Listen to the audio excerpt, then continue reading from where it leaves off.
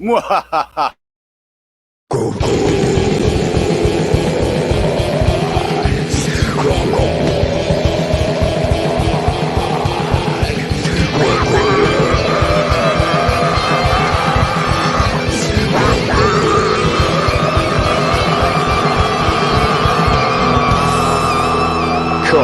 get some.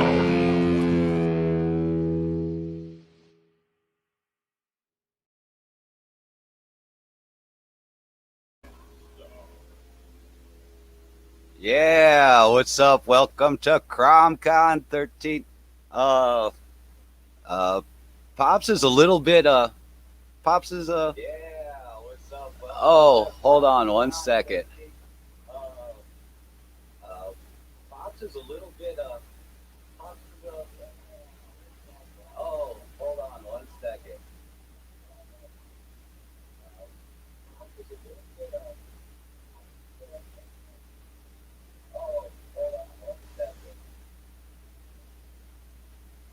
This is great with the echo. We'll see how that works.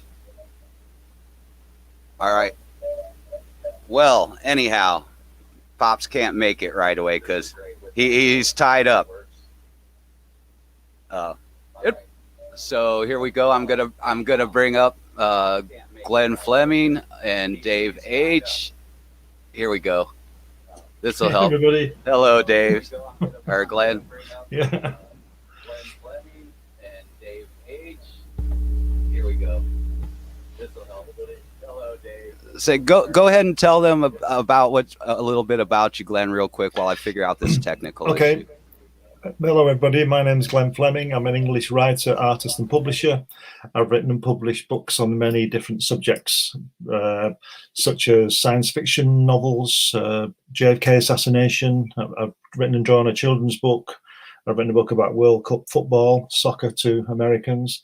I wrote a book about the NASA astronauts on the Apollo missions who didn't go to the moon, and I interviewed several of the moonwalkers who did for that one. I wrote another book about my dad, who was a paratrooper on D-Day. I wrote that story, his story of that day. I've written an adult humor book, which I would imagine I will guarantee that every man on the earth has been in one of the situations in this book.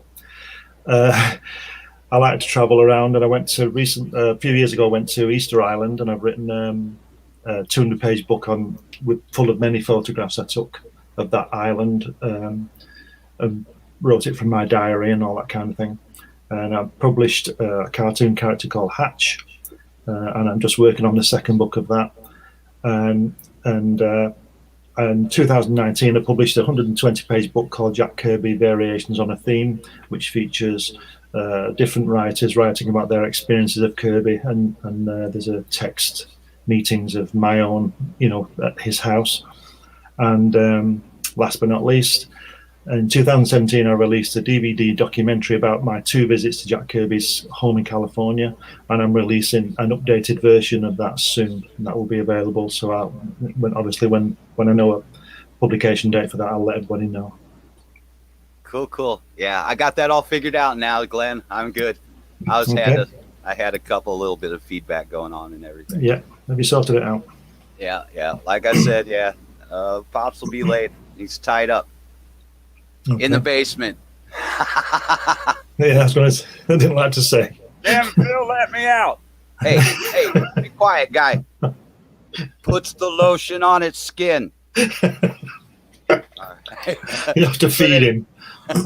All right, but anyhow, yeah, let's bring out the rest of the crew right now, man. We'll bring out Dave Houston.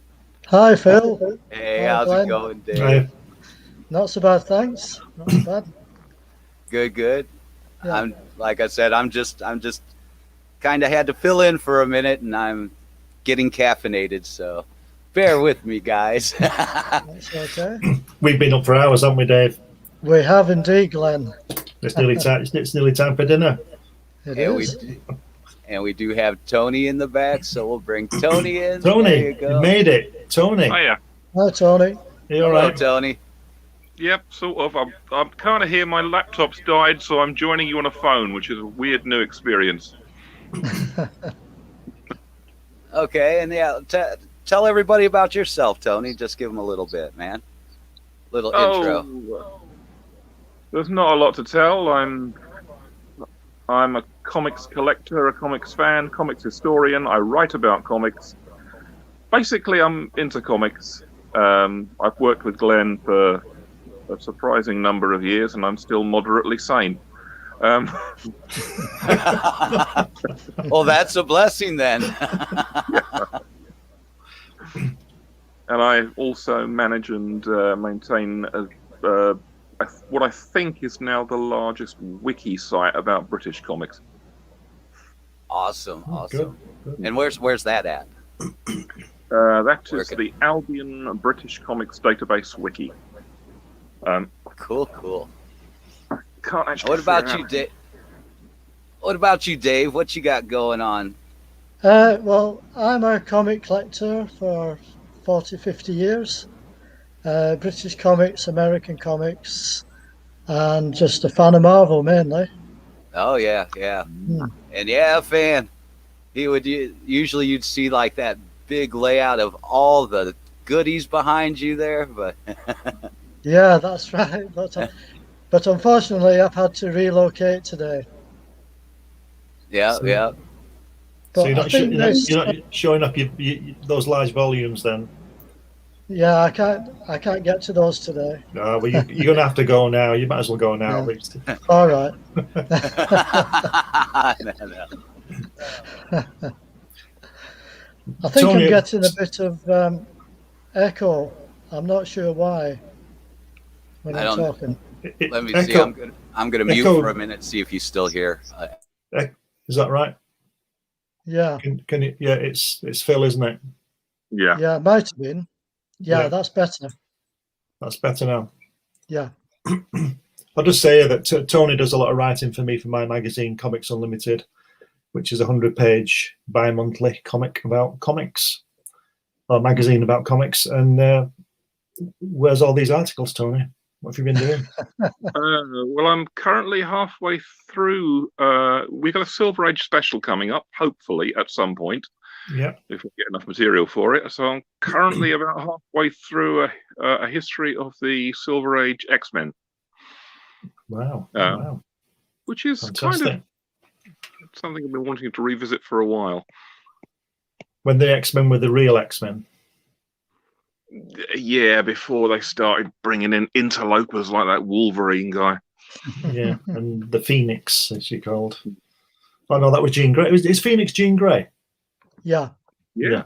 Right. Well, different character, but same name. Hmm. Totally different. Well, a Phoenix is Jean Grey. There's been more than one Phoenix now, I think. The last Phoenix I saw was that John Byrne thing. I don't know. Was it published, not published, and then published, and whatever it was? Did she die or something? I can't remember. Yeah. It's a long time since I've seen that. You know, so what have you got coming up for Comics Unlimited, Tony? What else have I got coming? I'm working on. I'm about halfway through the X-Men piece. I'm also kind of heavily into Marvel again at the moment, so I'm probably going to work on something about the early of the Silver Age Avengers title. Right. And then I might start delving into some of the ones that didn't quite catch on at the time. Like Might be what? going a little bit further back from the 60s. Right.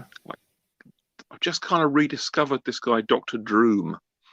Dr. Droom, yeah, I've seen him, yeah. What happened to him?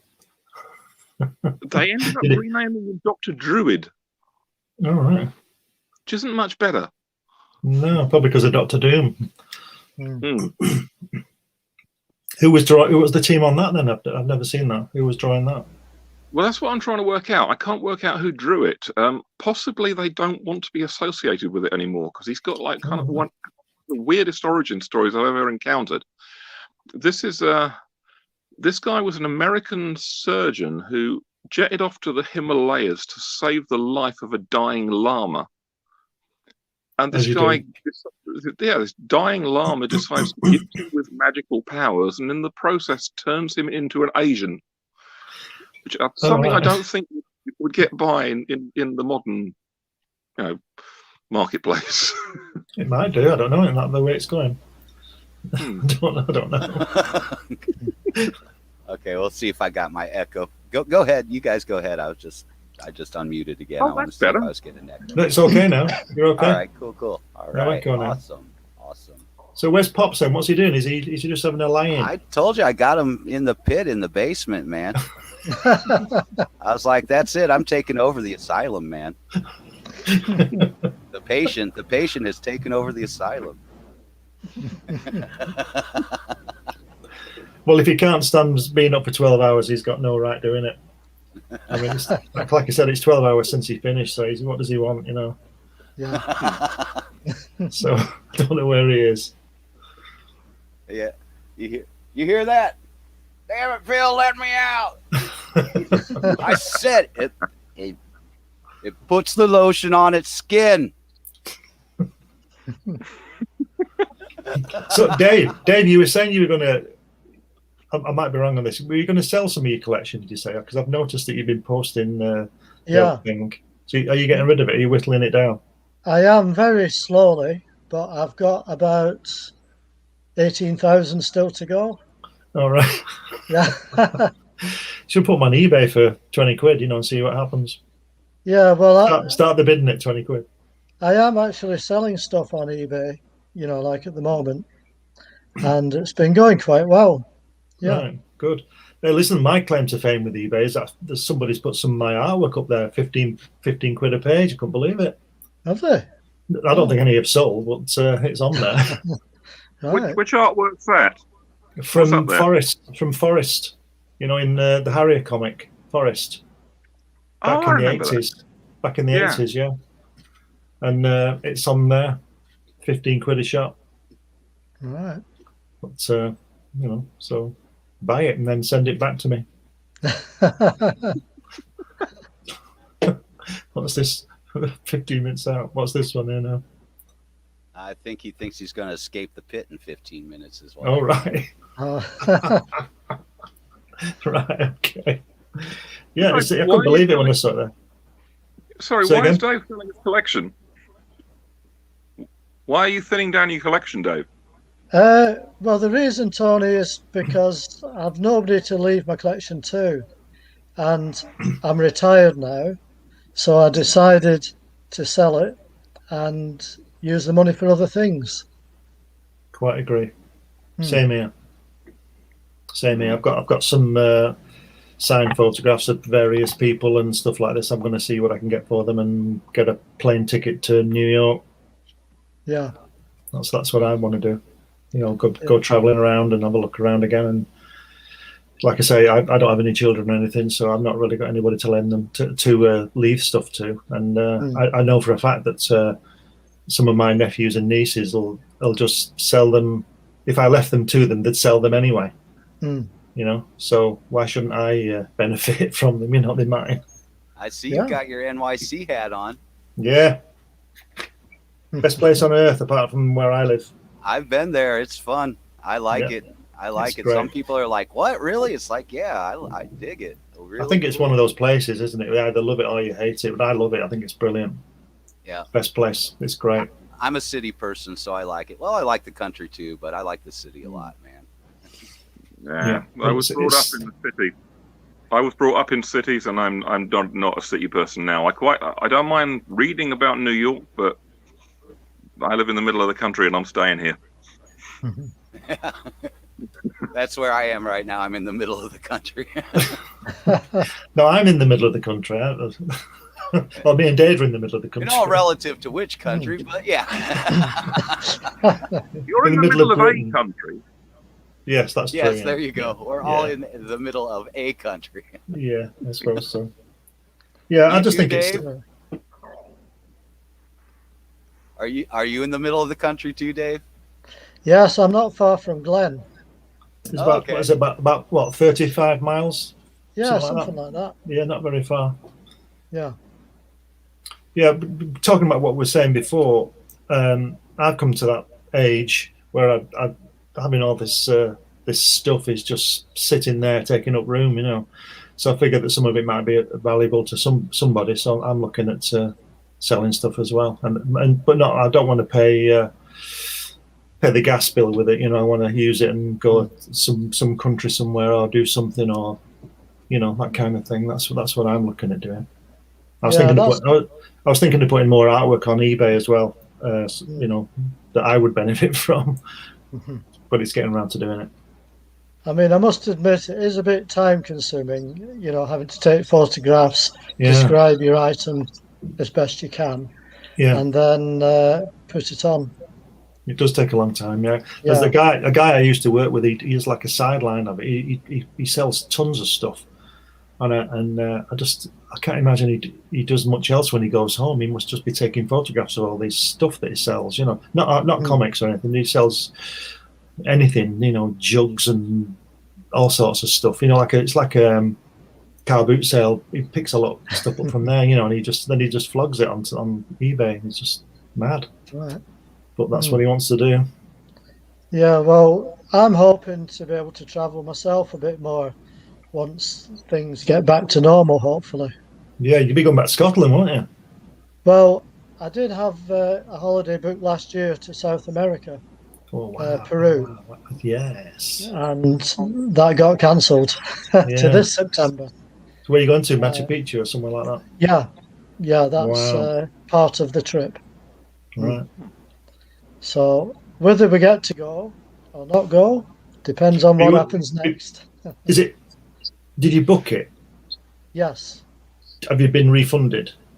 What I did was I got it rearranged for the following September, which is now this September. Right. Because you have to be careful when you get to Machu Picchu, because some days they don't let anybody go up there, and when you do, you can't sort of stop. You're all herded in. You can't sort of wander about the site. You can only be in a sort of single file, as it were. So if you specifically want to see something and take that picture, you're going to have to be quick, and you're going to have to be aware, because they want as many people up there as they can, but on some days they don't let anybody up there. So what's the reason for that?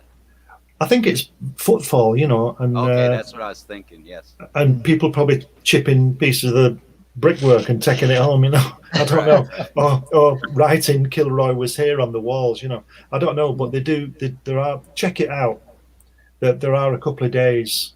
I don't know how long you're going to be actually at Machu Picchu or that area, but you want to work it out. Well, I'm hoping that everything's okay with that, because it's a package tour. Yeah. And part of the trip is to go to Machu Picchu. Right. Oh, that's. I'd like to think it's all arranged. That must be guaranteed. Then I would have hoped. Yeah.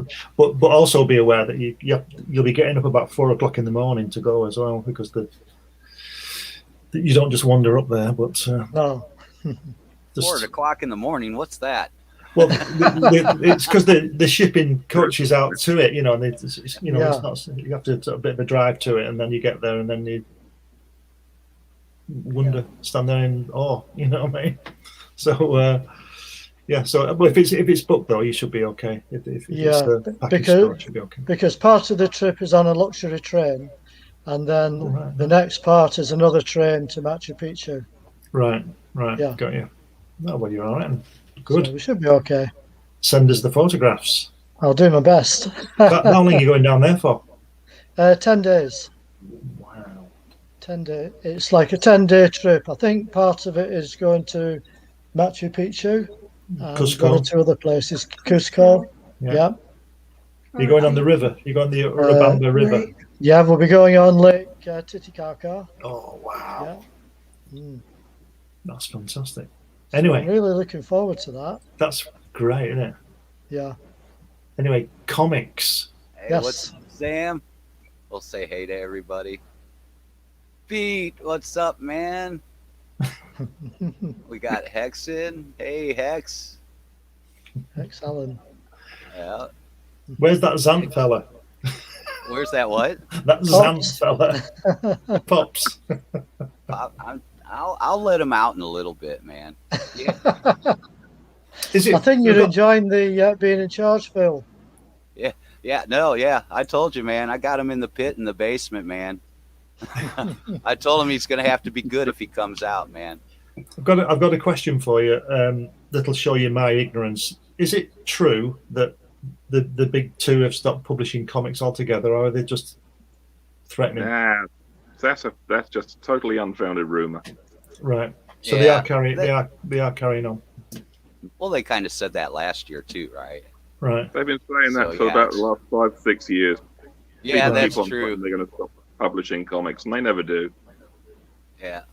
It'd be a Well, mistake I if they think did. focus so much on streaming and movies that I don't know, I don't know what their concern is on the book end right now is what I often wonder. Yeah. Well, DC have cut back a lot. I've noticed that, but I think that's basically. I don't think that was really editorially mandated. It was. They've got new owners, haven't they? Who I think basically just told them to cancel a huge chunk of the line, and it seems to have been totally arbitrary. Yeah. Oh. But they're still out there. They're still putting stuff out. Right. Yeah. Like I said, I think they're diversifying more towards,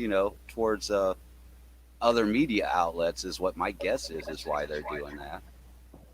But surely that's the source material that they, I mean. Right. I must admit I've not watched a lot of the films recently, but I'm presuming that some of the stories in there are from the comics. I don't know. Yeah, They tend I'm to not lose sure. Like, you adaptation. know how I am. I mainly like the European comics and stuff like Heavy Metal Magazine or 2000 AD. So Yeah. I don't keep up a lot on the Cape stuff. I do watch the shows though, so I'm not sure how. I just get input from what other people say with it, like with WandaVision and Falcon and the Winter Soldier, which I think's really good. Some people are about it, but I think it's really cool. I I've not saw the seen that. finale of that. Yeah, the finale of that on Friday, and I was really impressed. Loved the way That's they're what at I that. thought. And that exposition about right in the middle, when he's dealing with the governmental entities and makes the big Falcon switch over. You know what I'm saying? I'm not going to say, but you know what I'm saying. Spoiler alert. Yeah, spoilers. The last thing I saw was Captain America in that elevator. Yeah. That's brilliant. That's pure Kirby. That. Yeah, that was good, I must admit. But I'm only talking about that sequence. I'm not talking. I haven't seen the film. Just that sequence. I'm not really interested in this. I just find it. It's just. I don't know. I just rather read the old comics. Yeah. It's a bit best that way. Hey, hello from a desk of a small press publisher. Hey, That Joe. was a mouthful. That's a long title. I'm not hitting those buttons, man. So I don't know how that's popping up right now. I have an idea. I think somebody escaped from the pit. I'm not sure. All right. Let's see what happens through this. You mentioned heavy metal. I haven't read heavy metal for a while. Is Grant Morrison still associated with them? He was when they first because Kevin had basically sold off the company and just stuck around as a in some role for it, man. I'm not sure which, but they had brought in Grant Morrison as basically like the I guess almost the chief editor, and it seems like it only lasted through a certain period of time. I do not know. I do know somebody that's one of the editors there, and I should ask them and find out how that all went down, man. Yeah. I should look into heavy metal again. I haven't seen it in ages. How long's Grant been working for them? They've kind of been morphing a little bit. They're not quite all like, how it went like through the 90s, which I don't mind, but like through the 90s, it kind of went a little more cheesecake and stuff, Yeah. And, but now it seems like they want to get more of the variety in. They're kind of toning that down. They're focusing more again on good stories, sci-fi and horror stuff, like, like kind of like back in the earlier, in the earlier 80s and stuff, so. Yeah, that was when I was most heavily into it, I think, in the 80s. Yeah. Same with Omni, isn't it? But yeah, but it's Omni magazine. It's getting good again. I know a few of the people that are doing stuff over there. Mark McCann, he's been a regular contributing writer over there. And and he does really good work. And Frank Forte, he's doing the, he's one of the content editors, and he's also been one of the writers and artists, off and on over there, and he does good stuff. So yeah, like I said, it's been a little bit morphing. It's been changing a bit. They're getting back. It almost feels like they're getting back to their roots in a way. Mm-hmm. It's good to know. What are you thinking about 2000 AD at the moment? I don't know. I'm not sure. I haven't been able to catch up here recently, man. So you would probably know better than me if you've been checking into it. Oh yeah, I don't think I've missed one since 1977. Wow. I don't think I've seen one since 1977. Yeah. Well, for a while, go ahead. For a while, 2000 AD wasn't. It kind of, its profile sort of lowered, but it seems to have kind of bounced back a bit lately, and I'm finding it in lots of places now. It's sort of showing up in supermarkets and like small high street grocery stores and everywhere. So I think maybe they're making a bit of a push to give it more visibility. Oh, Right. good. Yeah, I've seen heavy metal in select spots here, but as far as 2000 AD, it's you don't see that just like like you would heavy metal. Heavy metal I found in like tobacco shops that carry magazines and stuff, even so. Yeah. But not 2000 AD. You gotta go to the shop or order one or something. Is Pat Don't you Mills get them in working like for batch of 4 or 2000 AD? something? Sorry, Glenn? What's that? Sorry, I interrupted you there. I just said, is Pat Mills working for 2000 AD now? Pat has I think things have I think there have been creative differences. Right. And he announced a while back that he was not going to be working for 2000 AD anymore. And he's been working on, I think the latest story of Slain has just finished, and I think that is supposed to be the last thing that he was going to do for them. Right. Wow. Yeah, I had to bring that up. I just wrapped that one up here recently for guys over at Indie Comics Cast, doing a little Brilliant. thing. That's with Joe That's Tolliver. nice. He does really good Yeah. line work. That's great. That is, I like that Arnie feel. I think I've said this before, that the first film with Stallone in it was appalling. They should have got Arnie in that one, Arnold Schwarzenegger in that one, and that looks like him. Yeah. I think that it was looks like he basically. did. Yeah. I think Joe took a side shot of his face and did that one for Yeah. a little bit of reference. Not sure about the stubble though. I think he's a bit more disciplined than the stubble. Yeah.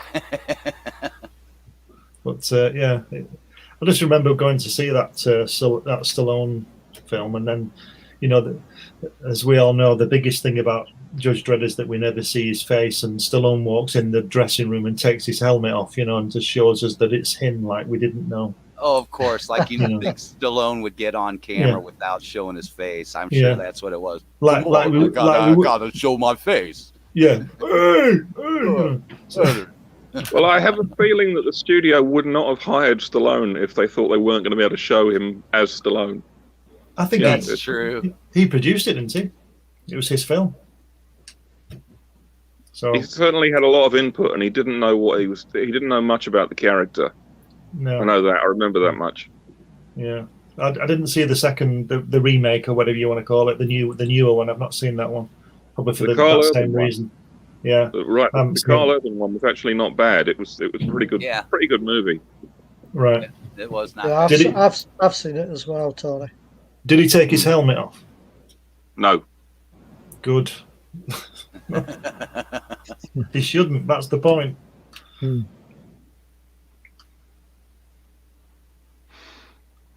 I was going to say, Glenn, Yeah. I'm on my new laptop, so I'm hoping this is a better, Oh yeah, much better. Oh, Yeah, one. Definitely. yeah. We can see you and we can hear you, That's good. but we're just all disappointed that you've not got your books. But I obviously that's know. unfortunate. Sorry about that. That's But- all right. You should- Tommy, I do can have- you hear me? Can I do you have hear this. me? Thor. Wow. Oh, cool. I'm You were looking at able you to all still on a. pull up a few- I'm looking at you all on the phone right now, so I'm seeing what I'm seeing are absolutely tiny images down the left-hand side and a big Judge Dredd. Right. There we go. Oh, that's better. There we go. That's How's better. that? You knew he was going to bring me out. You drop a door. Oh God, he got loose. Damn it! I thought Hey, I tied Pops. knots better than that. Oh, y'all doing? Hey, Pops. You made it. Yeah. Oh, yeah. Yeah, I made it. But How I did ain't you- even like got. I got to get one of these shirts off. I got, you know. How did you get those knots loose? I tied those pretty tight. Damn it! Well, when you tie them to the golf cart and I can still push the gas, I can drive it to somebody that will untie me. See? You know, I mean, can't keep me near the golf cart. You know, I'm gonna get away.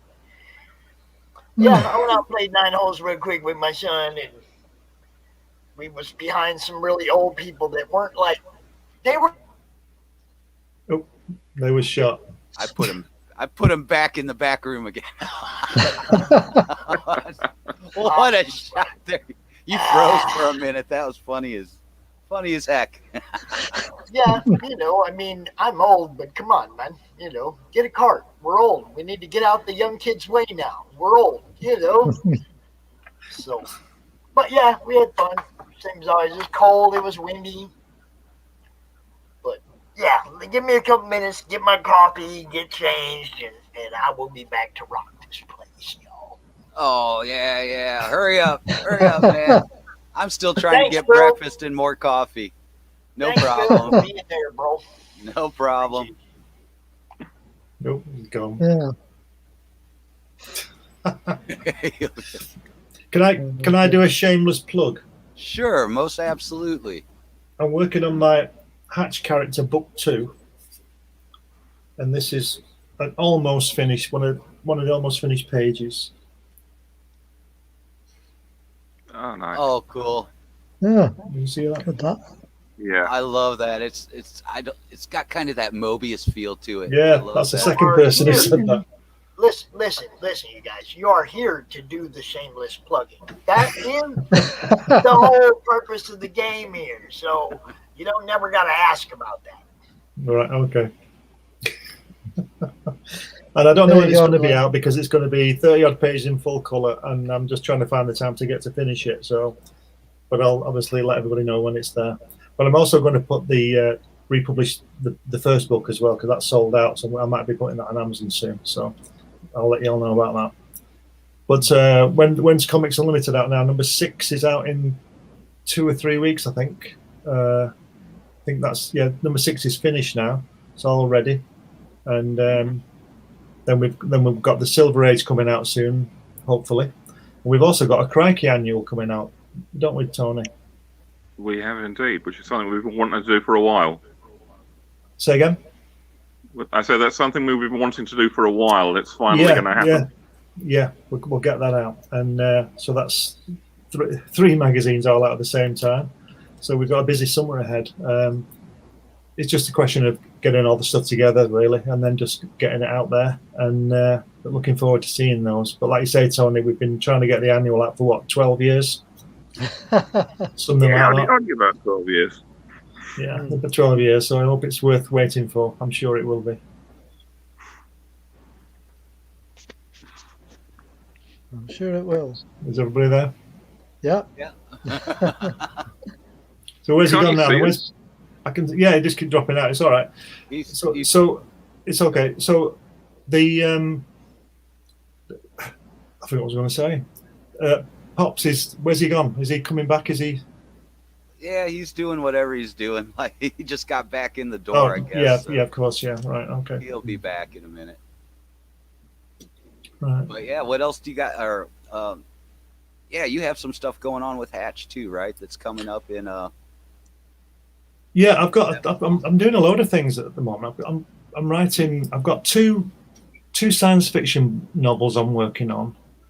I'm working on a book called 1977, which is more biographical, because it was a significant year for me, 1977. There we go. He's here. And I've got a couple of other strips I want to work on as well. So I'm really busy. I just keep having to juggle it all, and I should really concentrate on one maybe and get it out and sort of working on them all, but that's just the way I do it. You, yeah, that's the way I do. I'm working across multiple projects myself. Dude, I understand completely. 24 eyes. Look, I learned how to set up them things from other people, in the community. Shay at Red Valkyrie helped me set my YouTube page up. I watch what other people do in the descriptions, and I'm like, okay, this all needs to be here. All these hashtags, all this stuff needs to be here. The links for, whatever you need, especially now that YouTube's killing links. I set that all up last week before they were killing links, or everybody in the show would have their link to their store or their project in the description too. But I didn't know YouTube was going to be killing this stuff when I set the studio up the other day. So, a lot of it is about just paying attention to what other people are doing and look at what works, look what's working. I'm glad you like the way we set it up, but I got to give credit where it's due. Some people helped me make that happen, and there's other people that do all the graphics and all this stuff. People from the Madness all help out, man. It's a group effort to make this thing happen, Okay.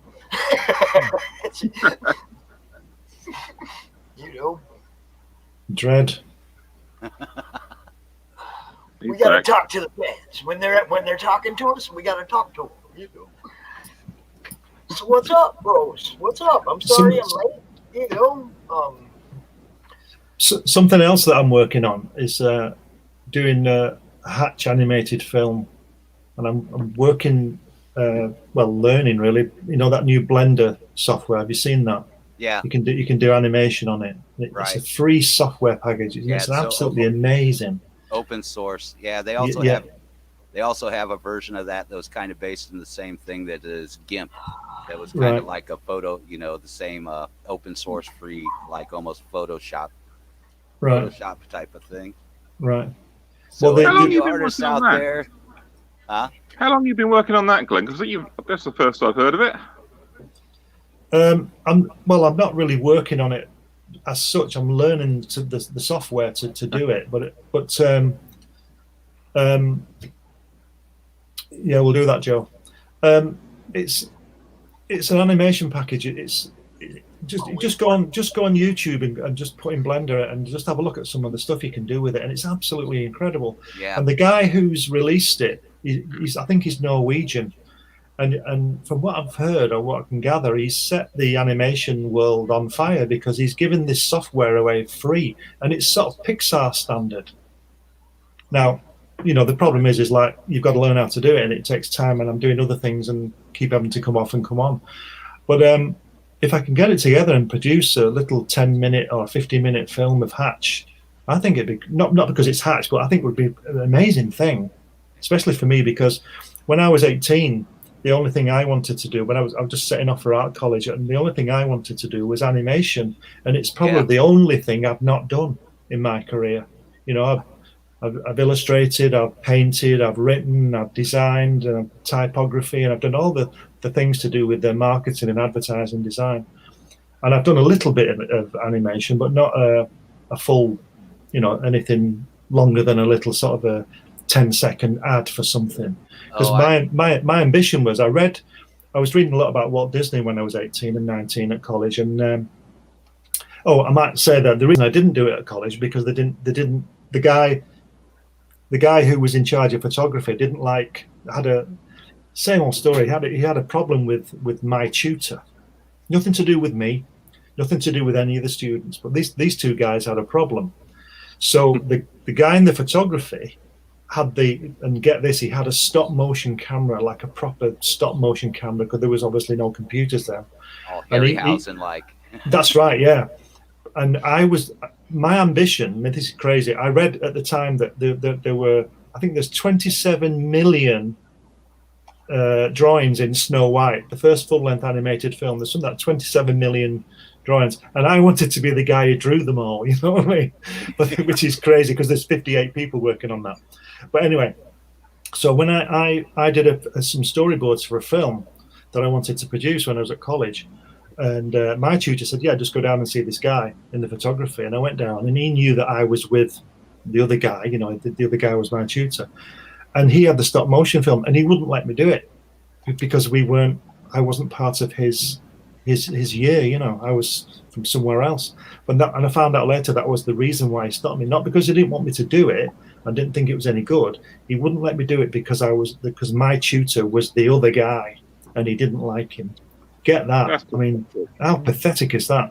So what I did then, I couldn't do that. So I did photography with the other guy because he was okay. He had to do the photography. And then I did advertising design for 2 years. And then I got a job in an art studio, and I got to be manager and all this kind of stuff. So, and do illustration and copywriting and all that kind of stuff.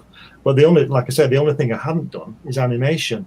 And now, wind on all these years, I've now got the opportunity. But I've got to learn the software, and it's not easy, you know.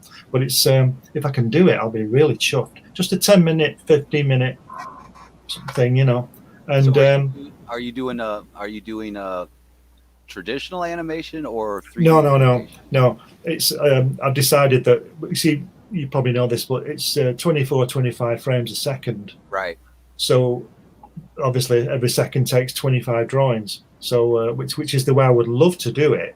Right. Well, it's not practical really. So in Blender, you build it in the software. What you do is there's lots of things you can do, but what I would do is I would draw the character from the front and the back and the side, and then you go into the software and you can get cubes and circles and cylinders and stuff, and just build up the character from your drawings.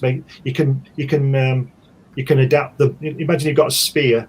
You can stretch it to make his head and do all this kind of thing. Stretch and squash, and and you can mold it and all this kind of thing. It's absolutely incredible. And then when you finish that, you know, it's called a mesh in your character. Right. You give him a skeleton. You put bones in him, and you can make so his arms can do this and his fingers. Rigging it. That's the word. Yeah.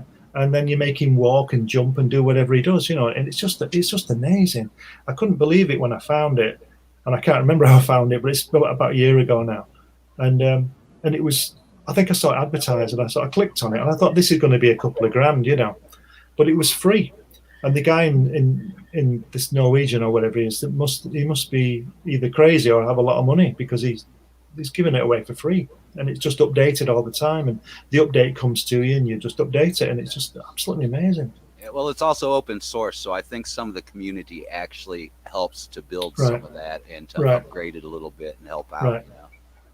But I've done some animation too, just like you. It's like the time thing, so I've done smaller segments, but I do it all CGI, you know, all 3D animated when I do it, and it's basically the way I see it. It's a lot like Harryhausen. Yeah, you know? But it's obviously a lot smoother than that, yeah. Yeah, you're doing...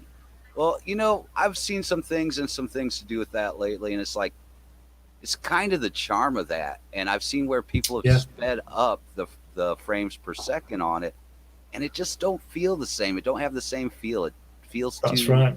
It feels too, I don't know, too clean, real. too machine-like. Yeah. Well, that's what Spielberg did, wasn't it? On Jurassic Park, he said him and his team watched King Kong, you know, the original one, and all that kind of stuff, and Jason and the Argonauts and all that kind of thing. And they watched it, and they couldn't work out what was wrong with the animation, and why the animation, especially in King Kong, how it was jumpy. And then they realized that because it was stop motion, that's exactly what it was. And in Jurassic Park, he made the images blurred, so that because when things run, if you run, you're not blurred, but you can give the impression of being blurred. Do you understand what I mean? But King Kong wasn't blurred, so when King Kong was beating up the dinosaur, he's not blurred. He should be blurred, and that's what he did with Jurassic Park. If you watch the animation when the raptors are running and things like that, they're just a bit blurred, and that's what he came to, and that's what he worked out with his with the animation part of it. But Harryhausen stuff is all models, isn't it? Spielberg's Jurassic Park, I don't think are models; they're all CGI. Right. And like They initially ran tests trying to see if they're going to do it as a stop motion. right. And then somebody, they're doing tests on it, and I can't think of the name right now, but he's been on worked on lots of things. But he came up with a nice way to do the CGI that actually worked. And that's the thing that bugs me about other CGI stuff when people are putting in special effects and stuff later, is that it was nowhere near as good, man. Like in the the capability was there, Right. Even and it all, a lot of that came from, ILM. That's why when the prequels for Star Wars came out, I could not understand why that animation looked so, I don't know, it looked like a video game. It didn't look like it should. And it's like for somebody that had ILM under their banner, to not do it as good as Jurassic Park or some of the other things, it just, I couldn't understand it at all. Maybe it's a time thing. Maybe they have to spend a lot of time on it. Yeah. But you hit the nail on the head when you said about the charm of it, because Tony and Dave will know about this, but Thunderbirds and Stingray and those puppet TV shows, people I've worked with complain that you can see the strings, and I think, well, that's part of the charm, that's part of it, because we know they're not real. I mean, nobody looks like that, do they? So it's true, isn't it? I mean, they're great, aren't they? I think they're brilliant. I think it's some of the best stuff I've ever seen, anyway. Thunderbirds and things like that, and I don't see the strings. I just see great stories. It's just fantastic stuff. I think it's also the voice artists as well and the music. Yeah, exactly. I mean, you get the Bond films now, and when you watch the older Bond films with Sean Connery and Roger Moore, the music is part of the film, but now they tend to have a song that just sort of covers something. It's not part of the film, doesn't fit with the film, and the music it should be a big part of it. And if you watch Thunderbirds, especially when that fire flash is landing, Dave, at the first episode, and Barry Gray's music comes in, it's absolutely incredible. And that's what the Bond films used to do, and that's what The Man from U.N.C.L.E. used to do, and all those TV shows and films from that time. The music was There's no better opening, is there, than Emma Peel and Steed, for that when she shoots the champagne. And the music, the way the music comes in, it's absolutely incredible. But they don't seem to do it that way these days, because that's the old way. So it must be wrong when it's probably the best way. I think I would agree with you there, Glenn. Yeah. And it's like I get a lot of stick because I don't do artwork on the computer and draw with a little thing on the computer on the Wacom. Well, I've done that, but I like the feel of the pencil in my hand. I like the feel of the brush. I like the fact that I've spilt ink over it. I like the reality of it, and on a computer, although I'm not saying people shouldn't use it if that's the way they want to do it, but I tend not to use it because people say you don't have to bother erasing your pencil lines. Well, I like doing that. It's all part of the job. And that's the way I work. I do use a computer for some things, and I have done computer lettering, but I'm going back to hand lettering now, because when you look at the stuff from the Silver Age and before and after, but mainly the Silver Age, when Kirby and Lee were doing all that good stuff, the lettering there by Artie Simek and Sam Rosen is the best you've ever seen in a comic, in my opinion, or at least up there. And it's beautiful, because if you look at the original artwork, the lettering is part of the artwork, and you can see where the letterer has had to position the lettering a bit, especially the titles, so they don't rub Black Bolt's head off the page, this kind of thing. And it's got more character, so to speak. Exactly, It's real. It's real. Now, I admit that I have lettered using a computer. You scan the page and do the lettering, and it's brilliant. But it's too perfect. It's too precise. Too sterile. Yeah, because if you look at Artie Simek page, for instance, if you look at it really closely, when you look at it overall, it looks the same. But when you get in there, that A isn't the same as the next one, or that B or that C. They're not the same. But on a computer, they're exactly the same. And that, to me, ruins the... Do you remember the old Charlton comics by any chance? No. I do.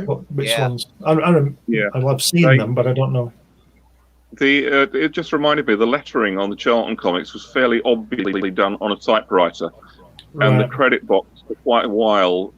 You'd have the credit box, and you'd have the artist's credit, the writer credit, and then lettered by a machine. Right. Well, you've seen the Trigon Empire, both of you, Tony and Dave. Haven't you seen the Rise and Fall of the Trigon Empire? And that glorious, beautifully painted artwork by Don Lawrence. And they stuck the panels on, didn't they? And they were obviously written on a typewriter or some kind of machine. And they stuck it on. And I've seen the original artwork of some of those pages. And the lettering box has fallen off. So you got this beautifully painted artwork with this fucking brown box, excuse my French, this brown box in the middle of it, ruining the artwork. Now, if they'd have done the artwork on the page, it would have still been there. So if you got that page now, you wouldn't know what it was on about because there's no lettering on it because the box has fallen off. But it can't fall off an Articymic page because it's on the board, you know? And Exactly. that's, to me, that's the best way to do it. That's my opinion. Yeah, I would agree. Yeah, It's just go. great. To be honest, I don't mind that you give me guff about digitally inking, Glenn. I need to get better using brushes on the Bristol boards of my pencils. And Yeah, erase you do, mistakes. Yeah, you do. Like I said, those little bits of mistakes give it character. Exactly. Sometimes the mistakes are the best part. Or they're happy mistakes. You Yeah. did an accident, you're like, but hey, that's cool. All right. Yeah, that's right. And I think, like I say, I've not really worked on a computer doing this stuff, but sometimes, well, not sometimes. I would imagine that you can make 15 mistakes, so you probably don't get disciplined enough and get it in there. Make sure you get it right the first time or the second time. True. You know, I'm not saying I get everything right the first time with a pencil because I don't, but I know what I want to do, and sometimes I can do it and sometimes I can't. But I don't keep erasing it. I have to discipline myself to try and get it right the first time. But it seems to me with digital stuff, you've got forever to change it. Yeah, you're not developing the muscle memory as much. That's right. Yeah. And Joe should get his brushes and get those boards out and get on with it. Throw his computer in the bin and get brushing in a real way. That's my opinion. Yeah, there you Phil. go. The same. It's like That's it. Exactly. Back in the day, record was never perfect. I agree totally. Yeah. I've done recording. I know how that goes, man. And we always liked it more organic. We would do more of a live recording than we would actual, tweaking everything just perfect in the studio. Yeah. If you listen to In My Life by John Lennon, the Beatles, if you listen to it right at the end when he finishes and the chords end, you can hear him lift his fingers off the strings. Yeah. And it makes that funny noise, and you think, oh wow, and it makes it, to me, it makes it real. Yeah. Makes it real. And then there's a great recording on the anthology albums. I don't know whether you got those, Phil, the Beatles anthology. And there's a great recording on there of Paul McCartney singing "I'm Down" live just before they start doing the take for the track. Right. Yeah. And in the middle of it, he's screaming this song out because he's really good, and he's screaming this song out.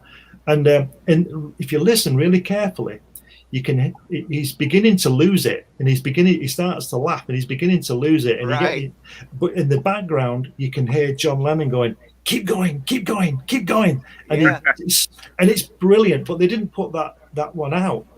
The one on the LP is the recorded one, if you see what I mean. The worked on track. But I think it's great that you can hear him, John Lennon, say that in the background because he's geeing him up, keep going, keep going, keep going. And McCartney's losing it singing this song. It's really, really great. You're going to listen to it. It's really good. There's a few things. There's a few of their songs that are like that where it was just left in studio stuff where somebody said something in the background or they're going into another little piece of something or anything. Yeah. Marv. Hey, Marv. Hey. Where have you been? That was a long lunch. Yeah. Sunday is a difficult day for me because family comes together and it's tradition here in Portugal. Right. So that's sometimes I can make it to the Sunday funny, sometimes I can't. So everybody was great today and yesterday too. This show is getting better and better. Yeah. Congratulations, Pops, and everybody involved. because he's What's up? doing great. Just That's trying awesome. to have fun, man. Oh, look, and we have Dave. We have Dave in the room. Twice. I'm Dave's here twin twice. brother. We got 2 streams of Dave. I don't know what happened there. Yeah. I think So, your evil Phil. twin got it. Phil, What's that? I was going to change the subject and just ask you about something which you may or may not know about. And what it is, we have. Oops, daisy! I've lost me. I've lost my board. The art is attacking. It is. All right. He's getting beat up by his own set. Look. I am. Now, I don't know if you can see these. Yeah. Yeah. Yep. Now, as you can see, we've got shillings, 12 new pence, and 25 cents. Yeah. And I Oh. wondered what people in America collect. Do they like British ones with the price or the American ones with the price? Well, I usually don't see anything other than the American priced ones, really. Right. Want to trade Okay. it? That was interesting. I was going to say that would be a good like trade or collectors or whatever, because here you don't see that. That might be something interesting that people here would like to have something like that.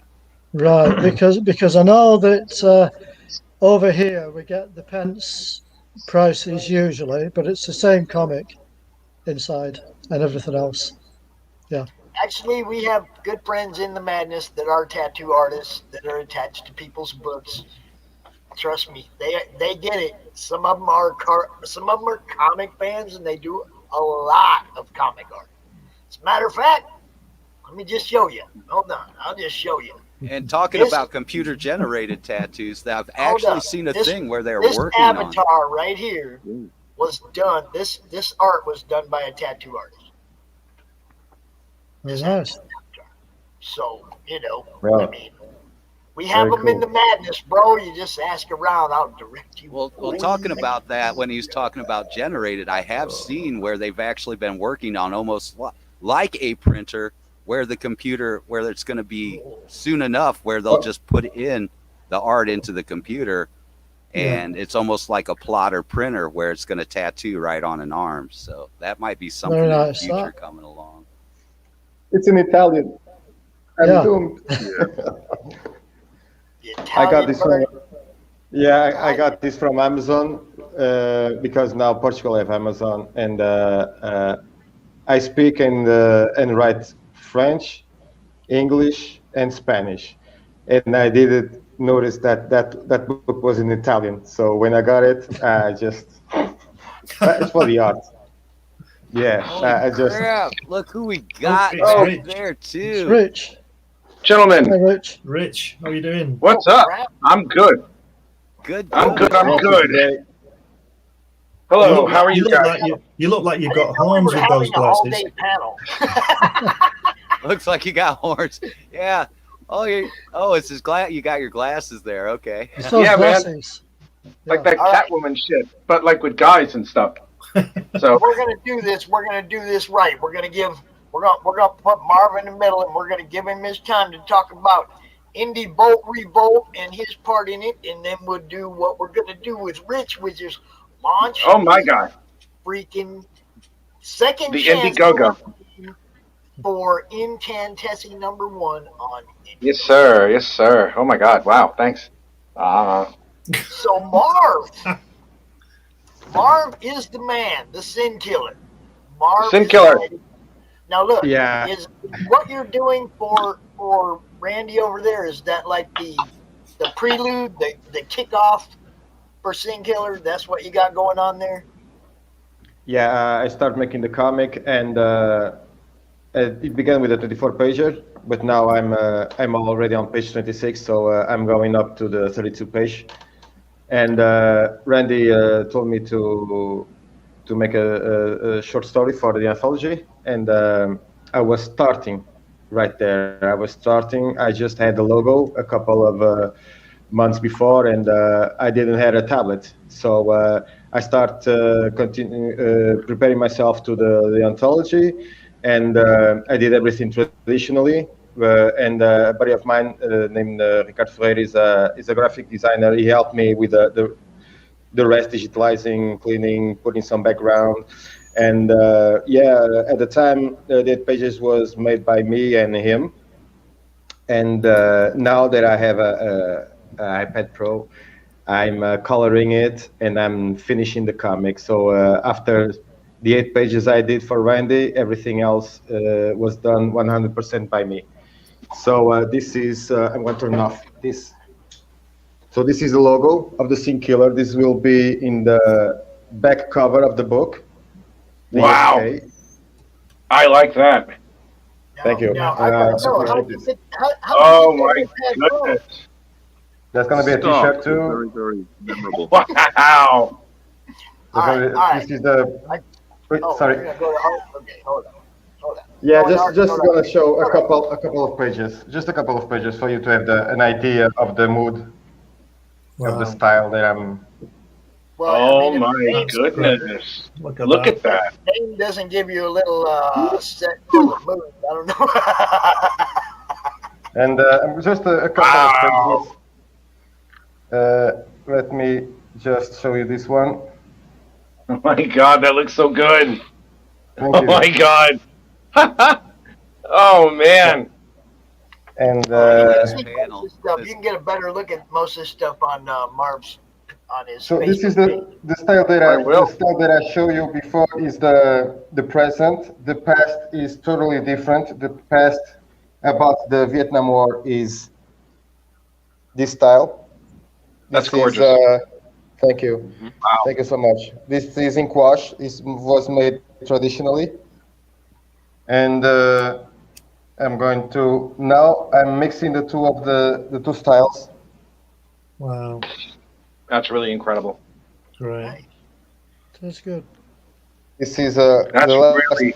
this, Oh my God. this one I finished yesterday. And I don't want to bother you with more stuff. Are you kidding?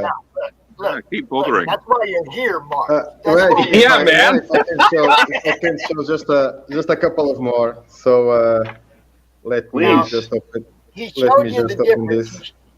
He showed you his traditional, and then he showed you some of what he's done digitally. But I want Marv to kind of tell you guys a little bit of story how he went from traditional to digital. Yeah. So as I was saying, I was started with the traditional, and my buddy Ricardo Freire saw that I was very passionate about this project. I talked to him about the Scene Killer, and I told him all the 3 books already. He was so excited about this that he said, "Man, you don't have a computer or a tablet.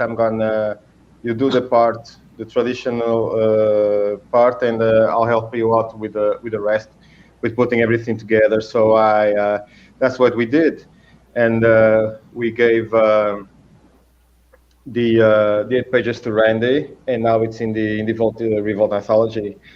But I had a surprise last December. I was talking to some buddies of mine at work that knows about digital drawing, because I work in the factory. We do kitchens. My job is I'm a chief of the sanding section. And I was talking to the graphic designer over there, Peter, and we were talking back and forth about the best digital tool for me. And I knew that Cintiq is very expensive, and I was trying to get an iPad already used, but still it was very expensive for me at the time. And I didn't know that they were making a crowdfunding campaign. And I was always saying, well, this week maybe I'll buy. Hey, wait a minute, I'm just checking this out. I'm thinking that I'm going to get you a tablet from England. Another time it was from Germany, whatever. And I was always, they were always making me quit about buying a tablet. So they talked with Pops and Meredith, and they made me a surprise in the 23rd of December when, that guy over there, making the horns, is Rui Silva. is the sin killer. Is the reference for my character. I didn't want. Yeah. The sin killer is a priest who went to Vietnam, and he was born with powers, but he suppressed his powers because they are he's very powerful. He can bring the dead. He can bring back the dead and give them powers, but they become some kind of demons. So if his entire battalion is dead in Vietnam and he's captured, he's the only survivor. What the hell? And when he's about to be executed, he unleashes power, and his friends come back to life and kill everybody else. But he realized that he can't give his power to humans, because humans have a different mindset about vengeance. So when he come back to Vietnam, he bring back to life a dog, a Doberman, and a raven, and they live, the three of them, in a graveyard. He becomes a grave digger, and what he does is he goes and catch the bad guys, bury them alive, wait for them to come out of the grave, and then Gabriel, the raven, and Michael, the dog, will hunt them in the graveyard, and then they punish them. Yeah, that's the premise of the book. Yeah, and almost. He sounds like a very unusual. Sounds Sorry? like a nice guy. Yeah, I said he sounds like an unusual priest. Yeah, I didn't want to make the typical steroid superhero. You know, I wanted somebody normal. So when Rui started working with me at the factory, I look at him, I study him for a couple of weeks, because that guy have great expressions. And I really wanted to have him in the book. And I took a couple of pictures from him, and I'm using him as references. And he's so excited about the project that he disguised himself as a priest when they gave me the talent. That was amazing. That's brilliant. And That's brilliant. I like dude's cool. I thought he was an actual priest. I ain't gonna lie. At first, I thought he was an actual priest, and I thought I got a priest to give me the horns, man. And I was all telling him, like, "Yeah, I'm badass. I get a priest to give me the horn." And then Mario's like, "No, he's not really a priest." And then he threw holy water on you, and you were like, "It burns! It burns!" But yeah, this is the book that Marv's got his stuff coming out in right now. They got 54 backers. As they increase in backer count, they're going to keep adding other people's stories, keep adding more people's stuff to this. If they get to 200, I even got something I'm adding to it. But I made an announcement last night while Randy was on about this book, and I said, when they get to 70 backers, we are going to randomly drop this in some. Wow. My God. Somebody's backer kit, so Wow. 16 more backers, and at least somebody's gonna get that. I mean, there ain't but two of these, and Corey Dwayne Ellis is getting the other one. So that's all there is of these covers. You'll never see another one. So whoever gets this is like one of two. There ain't a whole bunch of them. So. Hey, which reminds me of that. Scroll down a little bit. I think there's something there that relates to somebody and what we're doing. Featured. What's that? Where'd it go? Didn't we have? I thought we had one more. No, scroll down farther. I know there's one I was just talking about with somebody earlier. There we go. There we go. Yes. Uh-oh. There he is. Yeah. I just spoke to Randy today, and he's asked me to, or if I wanted to put that, it's a 4-page strip of Hatcher that I've done, if I wanted it in colour, and I'd already coloured it up, so that's going in. And I coloured it on the computer as well, just to contradict everything I said before. I coloured it on the computer, but the new one I'm working on is all hand coloured. But yeah, that's in the Revolt book as well. That they're covered. That the one cover is only Russ can save us. Yeah, that's right. Yeah, Russ yeah, Leach has done the cover. Yeah. Only Death Can Save Us. I forgot who the other cover is, but man, everybody There's 4 involved. covers because they're flip books. Yeah. Yeah. Can you run There's the two trailer? different Ups, please. Sorry. See, you can get 2 different flip books. It's cool. It's a great setup, man. I bought one of each. Cover set 1 with Only Russ Can Save Us, and then the cover set 2. Yeah, I think both flip books are starting to come back a little bit more lately. Yeah, it's. Well, I mean, it makes sense. It makes sense. It was a when great you're doing idea. an anthology because it's a bunch of short stories anyway. What difference does it make, right? You flip it over and come in from the other side. But that's your cover sets right there. And it's a great honor to be part of this project with great people in there. I've met most all of them, and Haro Comics with the history that he got. Yes, it's a great honor to be part of this project. I'm very, very, very happy with this. I can't wait to get mine. It's going to be. Yeah, I good. can't wait to get mine. It's my first credit as a comic creator. I've been an illustrator for 10 years part time, and I didn't like the experience. And yeah, And this right here is where I talk about the more backers they get, the more people and the more stories they're going to add. You're going to get a story from Barry and Lola at 150 backers. 200, it doesn't say it yet, but that's where I jump in with my story that Bill will probably do the layout for, and I think I have an artist lined up, so gonna have fun with that. Bill already knows what my idea is for my story, and we're gonna have fun, man. There you go. yeah, There that's you go. awesome. Right on, Joe. Coming Excellent. through, baby. That's nice of you, Joe. Yo, Joe, that's great, man. Thank you. Yeah, That's man. awesome. Oh, hold on. I gotta send somebody the link. Somebody wants the link, so we're gonna have to. Yeah. I'm This is- gonna have to drop that share screen, and make room for this other guest we have coming in. Oh, who's the other guest? Well, you'll see when I get him here. How about that? Drum We roll. got how about we got viewers that are watching and want to join in?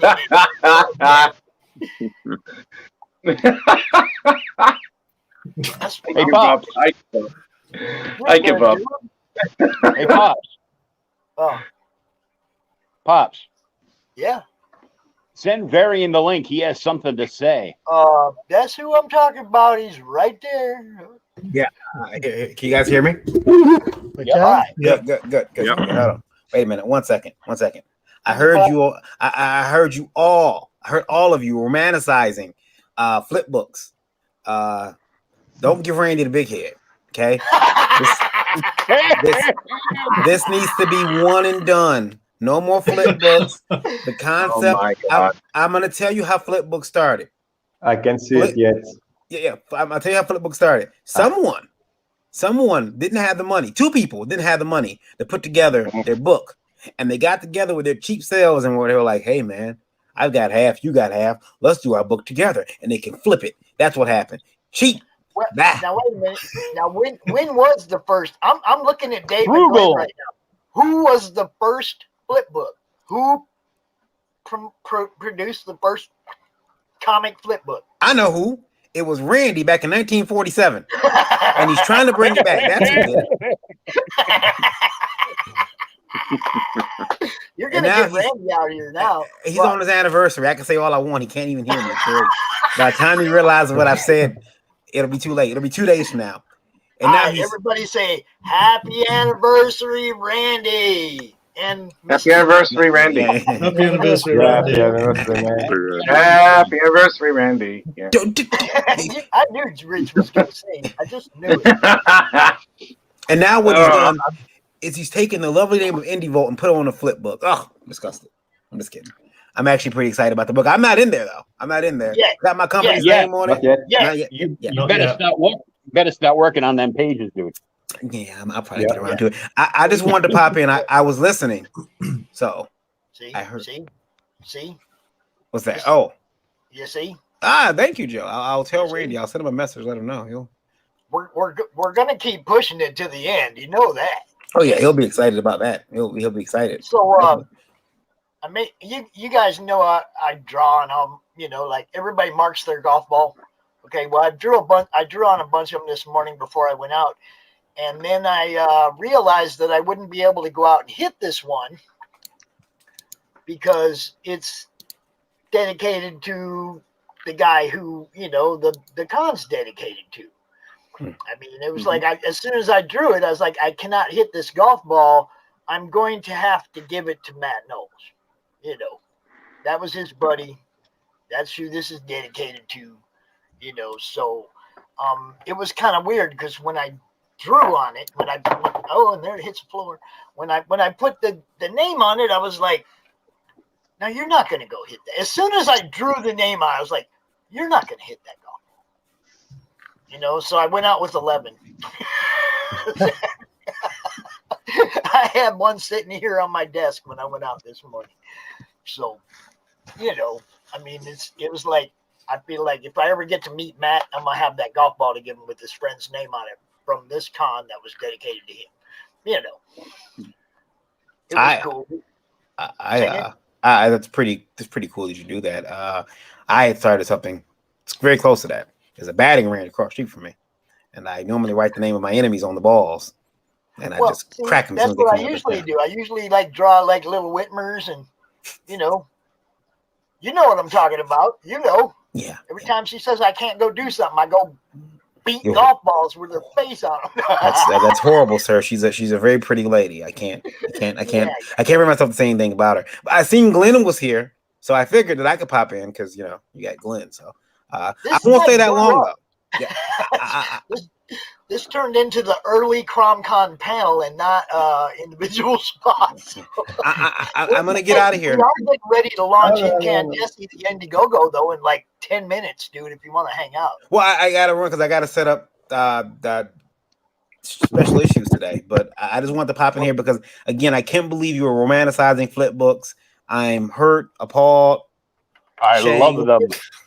Give Rich a little plug over there. Incandescent #1.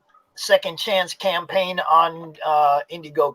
Yeah. You'll like we'll probably get into some type of deep discussion that hurts feelings on the show because special issues is all about serious. It's Meet the Press meets comics, and it's about serious issues. And I have to tell people when I have to say, gentlemen, calm down. You're not being gentlemanly.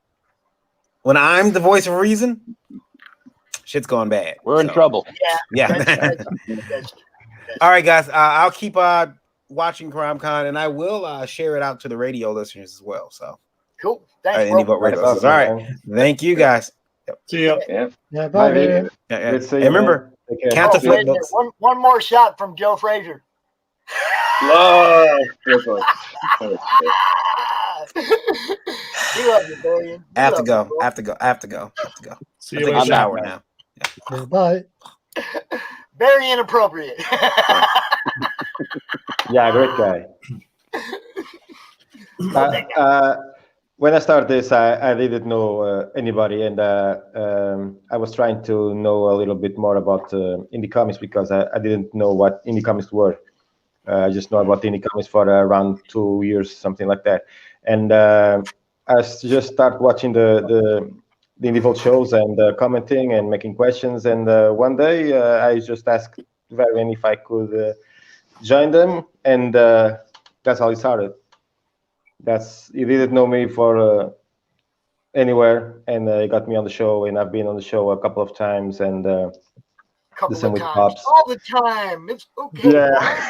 You're regular over there now. It's cool. Man, it's awesome. It's awesome to be part of this. It's great. I don't know. I mean, they were the same way for us when we started CRoM Con. It's like Indie Bolt was always 100% supportive of what we were doing. They never looked at us as the competition or fighting for time slots or any of that. It's like when they're on, if we're on at the same time, we promote each other. Going on in a little while, y'all. If what we're doing is boring, go check Varian out, then come back. Because we won't always be boring. As a matter of fact, this kind of blew up. I thought this was going to be like one person at a time, and now we're good till like 2:30 or something. That's awesome. That's great, man. That's great. Yeah, I'm not surprised. You're a great host, man. Really, you are. Dude, Yeah. Where did fucking Phil go? Oh, he saw me come in. He tagged out. I just realized the avatar was gone, man. Yeah, he's been out for a few, at least. I just realized it. That's how bad, But Phil was He good, realized man. I was here, so he tagged out to go get lunch. He got out here What's on Dave time got? and handled business. Oh, Dave. I'm sorry. I Hey, was check late. that out, man. Wow. Wow. Some stamps. That's cool. Marvel. That guy, Dave lives in paradise. I said it once, twice, Dave's 3 just times. like in a basement full of everything. Oh man. And that's the back of it. Dave I just lives in a comic book castle. Look, I want Dave's monthly comic budget for a year. I mean, not his monthly, but I mean what he spends in a month. I want to spread that out over a year. Okay, and I've been to Dave's house. Worth of what he spends for the year. I mean, Yeah. I've been to Dave's house, and he right now he's actually sitting in his neighbour's house across the street because he can't fit in. He can't fit in because of the amount of comics. He's got more comics than anybody in that place. It's just amazing. It's like Aladdin's cave, Yeah. You could spend 2 years in there and not come out and never having read the same thing twice. It's Okay, incredible. I'm going to buy my plane ticket now. Okay, Will. So yeah, we're Indie Bolt Rebolt. Wow, what's that? Where'd it go? Why is it not? Nope. Why is it not Weird. coming up? That's weird. Okay. It's in whatever. black and white. It's in black and white. The book is in black and white with color covers, and the Sin Killer is just a little preview about what is going to be the book that I hope to launch it in a couple of months. I'm on page 26, so for 26, then I'll finish till 32, and then I'll make a 4-page with there will be a fan art there, a piece by Elliot Rodriguez from Peru. Has been supporting me since the beginning too, and I want to put that illustration that he did a couple of years ago, and it's almost done. I can't wait. Stress is killing me right now. The less pages I have to make, the more stressed I am, and that's working. Well, we're all waiting for it too, Yeah, thanks. I will back that. Yeah, that's really good. Thank you so much. I'm impressed. I'm very impressed. Thank you. Right, I'm gonna have to leave, guys. It's been great again, but I have to go. All right. I'll try and get back in later on. Time. Yeah. You better have a tea time. I'll try and get back in later, but I'll see you. Thanks for having me on, Pops. You bet, man. You're always Bye, welcome, Glenn. See you. See you later. See you later, man. Bye. Take See you care. later. Bye. All right. Who wants to see the video? Who wants to hear Randy talk? Yeah, go on. Let's listen to Sure, Randy. come on. It's only a minute. Oh, dang it. Volume pops. Over 24 Try that creators, again. over 110 great pages of black and white comics, over 15 complete stories performed by over 24 creators, all contributors or listeners to the Indie Volt podcast. A square-bound graphic novel-sized book wrapped around 2 different front covers. This is a flip book with 2 different cover set options for you to choose from, all performed by a wide variety of talent from a wide variety of countries, all wanting to show you their potential and the power of what alternative and independent comics can have. And that's just the start. Stretch goals will add more stories to this book, making it literally as big as the backers can possibly make it, and heralding the return of Arrow Comics back to regular publishing greatness. This is not the time for alternative and independent comics to stand still. This is time to revolt. This is Indie Volt Revolt. Get yours today. Yeah. Get it today. Wow. I feel like picking up a truck and throwing it now. This is awesome. That was so inspiring. Like, all right. Oh, 15 more man. backers, y'all. 15 more backers. And I told you guys, you get this thing to 70 backers. 70 backers. 70, Jesus. That's great, Giving it man. away. Signed by I'm gonna laugh if that Bob comes in my package. Yeah. Come on. Come on, man. Get it to 70 backers, y'all. Get it to 200 backers so I can write a story too. I don't care.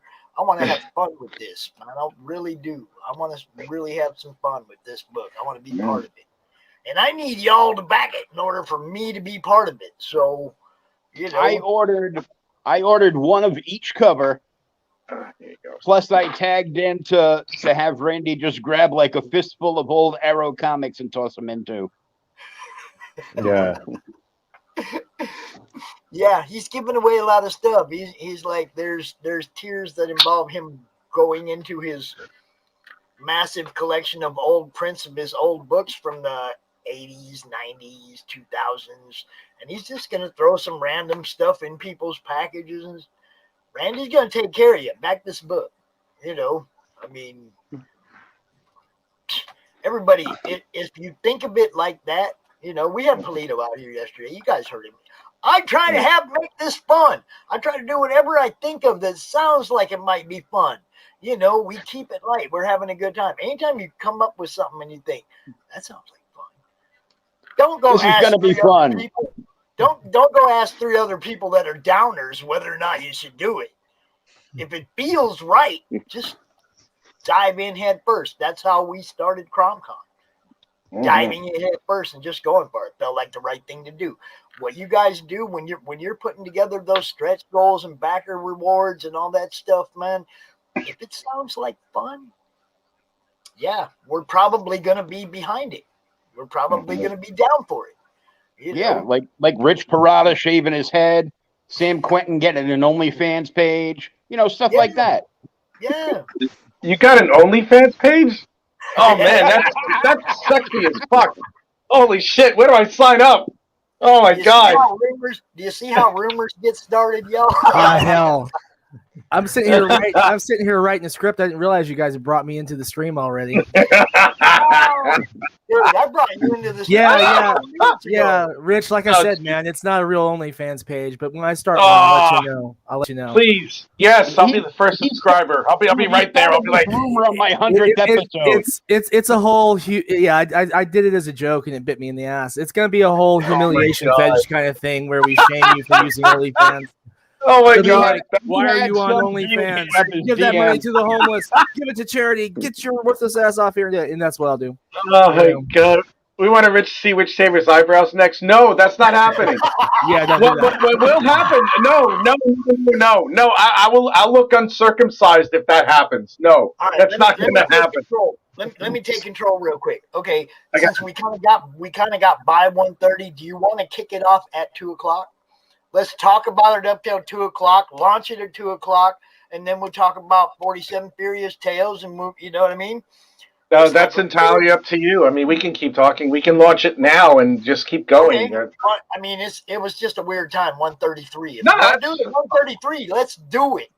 All right, let me make sure I got it. All right, here we go. Review and launch. Got to make sure. Now remember, I'm going to have to leave you guys now.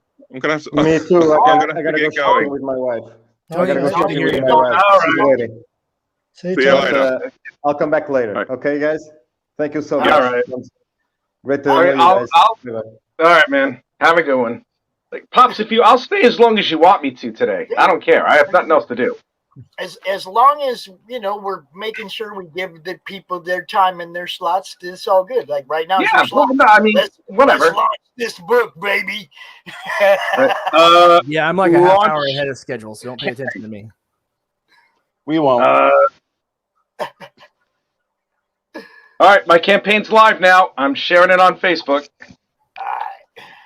I'm going to share it on Facebook. Let me take the link, copy that, and let me go back for a minute. Let me go back to the window so I can give you guys a link. Where the hell was that thing? All right, there we are. All right, we're in. It's active. Okay, there it is. Put it in the private chat so I can copy it. I can't copy it from there. Okay. I have to sign in through the computer. I guess I can. Hold on. There you are. There it is. There it is, man. Right. Yeah, man. That's it. There we are. Yay. You did it. This one's going to be 2 weeks, 15 days. It's a very modest goal. And it's not giving it to me. What do you mean? That's not. Wait 1 second. Say something. It says it's been moved, so you must have a different. It must be coming up on a different address or something. Give me 1 second. Let me just. Gotcha.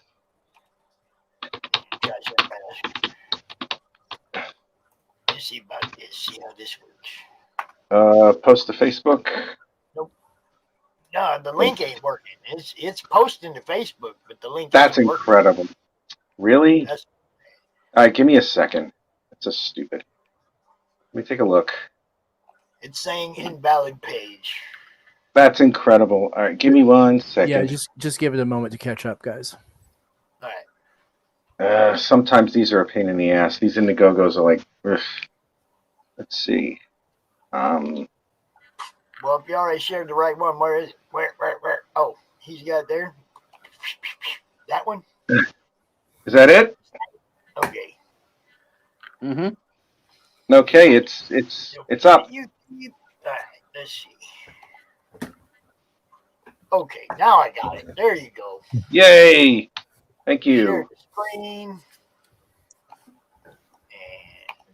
we got All right. That's it. Bam! Who's gonna be backer number one, y'all? Who's gonna be? Who's gonna There be? we are.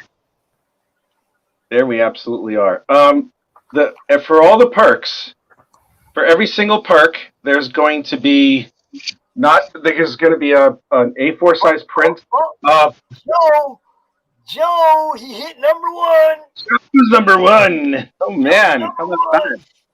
Refresh that page. I'm refreshing the page. Nothing yet.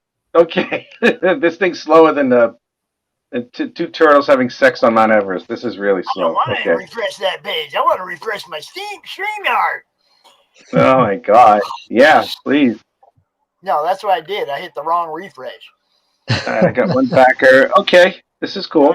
All right, excellent. Do the whole share all over again and everything. I say I kicked myself right out of my own studio. I do that all Again. Oops. Excellent, excellent. Yeah, for everyone who backs, anyone who backs this project is going to get an A4 size print of the cover to Chapter 1. It's going to get you're also going to get a couple of bookmarks. You're also going to get a sneak peek, and I'm going to make prints, A4 size prints of the cover to Chapter 2. Now, Pops, I showed you the cover already. Do you have the ability to pop it up on here just to be sure? Let me see. Can I do it without killing everything? Let me see. It might be. Where would it be?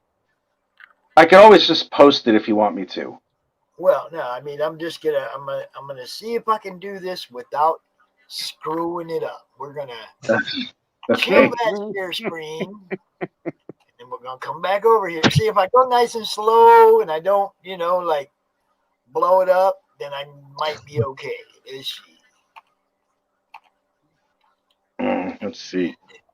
Booyah! There we are. That's the cover for issue 2. That is the cover for Chapter 2. Gorgeous. That's cool. Thank you. There you go. Mike says it all right there. It is a great read. Thank you. I really appreciate that. Thank you. Yeah, you're going to get an A4 print of Chapter 1 and the cover of Chapter 1 and the cover of Chapter 2. And with the amount of copies that I have to give out for the first 20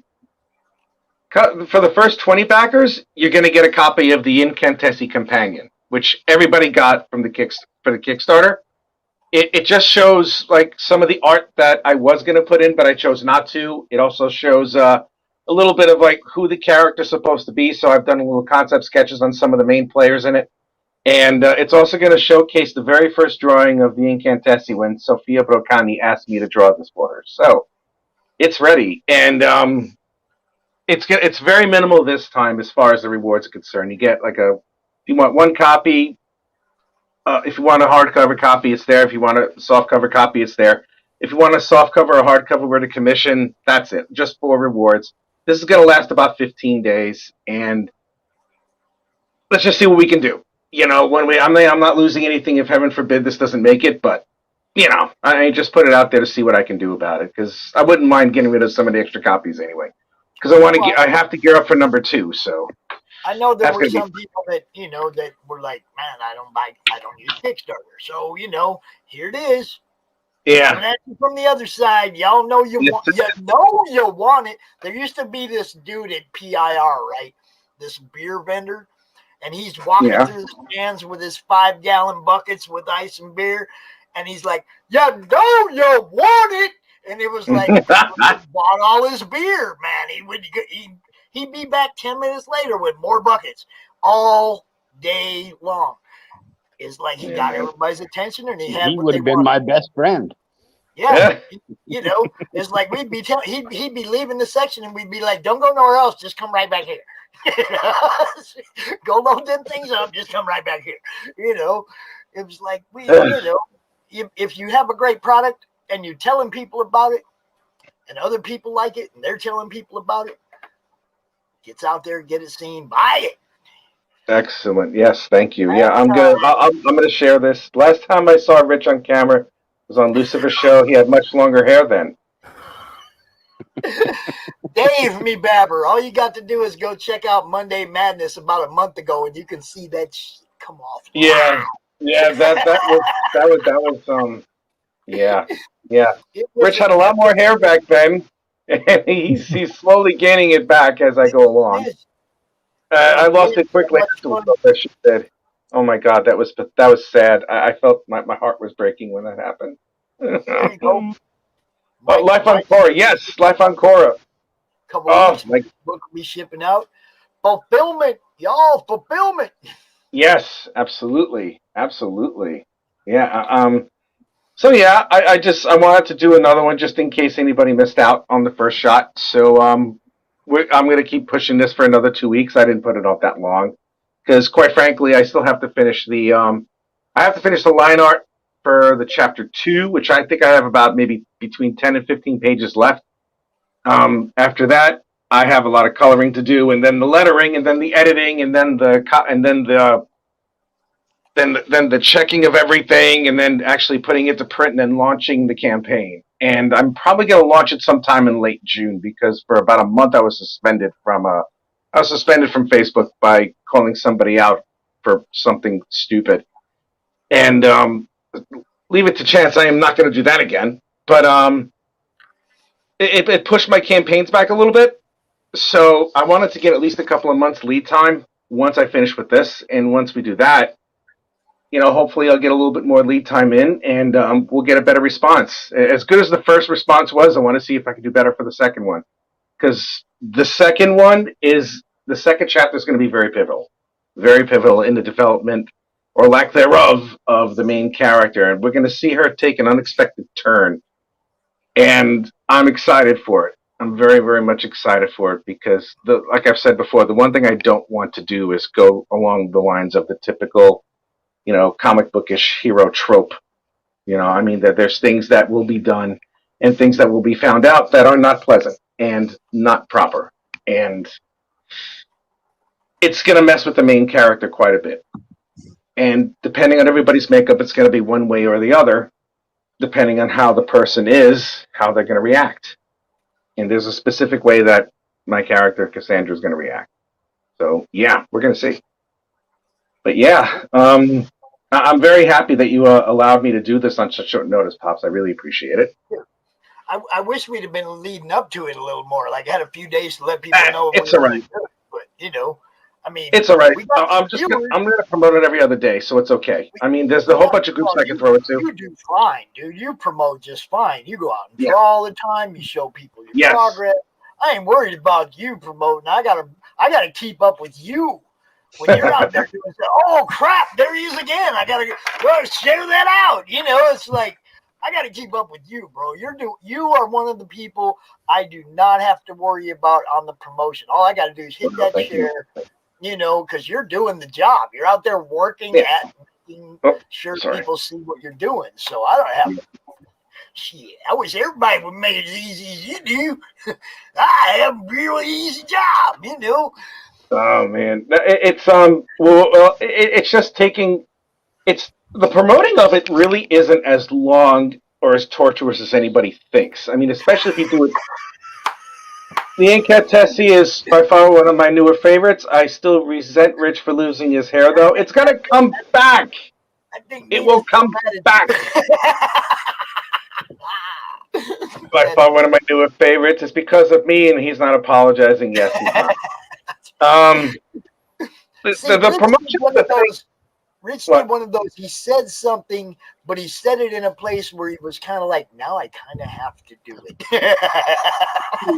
I was, because I was like, it's not going to happen. And all of a sudden, it's going to fucking happen. And I'm like, oh shit, it happened. All right. I was not letting that. Dude, I was not letting that get by. You gave me a perfect opportunity. I know. You gave me the perfect opportunity to go out there and get more people to back your book. You were I know. A great sport about it. You came through with what you offered, and the people got what they paid for. It was awesome. They're getting an awesome book. They got some great entertainment. Watching your hair come off was just. I mean, come on, man. That's great reality TV, y'all. Yes, it is. And the one thing I want to do. Here's the one thing I want to do. If we get to for the next campaign, I think it's going to be set as a goal at 2,500 British, which is about 3,500 American. We're going to try for that. And if we get to twice that amount for 5,000 at the end of the campaign, it's going to be your standard 30. I will wax my chest hair. Live. On my show. On your show. I will wax that shit on your show. Let him do it on mine. I will at 5,000 quid, 5,000 British pounds. Not this one. Incantessi number 2, right? That's Incantessi. Not this one. Fuck that. It's only at 600. Just screw that shit. No. You gotta make sure you're clear, man. I'm very clear. Don't worry about that. When I launch the next launch the next campaign, and it goes all the way through. If I get to Rich, no, the vid will get removed. Why will it get removed? No, it won't. It won't get removed. I'm good at this stuff. Okay, good. I can put pasties on if you want. I do want to ask everybody that pushed me up over thank everybody who pushed me up over 300 subscribers over the weekend. You guys rock, man. You deserve it, man. You deserve it. You absolutely deserve it. And but yeah, we do that. I will go live at 5,000 British pounds. I will wax my chest hair. That's 10 grand. Watch the gooch. I'm not watching it. If that's 10 grand. If I'll watch the gooch, I'll wax the gooch if it's 10 grand. That's 10 grand, I don't care. Now that video, I don't know I'll be able to do live. That would be on the other guy's OnlyFans page. Yeah, that would be on William's OnlyFans page. Yes. Pops. That's what you get. I know, right? What's up, Dave? You got to check out, bro? Yeah, I'm going to check out. Yeah. All right, man. It's always good seeing you. I'm sure I'll see you next month. Yeah, I'm sure I will. I should be back. I was going to say, Pops, I should be back to my normal room next time. All right. I love that thing behind you, though, man. Yeah, thanks. Wait a minute. That I think that's Is your camera reversed at all? I'm not sure. Okay, yeah, because I'm looking at this. This was where the hell is that? I see Wonder Woman. Is that Marvel? That's Marvel in DC. Yeah, I wasn't too sure where that was. Yeah, that's awesome. Yes, it is. I'll bring it a bit closer. See, we got him to stay to show off more stuff. You see how you do that, y'all? There you go. this Perez? Is this George Perez? I Yeah, don't know who the artist is. It's George I think Perez. it is. Yeah. It's got to be Perez. That's George Perez. Who? Oh Jesus Christ, that's insane. Dude, look, Tiger down at the bottom. Yeah. Come on. Oh my God, help me.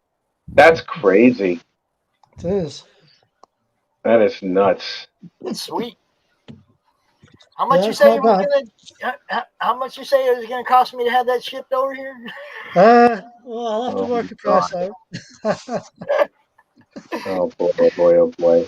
Yeah. Dave, you have a great Yeah. day, sir. I Yeah, will talk. certainly will. It's been a pleasure. It's been a pleasure speaking to you all once again. And I Yes, just thank wanted you. to- Thank you. And I just wanted to let you know that I've got a new laptop now, so it should be better.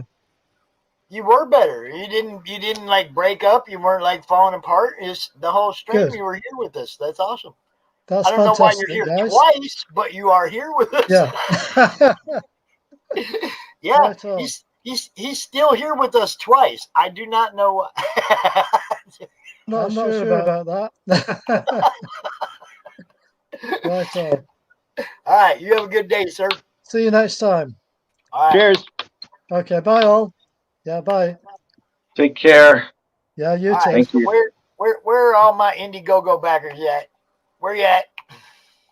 Let's check this out. It's this one. There's a new one.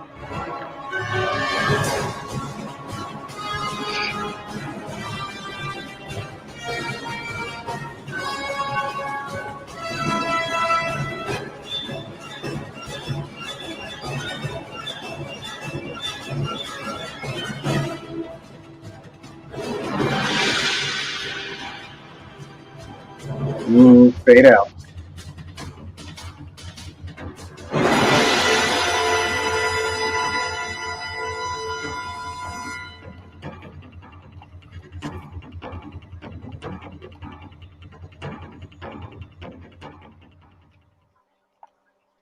That's it. There you go. Great art. You already know we told you 100 times the story is awesome. Go back it. I'm gonna hide it. But we're gonna put the link. We got the link in the chat. Nice. I Thank need to you. make a new banner for this one. I do not have a banner for this one. Here we go. That's okay. Oh, it's okay now. Congratulations. Congratulations on the Furious Tales reaching the goal. Great job. Thank you.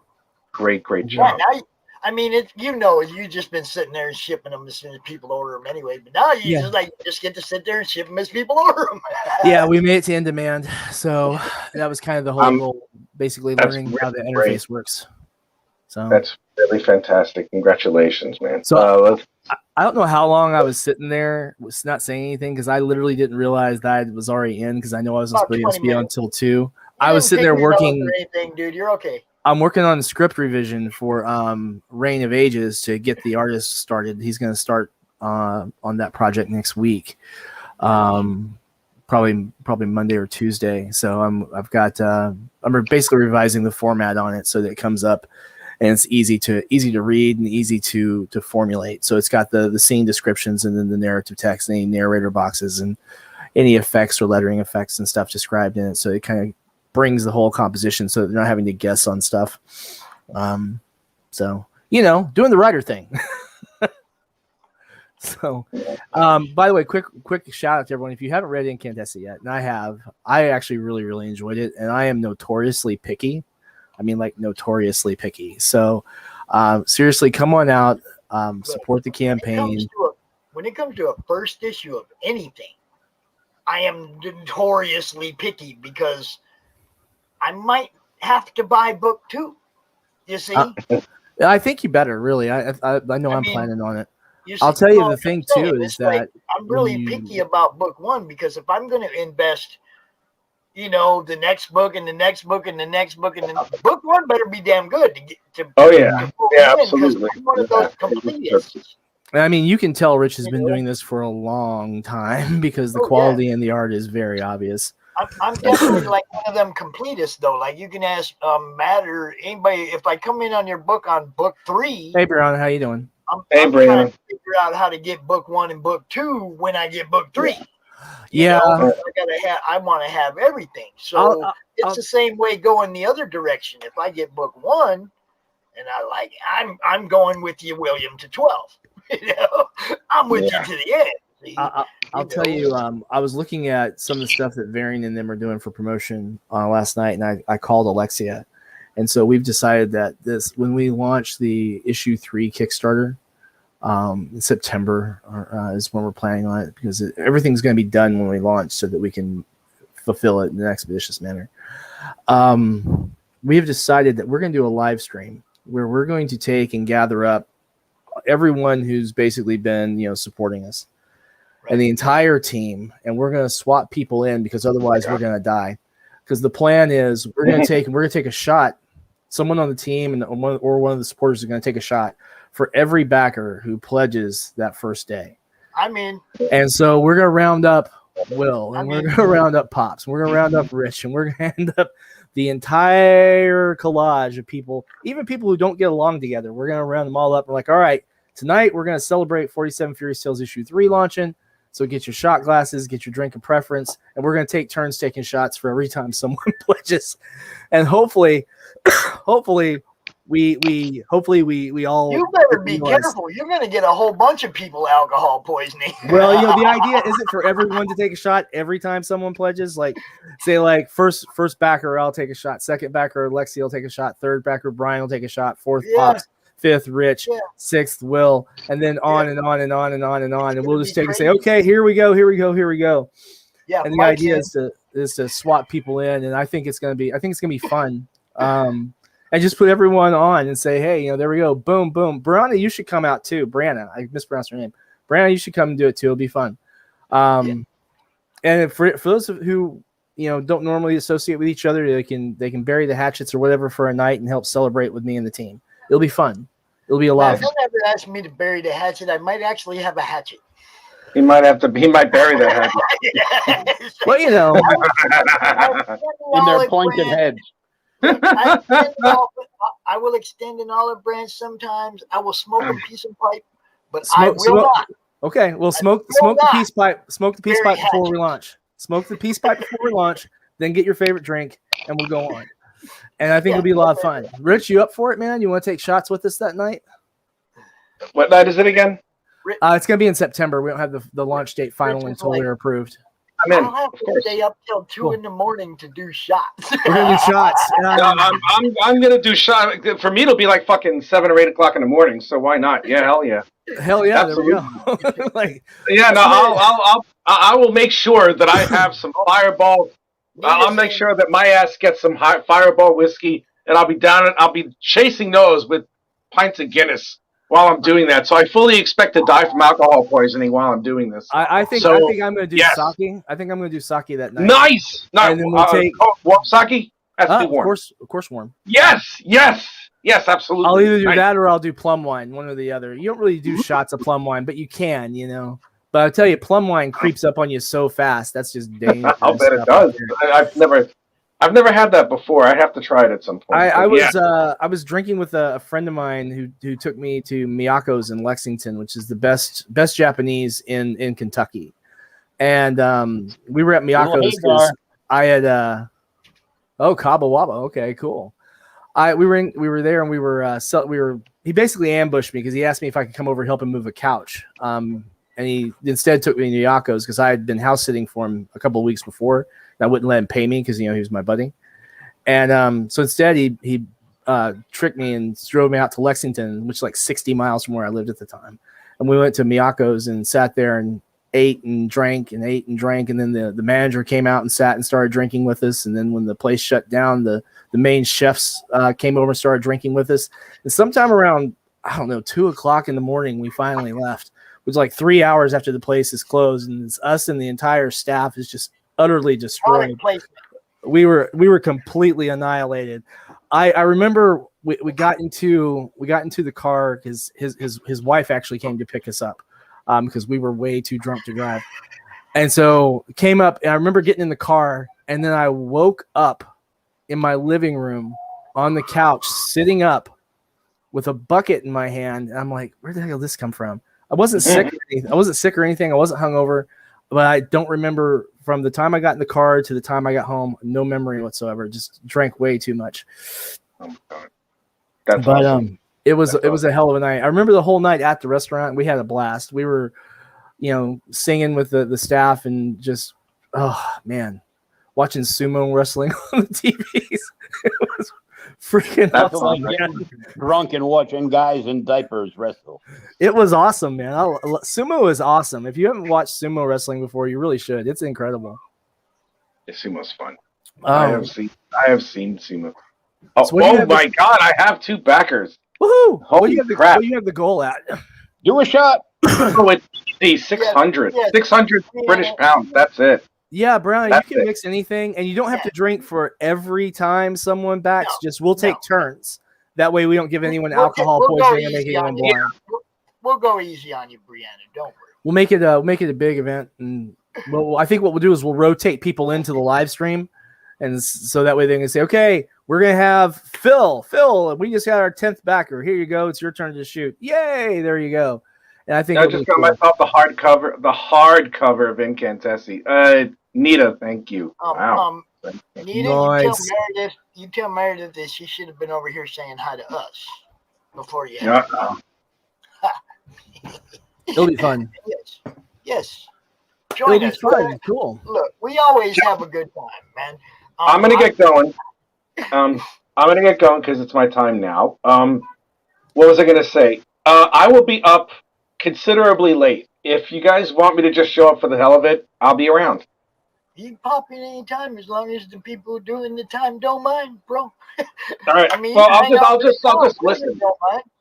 I mean, That's true. We're gonna do a half hour right now. Some 47 Furious Tales. We're gonna keep telling people to back Incantessi Chapter 1 on Indiegogo. I mean, we're gonna do what we do, brother. I appreciate that. Thank you.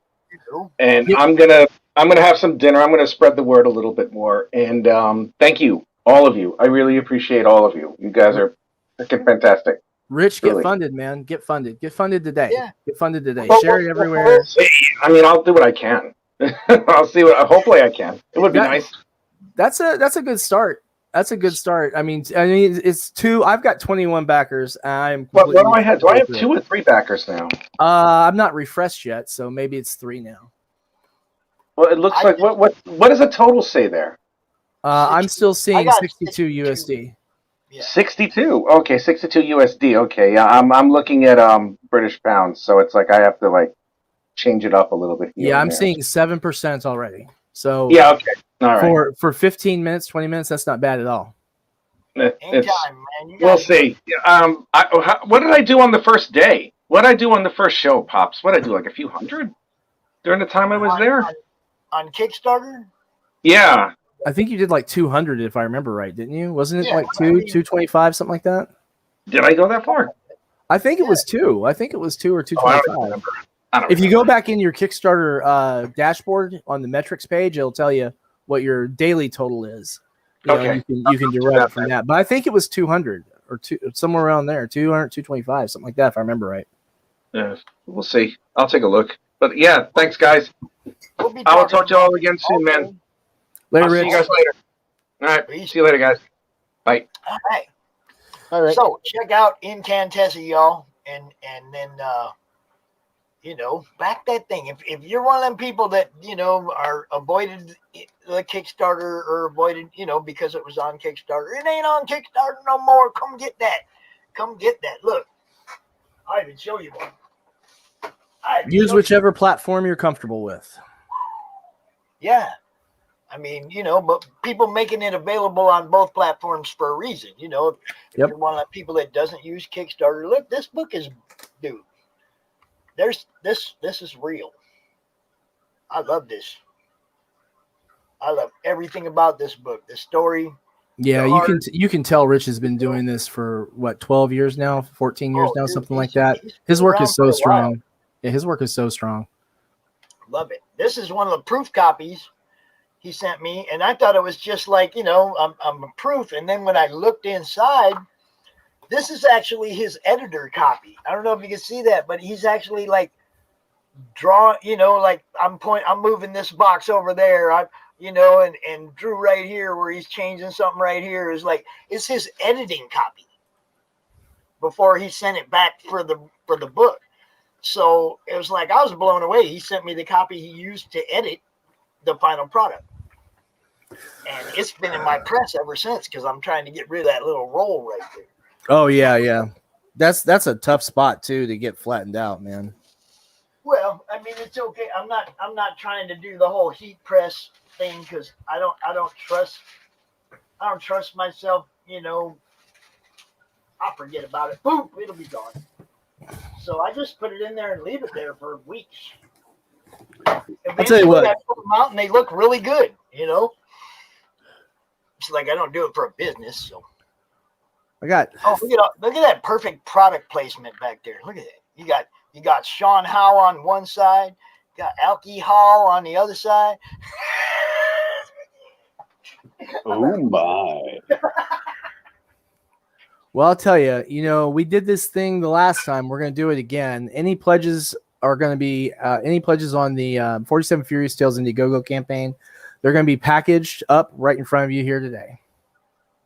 We love that. We love that you do that too. Where's my share screen at? Let me see what we got here. Hit that little share on you. Ping, hit that. Will, what are you doing, man? That. There you go. I'm playing a video game. Oh, dude. All right. So that's 47 Furious Tales, issue 1 and issue 2. For those of you who are watching, if you don't have this book yet, let me tell you something. We are actually fulfilling these as they are pledged. So you're actually not waiting around. Like all digital rewards go out tonight. And then for anyone who pledges today, and then any physical rewards are packaged, postage applied. And since this is Sunday, they'll actually go out tomorrow morning. And so we have our first new pledge of the stream. Let's go in here and we'll make this work right in front of everybody. God, I love this job. So I really love doing this. This is more fun than I really. You just got a pledge right now? Yeah, of course I did. All right. People are so cool. People are so cool for us. So, oh man, cool. Joseph, thank you, man. Now, here's the funny part. Joseph, if you're watching, I'm going to tell you, I used to live in Orofino. So that's only a couple hours from you, bro. And if you, all right. So we're going to get him all hooked up. I got to do this too. Woo, baby. Woo. So I'll tell you what we're going to do for Joseph. There you go. We're going to take him signed copy of issue 1, signed copy of the Veldhusen cover of issue 2, and we're going to bag up and board up his Paul Walcott cover. Dude, go ahead and get this. He's packaging this for you right now. It's going to go out this week. You're going to get it. It's going to go out. It's going to go out tomorrow morning. You're actually going to get tracking information by email here in a few minutes. And what else is cool is you'll have the PDF like in 20 minutes or something. You'll probably have it in less than that. Yeah. You'll be able to read this thing right now. How many times you ever backed a book on a crowdfunder and been able to like look at the PDF right then, been able to know that it's being shipped out to you within the week? Like literally right here. Woo, baby. Yeah. I love my job. I'll tell you. So we're going to do a little black magic here. And this is the black magic with the Gemini mailer, right? So if you are doing crowdfunding, guys, please always at least use a Gemini mailer. Their company is family owned. They're really, really pleasant people to work with. And the product, I've never had a bad Gemini mailer, ever. So we're going to go ahead and get this together. Get this all nice and put together. Tape it down so nothing's sliding around in here. Now, the fun part about this, the really fun becoming like one of our biggest, he's becoming like a super backer. He's like Mike and Fish. He's all over the place, man. Love that dude. Package there. Let's get his postage applied, which I need to relaunch my stamps account real quick because I had it shut off while I was scripting. Because, I wasn't shipping at the moment. Now I am. Now now I had to yeah, I should give that a little refresh. Up over 550. 6 days left, and like I said, you guys, this is going in demand now. It's you'll be able to get this for a while longer, not just 6 days. But like, it's already in demand. You buy it, you get it. Yeah, I mean, this is literally going in the mail tomorrow morning, along with the ones from yesterday. So, because it was weird. I went to the post office in the morning, and then we had the noontime CRoM Con. And then I had orders that came in, but my post office was closed after that. So I had to wait and do this thing afterwards. So we'll get this on and we'll get this done. To buy indie comics after they've been launched. The Collective. Oh. Yeah, the collective is awesome. If you're local to any of the supporting stores. I think she's over there like close to Lucifer. I think she's over in England. RJ from Critical Blast is really the guy that's going to be helping a lot of stuff move cheaper back and forth over the ocean. So he's probably going to have a list of everything available, that's affordable shipping. He's trying to make this work. I'm 100% behind what he's doing. Oh, you're closer to Mike. Well, same thing. You're over there. But yeah, RJ is probably going to be the guy that's going to be dropping the list and saying, I can get all of this or any of these out to you at the best shipping price possible. I'm pretty sure that William here is going to be talking to RJ here real soon too, probably. Yeah, I've got to see what he's doing and how it works and make sure I understand what's going on. Because we've got, domestically, I just need to get into more stores. It's important, because the more we can get out into stores, the more readily available the book is. Because there's some folks who just don't like to do crowdfunding, and there's some people who don't like to buy books online. And I can understand that, because sometimes you get folks who, what's a good polite way to say this, who are not making the customer a priority. Now, mostly for Kickstarter and Indiegogo, I've been really lucky. I've never had that's not true. I've had one campaign that didn't deliver. But that's the only. I've only had one person who I pledged to that they never delivered, and that person. I've got everybody deliver. I haven't necessarily always got everything in very good condition, and that's only happened, I think, twice where I've gotten something that I was like, you could have maybe packaged that a little better, or you know what I mean. It's just like you said about Geminis. Mm-hmm. It's like if you're worried about the cost of them, you take that Gemini and you stick it in the 2-day priority envelope and you ship it priority. It's like you don't have. You don't have to. There's ways to do it where it's not too horribly expensive. Yep. I've sent some out of here for like $3. I don't know. We're going to put a little more tape on this. Reinforce it just a little bit before we attach our postage on here. Now, normally when this is done, like at the end of the campaign, you do it in batches. So it runs, pretty quickly. But individually like this doesn't take too long. And you can do... If you're actually not doing what I'm doing, kind of talking and not really moving as swiftly as possible, you can you can get several done in 10 minutes or so. We'll go ahead and get this done, get this attached. And then Joe, he will send you your PDF. Now here's the fun part: is Joe should have his tracking information coming by email now. This is going to go out to the post office tomorrow. And so you'll be able to start following it probably tomorrow afternoon or so.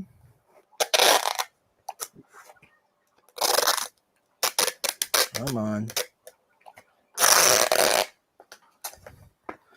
All right. We will cover up some addresses here so we don't dox anybody, because that's not what we do. And we are ready to go. And that was that for that. And we'll go ahead and get his digital rewards sent now, since we're right here taking care of it. Easy as pie. And that's how we're doing fulfillment. Go ahead and mark you fulfilled. And just like that. Just like that. Just that easy. So literally everyone who pledges during my time here, you're going to actually get to see your stuff put together. Just that easy. Now, our digital fulfillment is done through Drive-Thru Comics and Drive-Thru RPG. That has a really cool advantage to it that you have it in your online catalog with them as well. So like if you ever lose the file, if you have, data corruption or something like that, hard drive fails or what have you, then at least you still have access to it through your library. So it keeps it nice and in good shape. And look at that. $16 for 4 books. 2 of them are signed by William and Alexia. Mm-hmm. Which we probably should have advertised more. You got a Fernando Ruiz cover. Yep. The quality of the book is second to none. This thing will stand up on your desk. I don't know, instant fulfillment. I don't know how many more selling points you can throw at somebody other than it's also a great freaking book. Where are we at here? Oh, yeah, look at this. Right. Come on. This stuff's amazing, man. Amazing. About to get Joseph's digital sent to him. Look at that. Come on, y'all. This is the Fernando Ruiz. Now, I don't know, it's like, how many of your comics, how many of your floppies can you do that with? Just stand it up on the desk. These are amazing. Best, great quality of the product itself. 130-pound stock, card stock for the cover. Is that what it is, William? Sure is, with a satin soft touch finish. 80-pound interior pages with the same satin finish. Dude, this is fire. Raid! Oh, are they mice? Are they bugs? Why are they running from Raid? All I see is the big can in the commercial. Remember the old Raid can in the commercials? Oh, yeah. Chasing the bugs around. And then Raid! They all yelled Raid. Yeah. All right. Joseph, you should have your digital copies in ready to claim in just about a minute. There it goes. And that's how we do fulfillment during the course of the campaign. Boom, boom, boom, boom, boom, boom, boom, And yeah, the main cost of backing books is postage, especially when it's from outside the country. Like for getting stuff to the UK and the EU right now, it's about $26 for me. And that's just. And RJ's, I guess, bringing this down to somewhere between 12 to 16. Which is really huge. I'd love to. Bulk to a hub that then distributes. You see what I'm saying? Oh, so he's sending it to the US. He's not sending it to EU. No, both ways. I guess he's bringing their stuff here and sending our stuff there. Gotcha. He's trying to make it easy for everybody going both ways. Gotcha. So I mean, hey, if you can get this thing rolling, I'm 100% behind it because anything that makes it cheaper for anybody, that makes it cheaper for me to get Mike's book. Mm-hmm. You see what I'm saying? Shipped to me from the Netherlands. That makes that cheaper, because he's going through RJ. I think he said, RJ said the tentative numbers for Life on Korra 4 was $12 shipping. That's not bad at all. From the Netherlands to here. So, for international, that's not bad at all. Yeah. So, he's actually seriously trying to work something that's going to be good for everybody. So, Yeah. Like I'm paying, even domestic stuff, since we're shipping, mostly priority. And I say mostly priority because sometimes we have like something that's a little heavy and it can't go priority, or sometimes it's like from here to Cincinnati and it's the same shipping time if it's first class or whatever. So yeah, it's all right, Pale Rider. Here we go. There we go. Important question: is there a red dress in this book? Is there a red dress in this book? I don't understand that question. Chris in the red dress. I don't know if you know about Sugar Chris in the red dress or not. I I don't know that. I don't know It's what an that art. is. It's a fan art thing. Everybody's Oh. drawing Chris in a red dress, and they're trying to get him to 1,000 subscribers on YouTube, and they want to send him to that red dress run in New Orleans. Oh, I got you. No, there's no red dress in here at all. I mean, there's some characters in kimonos, but that's about as close as we come. I don't know. I'll have to look. I'll have to study the books and find out if we have any red kimonos for you, pal. I'll check. We don't have any red kimonos in these issues now. Okay, well there you go. I tried. But really, really, really cool though. We are at 110% of goal, so there we are.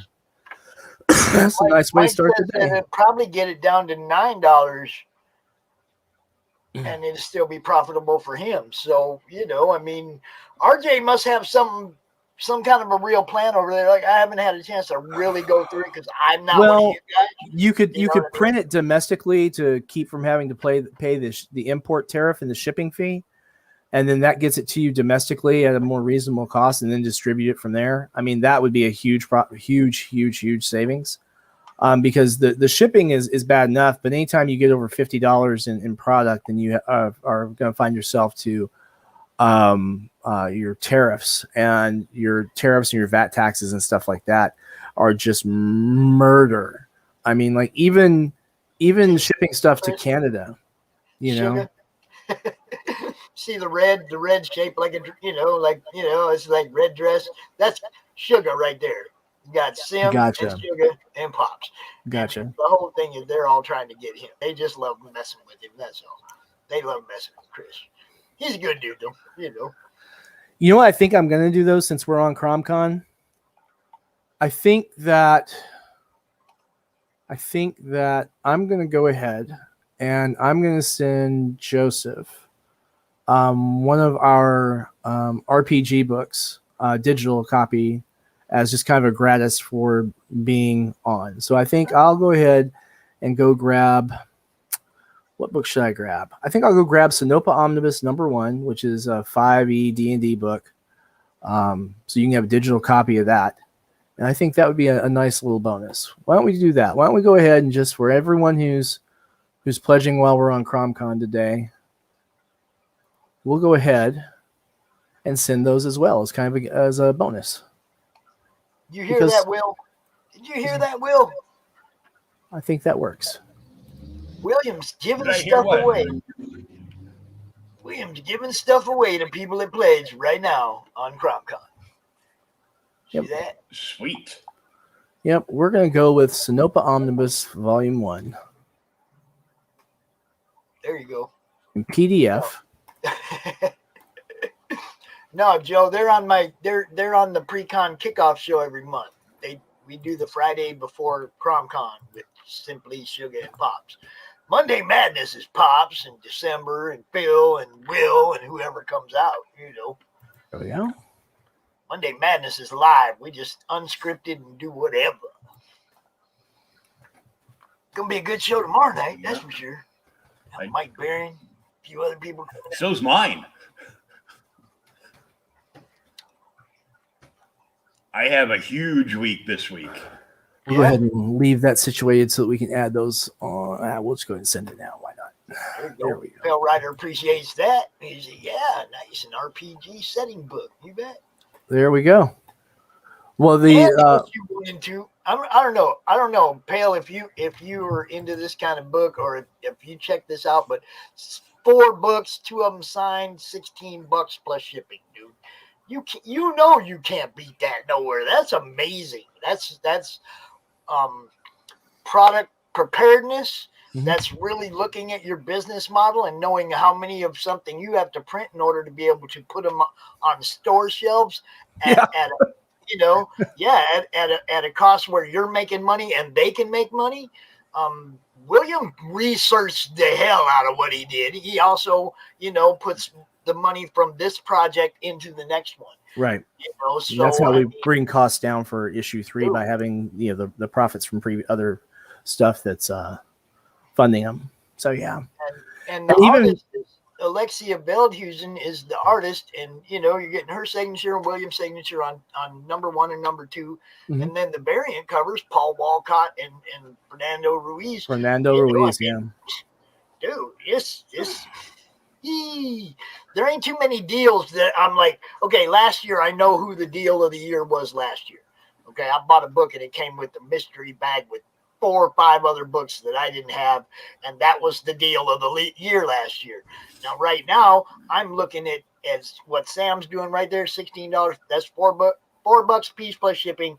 Deal of the year so far. Somebody beat that. I challenge somebody to give you a better deal right now than Williams offering. Yep, and of course we do add shipping on back end just based on where you're at. Domestic shipping is just $9. So, and we're sending stuff. Like if you're in Kentucky, it's going to get there, first class. But if you're in outside of Kentucky, I think all of them have been priority. Mine were. Yours came first class. Yeah. Yours weren't from the campaign. I know. Yours were gratis for being kind enough to have us on and forgiving me for my jokes and putting up with my OnlyFans remarks, and for the people who are wanting an OnlyFans from me now. I don't know what the hell I'm going to do about that. And hey, I'm just glad they were up in your inbox and not mine. I know, right? We're going to send them to you next time. I'm surprised Chuck Pinot didn't get in on that one. Oh, I was talking to Chuck about that. I'm wondering if we can, he thought it was funny too. Well, Chuck also posted something from one of his memories from a couple of years ago that said, okay, you might want to put up that disclaimer, Pops, because this is going to be a nighttime remark. Hold on. Let me get Yeah, and Bristolian Dave was saying stuff about bringing postage down too. One of the things that I'm hoping to get to where we have our production cycle working well enough that by 2023, I hope, instead of launching 1 book per Kickstarter campaign and all that, I think that if our coming 2 titles fund reasonably well to where they work to fund everything, then what we'll start doing is we'll start offering multiple books on the same campaign. So that Pale Rider's got an OnlyFans. There you go, Pale. He was saying that's how he's going to contact you, William, because there he's you got, go. He's like, there you go. Yeah, it's now I'm gonna have to start one. It's gonna have to be for people who have what do you call it? Humiliation fetishes, so I can shame them into getting off OnlyFans. There you go. That's a great idea. For D&D, like I said, right now, for everyone who's pledging during my time here on CRoM Con, we're gonna give them a digital copy of Sinopa Omnibus. That is 6 different characters, NPCs, monster kind of things. Each one has full stats. Each one has a short story attached, and all original art created specifically for that book. So that's cool. So to quote Chuck Pinot, I love Chuck. He takes so many dick pics because the camera adds 10 pounds. I remember him saying that. I remember him saying that too. I go, that's funny, dude, but it doesn't. It doesn't. I don't know. So, you got like a few minutes left. Go ahead and give that final pitch, bro. Throw it out there, Adam. So I think the best pitch I can ever do for 47 Furious Tales is just literally to show you the book that you're getting. Okay. I mean, honestly. So issue 1 is 28 pages. Features full color art by Alexia Veldhuizen. Let me make sure that I'm actually showing this right. Oh, yeah. I see it just fine. You're good. There it is. That's the page that Hook pops right there. There's been a lot of attention to making sure the art style is reminiscent of some of the traditional Japanese woodblock art and then blending modern techniques with it. And then issue 2 is in the exact same style. Alexia is committing to do all 12 issues of this limited series.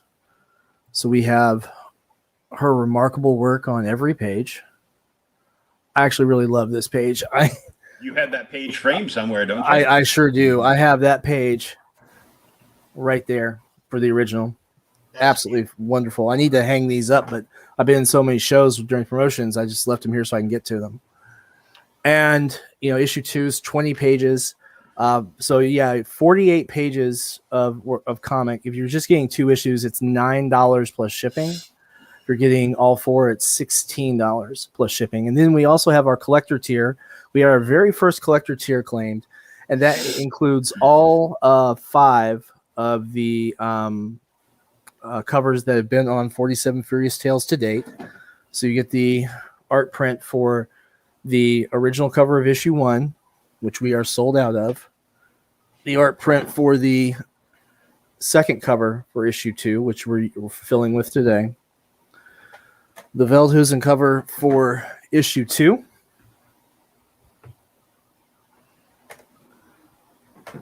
The Fernando Ruiz cover for issue 2. And then the Paul Walcott cover for issue 2. And those are shipping in top loaders in a USPS board game box. So they come priority. They come packed up so that they're safe to travel. We don't ship them framed because frames have glass in them. Kind of learned that lesson from the last campaign I did with that. A little bit of a problem. Post office wasn't too happy. But we ship them in top loaders so that they get there nice and safe for you. And that tier also comes with your digital copies and then your 4 copies of the book, as well as your 2 mini prints. And the mini prints are of the Grave of the 47 and Aiko Castle. They're 5.5 by 8.5 mini prints. And that whole tier is only $100 plus shipping. So it's retail would be more like about 125 to 150. So, I mean, it's a hell of a deal. So, y'all know where to find it. The links are all over the chat. The links are all over the madness. You guys know, go to Indiegogo. Get this one and you're getting your money's worth, and you're getting your money's worth right now. Yep. And every pledge that's done today will ship tomorrow morning. So that's... He's throwing in the extra RPG if you back that thing today, CRoM Con time. Mm-hmm. Yes, indeed. Right. Put him to work, y'all. Make him package books. Put him to work. That's what I'm saying, Sam. It's always great talking to you. I don't know if you know Cindy or not, so I'm going to introduce you to Cindy. I actually haven't met Cindy yet. Cindy, it's a pleasure to meet you. Hi, it's good to see you. How you doing, Cindy? Cindy, this is William. Sam, this is Cindy. And you guys can find each other in the madness. Outstanding. Well, have a wonderful day, a successful CRoM Con. Everyone, don't be shy. Come out and support these great creators. And until next time, Sam Quinton with Sinopen Publishing, and I'll see you later. Go back, 47 Furious Tales. Talk to you later, Sam. Be cool. Right. Hi, Cindy. Well, hello. So good to be seeing you. Dude, it's good to see you. I'm like, how many times have we talked and hardly ever get to actually talk? You know? I mean, it's always in the chat. It's always in the, in the inbox. It's never like out here actually live. So I get to actually hang out with you for a little while. It's great. Thank you for your contributions. We love you. Glad to help. You do so much to help out the community, so I'm glad to do a bit to help back. And that's pretty much, I turn it right back into helping the community, it's like, but it's nice to be able to not have to worry about, being in my son's wallet to make this happen. It's my thing. I should be able to pay for my own thing, so I'm really happy about the direction we're going to go now in the future, though. We got some plans, and hey, when I can get everybody to come out and show up, and we got double-digit viewers all day, I'm happy. We're getting the word out there. So one thing I need to know, though, I need a link. Oh, yeah. Yikes. I got to make it better. Let's see here. Okay. My Kickstarter isn't live yet, but I can give you the preview link. Right. We want the preview so we can sign up for it. There's and that. show everybody else where to sign up for it. Cindy has a whole bunch of stuff going on too, y'all. I'm not lying. She has her fingers in lots and lots of stuff. So let's see if I can copy this without getting all that extra stuff. Give us Yikes. Oh, did I? Oh, I didn't just copy the short bit. Everything past the question mark you don't need. That's just good to know. seeing other like information shares and stuff like that, and it's like put your stuff around clickbait and that you don't need. There you go. That should be the short version. Yeah, we always cut them off before the question mark. And let's see. I mean, I know you are part of the Rising Tide Publication Network. Our friends Brian and oh my God, everybody, Heather, everybody over there is amazing. I caught the show the other morning and Joe was substituting for Brian. It was great. I'm so glad you guys all back each other up. You can count on each other to make sure that the show goes on, even when, like this morning, I was late. Phil was here. It's nice to have people you can count on in your circle to make sure that things go smooth. Mm-hmm. And you've got a great circle of people. Yes, it is Cindy. Hey there. That's Joe. Missed you on Friday. Yeah, I didn't. By the time I got to break and figured out where it was over. So I'll catch you another time. Well, hi there. Well, I'm doing fabulous today. Now everybody's waiting for your first joke. Cindy always has the kind of jokes that you think are going to be one kind of joke, but they never are. It's like they have, they're a little deeper than your normal joke, and they make you think. I like them. What do you got for us? I have all kinds of crazy. My current adventure is trying to get the Animal Eye issue 1 comic book off the ground. All the artwork is done. All the writing's done. It's actually ready to send to the printer. As soon as a couple pieces of back cover art get done, and then we're going to launch the crowdfunding campaign on May the 6th. It'll run for just over a month, and we're going to try and pull together about $3,400 to cover the cost of the artist and part of the print run. Okay, that link did not take me where I thought it was going to take me. Maybe I took off too much of it. I don't know. Let me fix it. And just put the other, let me just get it on the screen and we'll go from there. How's that? I'll just bring it up completely. I don't know why that didn't work, but it definitely took me to a different place. Uh-oh. Lots of things do that to me, though. Take me to different places. I'm old school,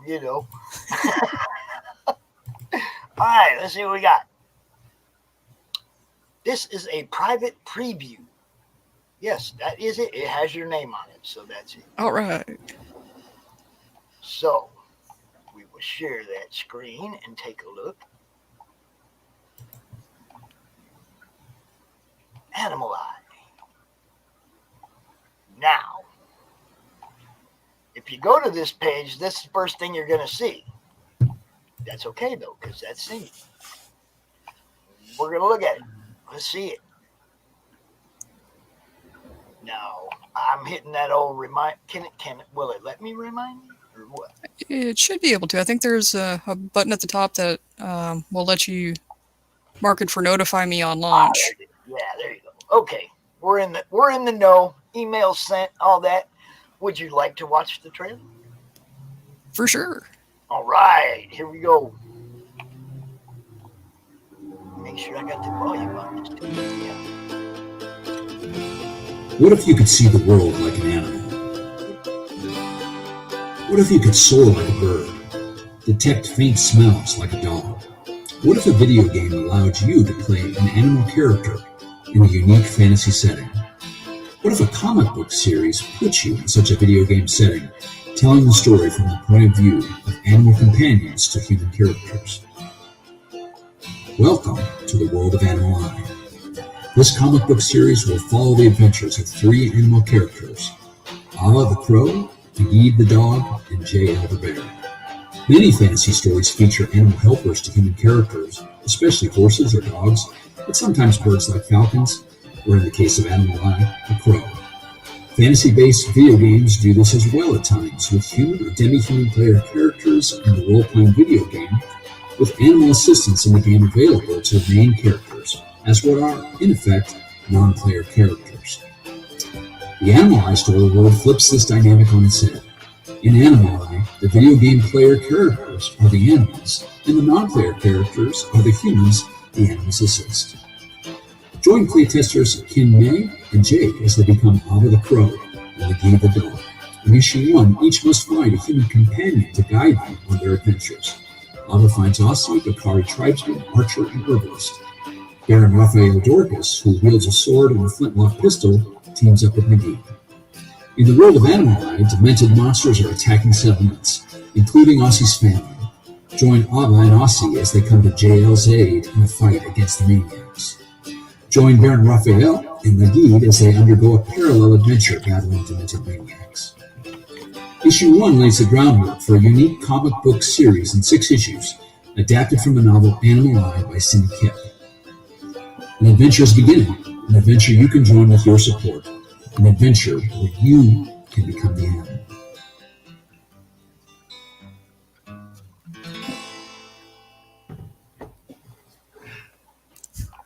Oh, I gotta back that up. Hold up. I like that. That's neat.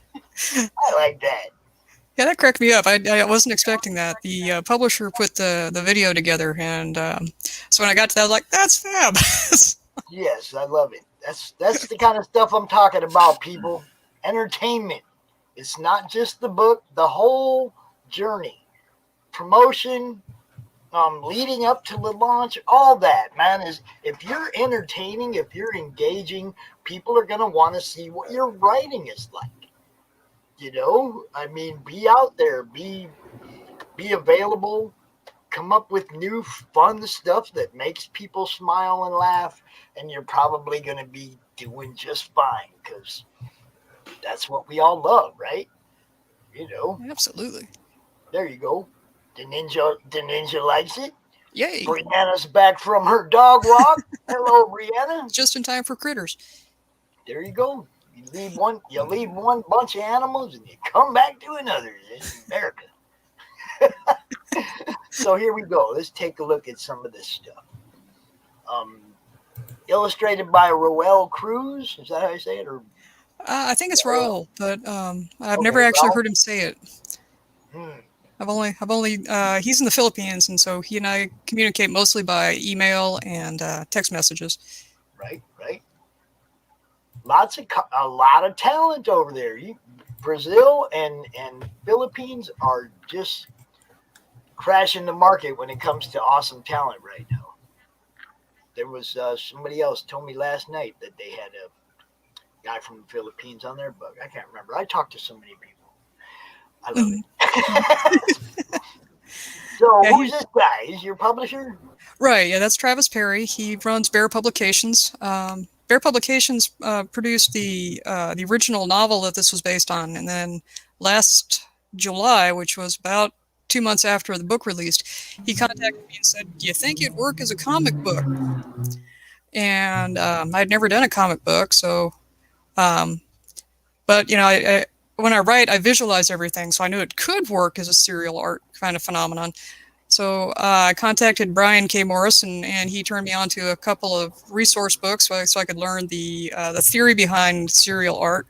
And then he sent me a couple of sample scripts so I could figure out how to actually put the script together. And then that started the grand adventure of breaking a 700-page novel into 6 24-page comic books.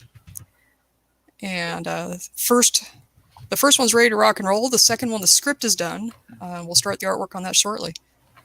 I know all these people. Look at this. I know all these people. Look, I'm on there. Oh my God. I didn't know I was on there. Holy crap. Who's that guy? Jeez. Right on. Thank you, Cindy. That's so cool. I'm just a promoter. Y'all, it's like somebody's like, man, you come out here and work. I just talk about books. You guys do all the work. I just come out here and talk a lot, you know? I mean, But that it's helps. amazing though.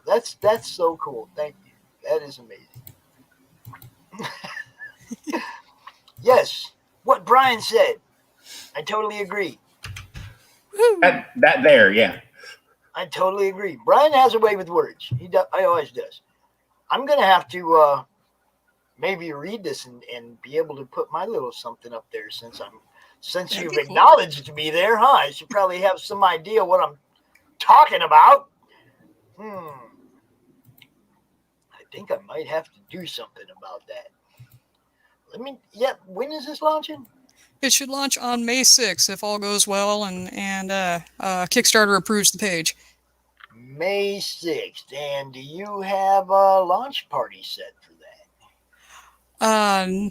Not yet, but I need to right now I'm scrambling to try and get the page set up so that I can get some professional feedback before I submit it.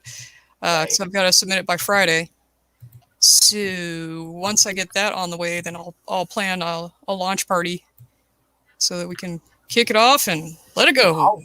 I'll do a launch party for you. Woohoo! Right here in the madness, and on my YouTube channel and on my Twitch channel, just like we do this. You know, I would be more than happy to. You've been generous to us. You know, come on. I would appreciate it. That would be fabulous. Now I'm looking forward to it. I'm gonna have to. Well, I will tentatively mark my calendar. Okay.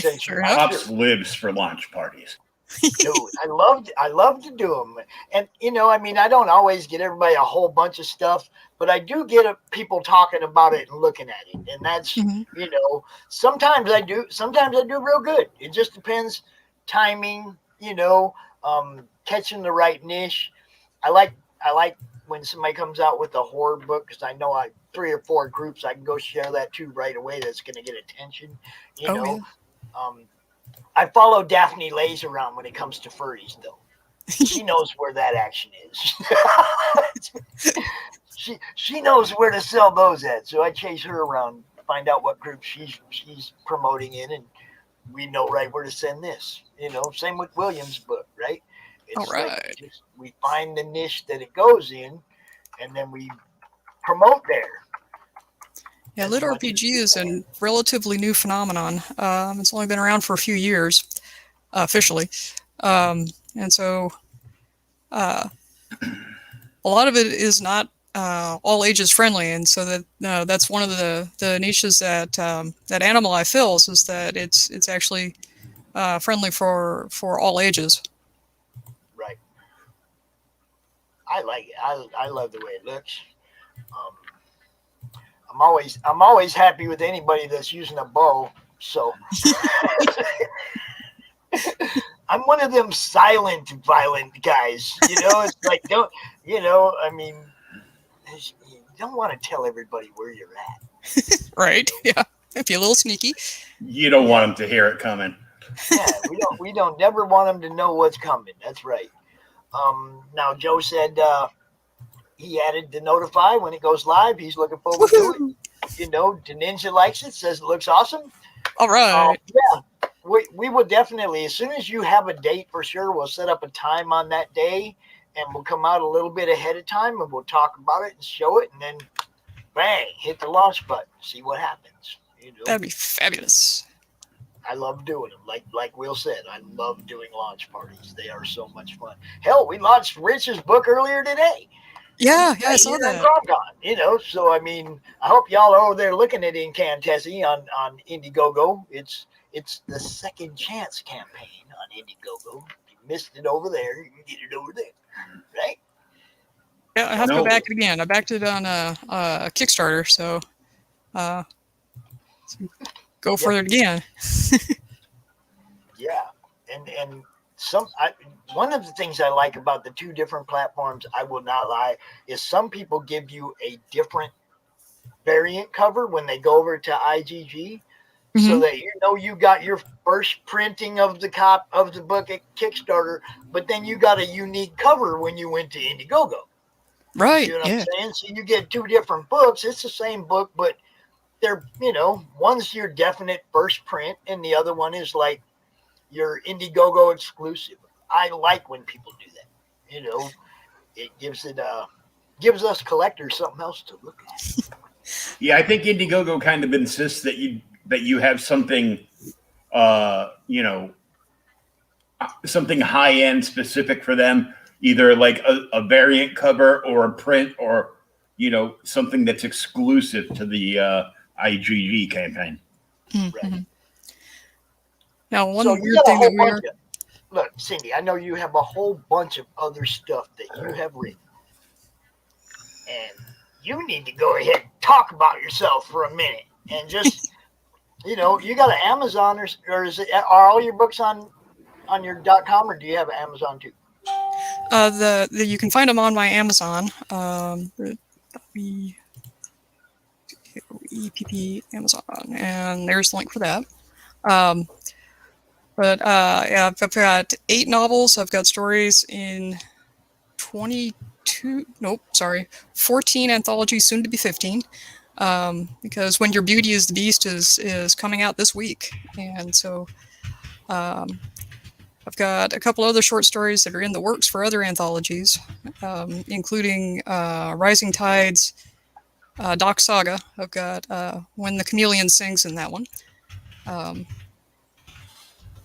So yeah, I've got mostly science fiction and fantasy. I have started diving into the game-lit universe. Animal Eye was game-lit. Some of my short stories are, especially in the more recent anthologies. And you can catch up to me on my website, where you can also find a sign-up link to get into the newsletter, which comes out a couple of times a month. Once one of them talks about upcoming and ongoing projects, and the other one is just general interest. I love it. You have a whole bunch. It's like you have a whole bunch for me to go through a library. Once I find a writer that I like, I usually make sure I read pretty much everything they've ever written. So as soon as I dive in, then it's a given. You're on that shelf of stuff I have to read. So I'm gonna wait for this one, and I'm gonna start with this one, but I know I'm gonna like it, and I'm gonna end up going back and looking at everything you've ever written. Yay! I just want you to know that I'm not just a comic guy. I have books and books and books and books and books and books and books and books. But where is it at? Where'd it go? Oh, I put it way over there. I found a Mark Twain Yankee in King Arthur's Court the other day. Oh, wow. Was printed the year I was born for free in a free box at the bookstore. Oh, cool. And it was in great condition. I was like, get out of here. They usually put this stuff in the free box that they think they can't sell. I'd have bought that in a heartbeat, Right? You just don't see them like that old. That's almost 60-year-old book, and it was in great shape. I'm taking that home. That is what we got here. Yes, there's Hex. There's Hex jumping up in there. Right on, Hex. Appreciate it. Bro. Go check it out. Woo. We have a good group of people that like I like to call them Pop's Twitter army. They just take everything from the madness and they just go up there and spread it all over the place on Twitter. Hex is one of those guys, He'd be in and out all through the day. Yeah, he's a busy guy. There's no doubt. And these guys, look, Brianna and William are talking about their RPG characters, what they like to play in chat. Good Lord. Brianna, wizards are cool because William likes to play wizards, and Brianna's more like me. She likes, rogues. He just likes wearing the dress. Can I tell you? Yeah. See, they're all talking about gaming in the chat. We're talking about Animal Eye. Number 1, the preview page. Go check it out. Sign up to be notified. We may just launch it next week right here on The Madness. So, depends on what she gets figured out with the launch date, but we're going to do it right here as long as things work out. That'll be fabulous. I'm looking forward to that. Yeah, it's always fun. These guys all come out. Everybody comes out watches, usually if it's something they like, they support it, or at least they're watching it and they get to it before it's over, because we come out here at the end and we tell them, yo, it's almost over. You better get this, and remind people that's what the countdown parties are for, Oh, yeah. Like, we try to make sure everybody knows what's going on. And there's a lot of times that I will have totally forgotten about something. And then, it's like, oh man, that one got by me. So now I try to get people to come out and do countdowns so that I know it's coming to an end. And so does everybody else. It's like, because there's so many books now. There are so many projects. There's no way to keep track of everything. Yeah, there are a lot of good ones out there. I trip across them or keep an eye on my email because Kickstarter will send me a link to things that other people I know have backed. Now we're all going to be fighting for your launch party. Watch. You can promote her, Joe, but I get the launch party, dude. Yeah, Joe, that would be great. Hell, he can come out to the launch party too. I don't care. It's like, you can bring anybody you want. Mm-hmm. I mean, if you want to bring Brian, anybody you want, and you guys can all do your thing. I just sit back here and go, yeah, it's all cool, buy it. Because like I said, I don't do it. You guys do all the work. I just talk about your stuff, and I do it a lot, but it's not like I'm out there breaking a sweat or, like I'm just trying to have fun. And most of the time, like 99% of the time, I'm having fun and I appreciate the people I'm dealing with. You're one of those people. Yay, thanks. And like I said, Brian and everybody over there, you guys, people at Indie Bolt, everybody's very supportive of what we're doing, so I have to be the same way in return. I have to, So what we got? It wouldn't be until May 15th.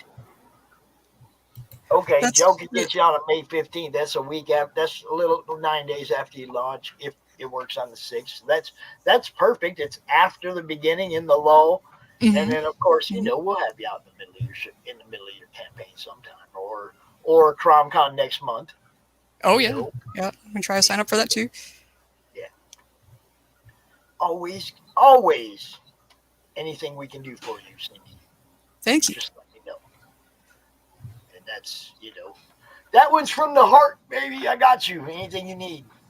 Thank you. I know you got Brian and all his resources over there for like videos and stuff like that, but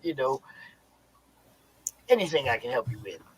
We have some good people over here in the Madness that help me out with graphics and stuff like that too. So if they're too busy, just hit me up. I'll find somebody to do whatever you need. I love it. We have a great bunch. The whole group, a whole bunch of very helpful people like yourself, like William, Joe, Sam. Everybody works together to make it happen. And we're definitely going to make that happen. Animal Eye, you need to maybe talk to Daphne.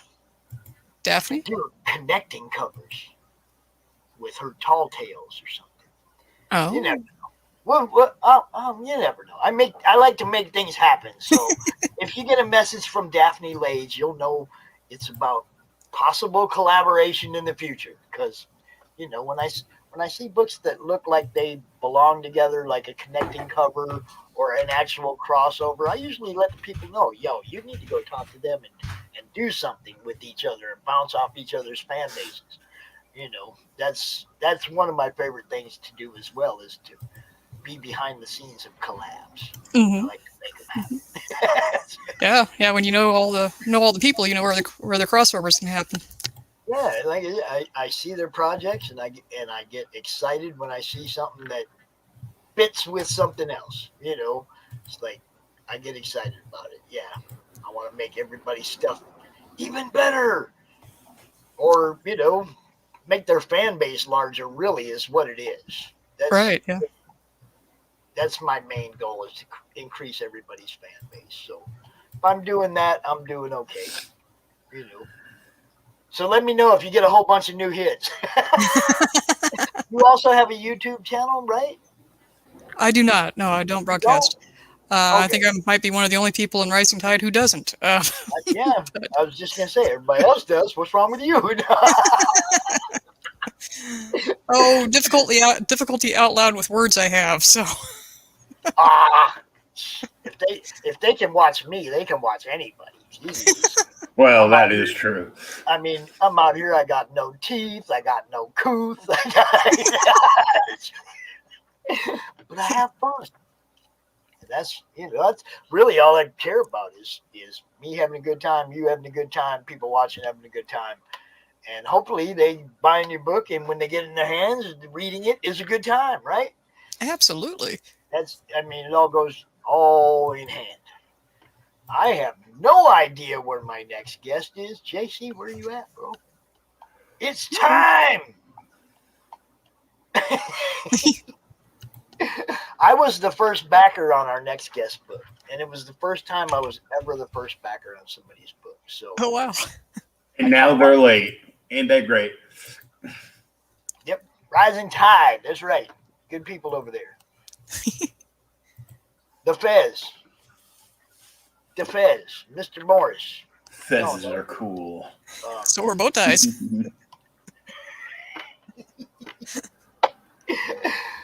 Yeah. So, Cindy, tell everybody again where they can find you.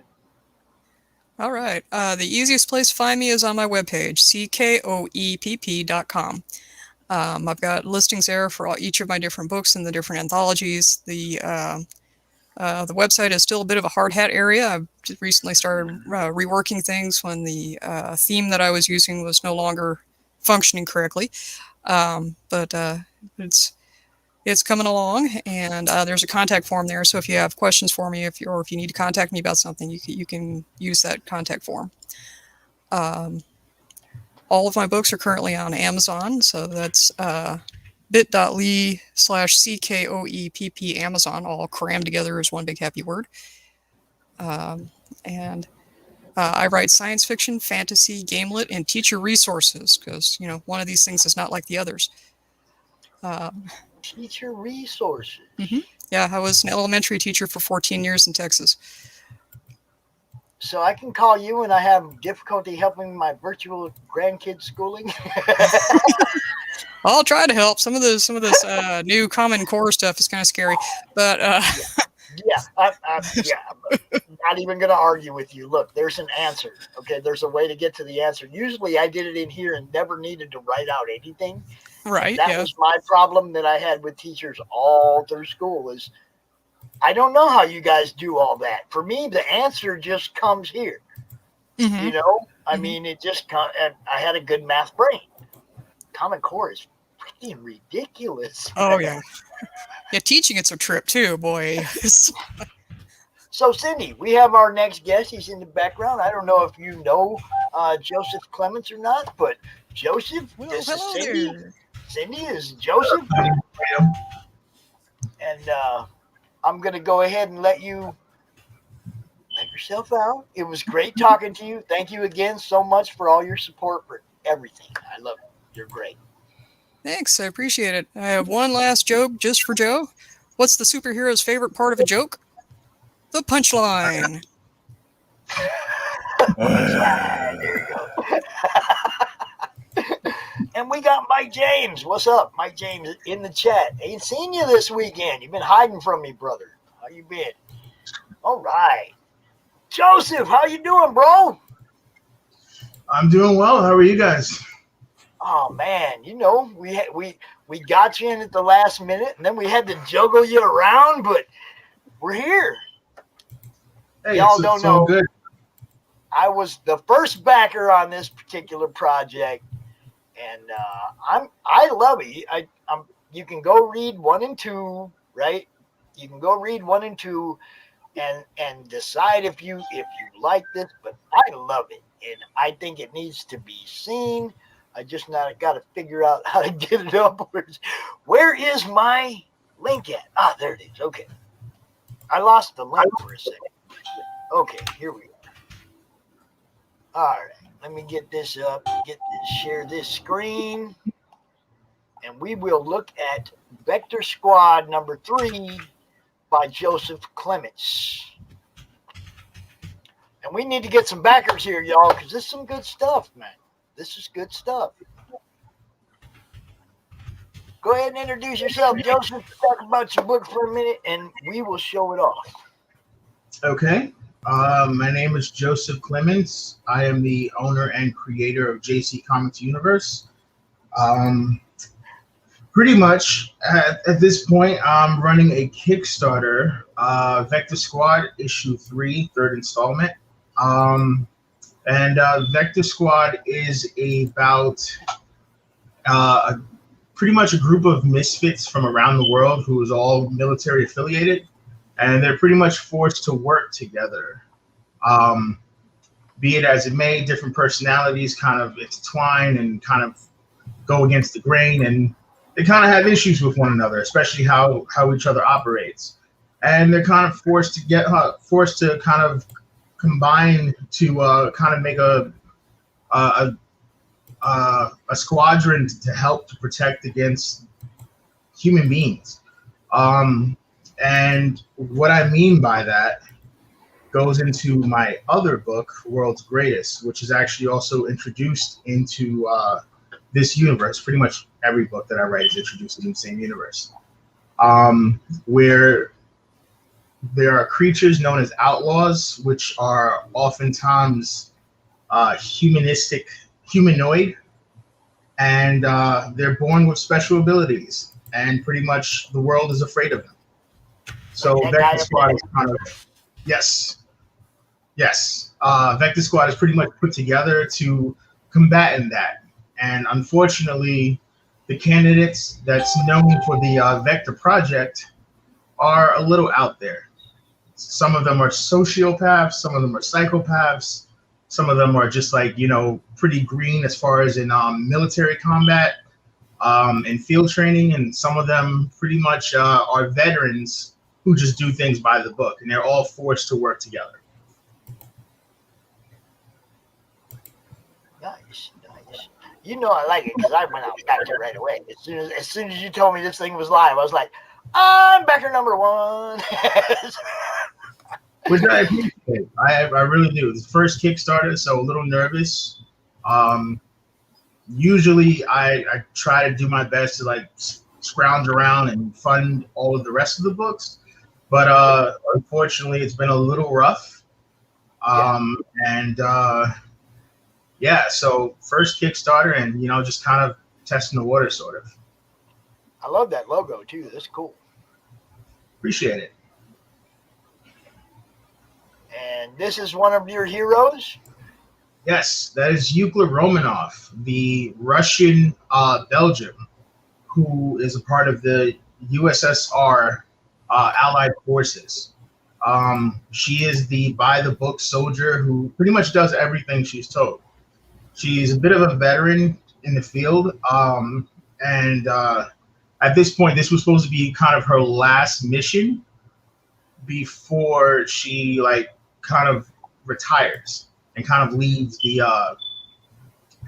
forces to kind of live a regular civilian life. Unfortunately, as she quickly learns, things pretty much isn't exactly that simple. Right. You never get to leave. You got to be beaten out of the gang, man. Usually, that's how it goes. You know how that works. All right. Did Ninja likes the artwork? You bet. I appreciate that. Go check it out. Go back it, bro. Go check it out. That is this is the main cover for book 1, which was done by a very talented artist, Scarlett Lay. And really loved the way it turned out. This is the variant cover for book 1. WT Paradise Art Studios done this one, and this is the second variant for book 1, who was done by Stacy McDowell. Super talented artist. She's done a few of my other characters in the past, and that will eventually be released at some point. This is the main cover for book 2. That was done by Tech Mail, which is what he prefers to kind of go by. Very talented, really skilled. Problem is he's a little shy, so he prefers usernames rather than, you know, actually for me to release anything more. Well, you know, I read 1 and 2 on your webpage. We should probably let people know what that link is too, so that they can go read 1 and 2, and then they know they want to come back and buy number 3. You know what I'm saying? So drop that link to your webpage, JC Universe. That's what it is, right? I thought I had it. What am I doing? Yeah, JC Comics Universe. Yes, that's right. As Pops had mentioned, both books 1 and 2 is available for full read on digital copy. For anyone who might be asking, you know, if you have the digital copy, why buy the physical copy? I put a little extra in the physical copies. I know people are really big on like pinups and posters and stuff like that. So there are some exclusive posters in the physical copy that is not shown in the digital copy, as well as the same thing for each variant. Each variant has a different poster in the back of the book to highlight the characters. Right. What I know, like you say, you just launched book 3, okay, and 1 and 2 are available for people to go read on the PDF, and they can buy them too. But it's like, I want backers for this project, and the way we're going to get backers for this project is for them to know they can get caught up on the story. And whether that's with a PDF or with the hardcover or whatever, we get them caught up on the story. They're going to want to know what happens in issue 3. You can't get a PDF for issue 3 if you don't pay a little money, right? This is the goal. We're trying to get them to look at this one, and you know, hey, that's how you got me. I went and read 1 and 2, and I was like, all right, I want 3. I want 3 in my hands. You know what I mean? So eventually, I'll be able to pick up 1 and 2 in the actual physical copy. But right now, I just wanted to make sure I didn't miss out on this one after reading 1 and 2. And, you know, 3 actually picks up right where 2 left off. So, like, pretty much, you would definitely have to read 1 and 2 in order to kind of understand what's going on in 3. Cool. All right. Sure. Let me get this link.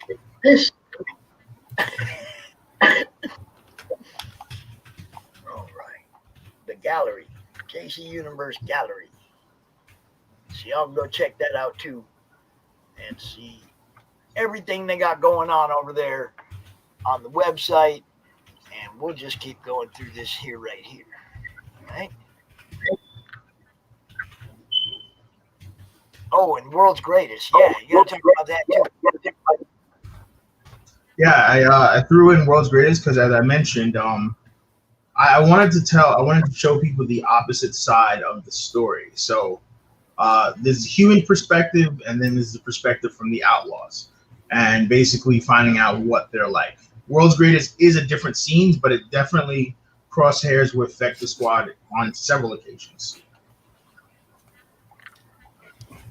And is it antagonistic or well, it can go both ways. World's Greatest, a lot of the stories that I write isn't so much about who's the good guy or who's the bad guy. It's more about who you side with based on the reasons why they're doing whatever they're doing. Right. Oftentimes enough, they don't really see themselves as, you know, good and bad. They might do something really messed up to kind of help people in the end, or pretty much vice versa. They might do something great. That's really just more self-serving. I know how that is. There's a lot of people out there that, they don't see outside their own yard, and that's okay, but in order for us to rise as a people, we got to bridge those gaps. There's too many gaps. It's crazy. The gallery looks sharp. The Ninja likes the this gallery. is the Checking out the page, so, I appreciate that. This is a art book that's pretty much combined all of the covers as virgin covers, as well as all of the pinups in the back of each book, and pretty much puts everything together. Nice. Let's see. We got the team, yourself, Gwendolyn Rivers, Donovan Portal, Paul Akeda is your illustrator and colorist. Over here we got the $12 for PDF and a physical copy, and that's ships anywhere in the world. $17 because $5 because you believe.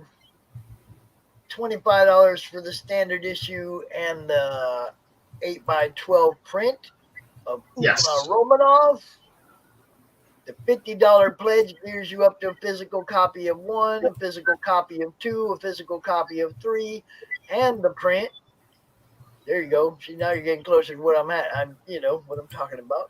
You got the variant covers of all 3 again. $50 to get all 3 and the print. Full throttle. Looks like you're getting everything. All 6 books. All 6 covers and the print. So, the ultimate. And the ultimate's giving you world's greatest. What else? All 30 books. All right. You get all 3. You get all the prints, all of the 1, 2, and 3 variants, as well as 1, 2, and 3. You get the original poster print of Euclid, as well as an exclusive poster print of a different version of Euclid, along with World's Greatest, and there will be another PDF of there will be another print of Joanni, which is also the other character. So there you go, y'all. It's like, it looks pretty good. I like this particular one. The facial expressions, I just love that. That's hilarious. I like that. You can tell, you can see the they don't really like each other, do they? Yeah, they're not too much of a fan of one another. Euclid feels that Joanni's a little too young and inexperienced to be her partner, and Joanni feels that Euclid is kind of like a meathead. Like, she doesn't really understand much, and she doesn't really know much, and she just does what she's told. So Joanni being more of a handler and being like the genius out of the two, she kind of looks down at her. And it's the same thing for Euclid. Euclid kind of looks down at her for a lack of experience. Yeah, well, that happens to all the rookies, right? Carry my bag. Next thing you know, dude's got your job. That's just the nature of the beast. That's pretty much it. I did something. This is not exactly for the campaign, but I wanted to do this for the campaign. I don't know if I was able to do it. I had sent you a link in your inbox. This was for the main character of World's Greatest. The DeviantArt page? Yes. Okay, let me see if I can get that over here.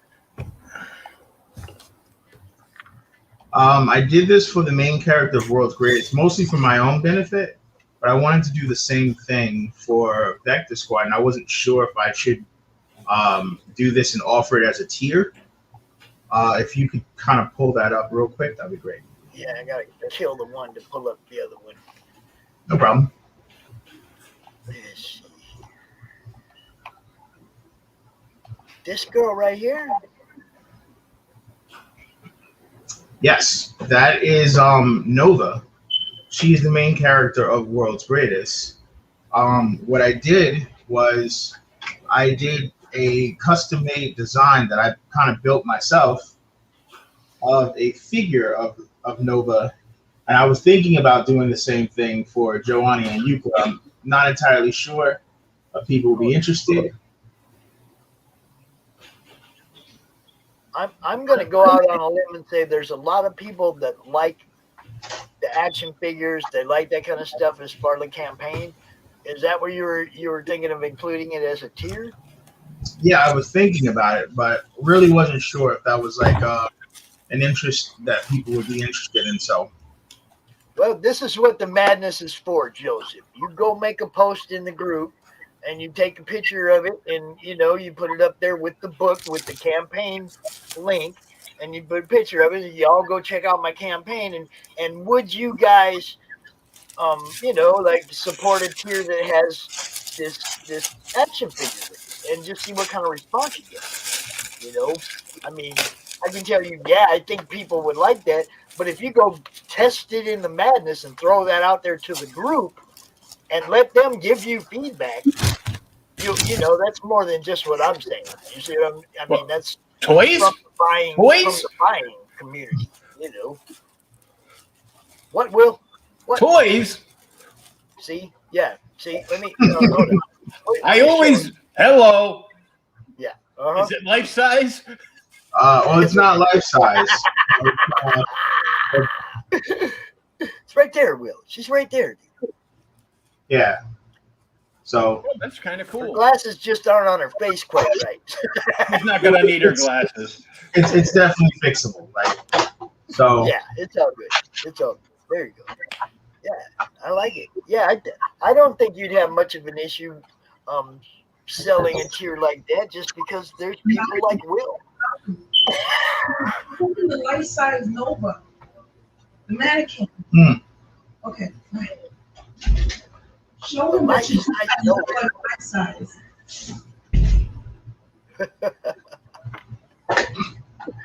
Yes, please. There's a life size version of her that I will show also.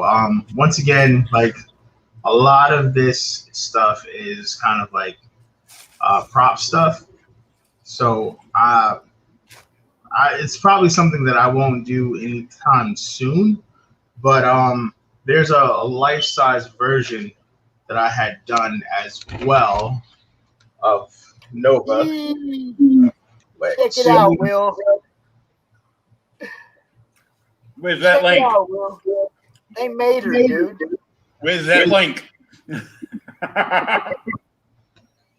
So that's awesome. That's awesome, dude. That's right on. I need a big old pops in the corner.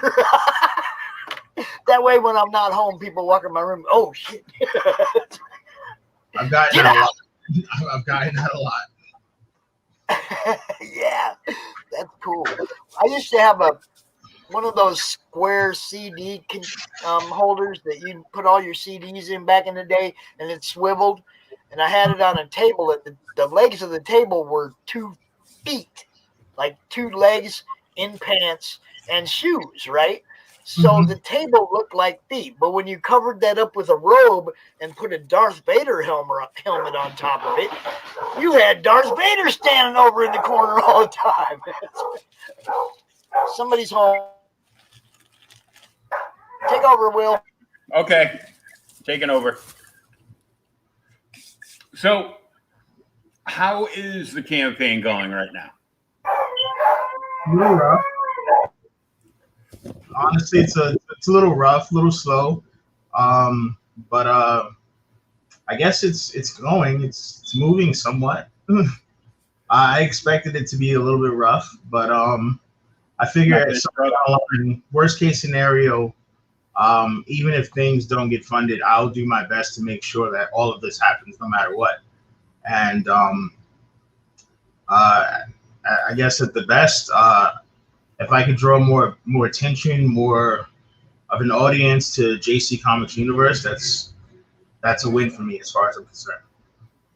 Yeah, you need to be posting links for the campaign like twice a day in like every indie group you can find, plus on your own personal page, and getting on as many podcasts as you can to talk about the campaign and the book.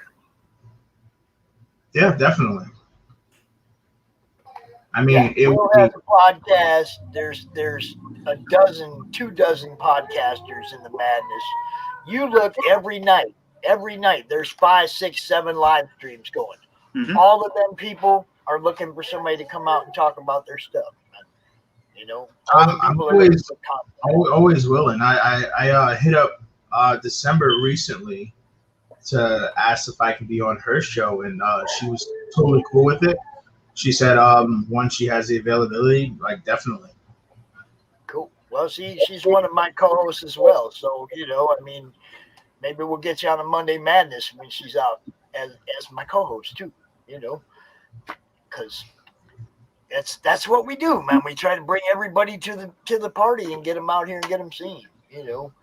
So if you got December talking to you, she's one of our people. We'll get you out here. Don't worry about it. But there's so many more. There's Michael Watson. There's Drew Esch. There's, you know, Kelly Gordon. There are so many Red people. Valkyrie. Yeah, Shay at Red Valkyrie. There are so many people that are doing quality podcasts that have a quality audience now. You know, I mean, yeah, there's some people that don't have nobody watching. There's some people that got 2 dozen people watching every single stream. And, you know, it's like you can go out on YouTube and check somebody's stream out, and you can see how many people are viewing. You can see the amount of views that they're getting on their shows. Those are the people you want to talk to. Hey, can I be on your show? You know, come out, be enthusiastic, sell Vector Squad 3. You see what I'm saying? It's like, put it in people's face. Go watch some of them Brian Polito promotional videos. Get that in your face attitude. Start making people buy it, more or less. You know what I'm saying? Get excited. Show everybody how excited you are about your project. And that rubs off on the people like me that are out there telling people about it. And the people like me that have read 1 and 2. And we're like, yo, y'all need to go check out number 3. But if we're more enthusiastic than you are, do you see what I'm saying? It's a harder sell. If you look like, yeah, you're jacked, then my looking jack don't look funny. You know what I mean? It's like, sell your book just as hard as everybody else that's trying to sell it does. Promote, and find your style of getting your message across. You know, don't be afraid to be a personality, be the guy, be Vector Squad. You see what I'm saying? Be your product. Put it out there in front of people and make them look at it. Like Mike Barron says, you grab them by the throat with the first panel. You see, I mean, and Mike's an old guy like me, you know, and he's out there and he's like, that's how you got to do it. You know, get their attention. However you got to get their attention. Grab them by the throat. Hi, Trish. How you doing? Good to see you out here today. Got to grab them by something and you know, get that book into people's hands. Yeah, because I mean, if you were a fan of G.I. Joe when you were a kid, this is an adult version of G.I. Joe. Or whatever, you know, it's like you find that little catchphrase, that little selling point, and then you pound on it, and you make a hashtag out of it, and you see what I'm saying? It's like you push it. You know how to do this, Joseph. I ain't telling you nothing new. That's why you're coming out here. You know, promotion is king. Exposure is king. Is the more people that see it, you know, what's Brian call it, the 10% rule? Mm-hmm. If 1,000 people look at your book, 10% of them or if you show it to 1,000 people, 10% of them are going to look at it, and 10% of those are going to buy it. So for every 10 books you want to sell, you got to put it in front of 1,000 people. Now, that's not always the rule, but when you're starting out, that's kind of the rule. You got to get it out there and get it seen to get people to throw the money at it, you know. And right now, the whole indie freaking universe is throwing their money at people like you because we all want new content, you know. Go out there and show them book 1. Go out there and show them book 2. Make them look at it, you know. Make them look at it. Put up a link just to book 1. You say, go check out book 1. You know, when you get a little feedback on that, then man, you should go check out book 2. You send them a link to that. And then when you got them hooked, come on down by book 3, baby. You know, it's all a fish hook, man. I don't know where my next guest is, so geez. I had a munchkin behind me though, don't I? What are you doing, boy? You got a slingshot and you want it? You got a poopy slingshot? Unbelievable. Come here. Let me show these people what I'm talking about. Let me show it to them. It's one of it's a little poop that goes on the slingshot, right? What is it with all the poop promotion anymore, man? What is the pecophilia going on in the country right now? Everything is poop. Well, shit. Yeah, sort of. You know. Martin Zavala, where are you, dude? Martin. I think that whole thing started with like the poop emoji, and it just blew up like explosive diarrhea on South Park. It's crazy. Nice choice of words. I'm twisted like that. We're all a little twisted, brother. Martin Zavala, where are you? Speaking of missing people, where'd Phil go? I don't know, man. I thought he said something about lunch, and it's been like hours. Well, I can't say anything about that because I had company come over. I grabbed lunch, and then after lunch, I had so much to eat, my sugar spiked, and I passed out until about 6 o'clock last night. Yeah, and I mean, yesterday wasn't a great day for you, and I'm sorry about that. Let's go ahead and push this book one more time while we're waiting for Mr. Zavala. Y'all go check out. Where'd my banner go? Y'all go check out Vector Squad, man. Go check it out over there at JC Comics Universe and the Kickstarter. How did I lose the Kickstarter page? Where'd it go? See, sometimes I just like kill something that I'm looking at. It's horrible. And I can't find it again. I don't have my backup. I don't have my backup out here helping me out, Phil. Let's see, what do we got? Nope, I'm gonna have to go back into the Facebook and get yours because it just don't want me to just go there. So do it like this. 4 backers, y'all. This book deserves more than 4 backers. Let's make this happen. Let's get a little bit more action on this. It's a good book. It deserves to be seen, backed, and read. Look. That's why they're made. They're made to be read, not put in plastic coffins. There you go. Hex dropping it up there on Twitter. I know that's where he's going with it. I appreciate that, Hex. What happened yesterday? Was it work? And you're working now. You're not supposed to work on CRoM Con weekend. You're supposed to tell your boss, nope, can't do it. I have to spend money that weekend, not make. It's all right. You make that money because you give it. You can do both. Yeah, she's a super backer, Joseph. She's all over everybody's campaign. So You know, if she goes Who's and that, takes a look Trish? at this and likes it, she'll be getting it, and Mike will be looking at it, and then they start telling all their friends, and hopefully it snowballs into, everybody buy it. That's how I look at it. I don't know where Martin is, y'all. We may have a dead spot here. I don't think we'll have a dead spot. Anybody right now, since we ain't got Martin, anybody wants to come out and plug that didn't get to be part of CRoM Con, say it now. Let me know. I'll send you the link. I don't, I've already got the link, though. While we're waiting, I want to look at these again.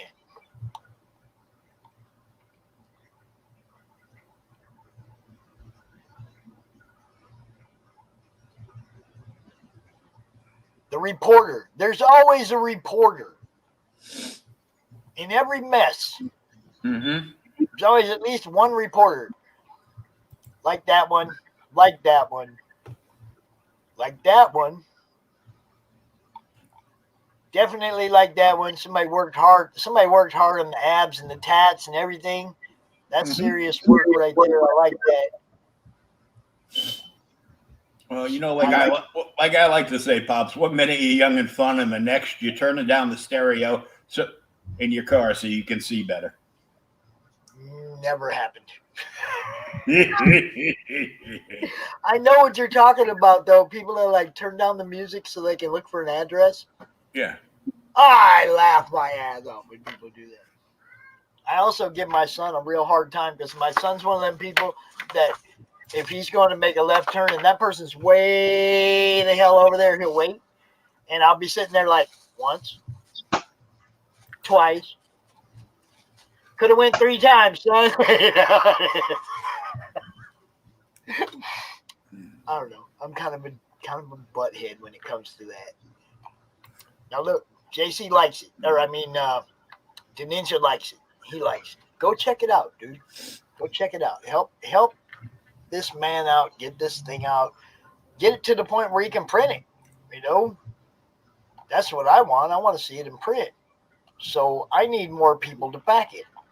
Like, that's just how it is. It don't get printed if we don't back it. 3,054 days. Now, if we get it out there and get it seen, we can do that. We can do that if we get it out there and get it seen. So what you have to do, JC, is you got to drop this thing in the Madness once in the morning. You got to drop the link in the Madness once in the afternoon because things scroll too fast. Somebody comes on the Madness, they're not going to scroll back 3 days to see where you posted that. You got to put it up twice a day. Once in the morning, once in the evening. Okay? You got to talk to these other people on the shows. You got to go talk to Barry and over there at Indie Bolt. You got to talk to all the people. Get on all the shows, as many shows as you can get on for the next 3 weeks. Push it hard, take a little break, and then push it hard again for the last 2 weeks of the campaign. Don't burn yourself out trying to do it every day, but push it hard enough now so that people are looking at it. And then we'll push it hard again at the end and get all those, those stragglers that weren't sure, that's when we suck them in, is at the end, But you got to have numbers. You got to get out there and get seen. So, big time. Get it out there and get it seen. Joe, you want to come out for a little bit, bro? You can. Come out here and talk about, I know you're coming out later, but if you want to come out now, you can. I don't care. I don't know where my next guy is. So anybody who wants to come out, send me a message. I'll bring you out here. And if anybody sees Phil, smack him. I already DM'd him. I go, what are you doing? Pulling a me from yesterday? Yeah. So yeah, you guys go check this one out. JC, it's always good to talk to you, sir. Like I said, I'll talk to December. I'll try to get you out on one of the Mondays where she's out with me as a co-host, and we'll let her. We'll put her to work selling your book.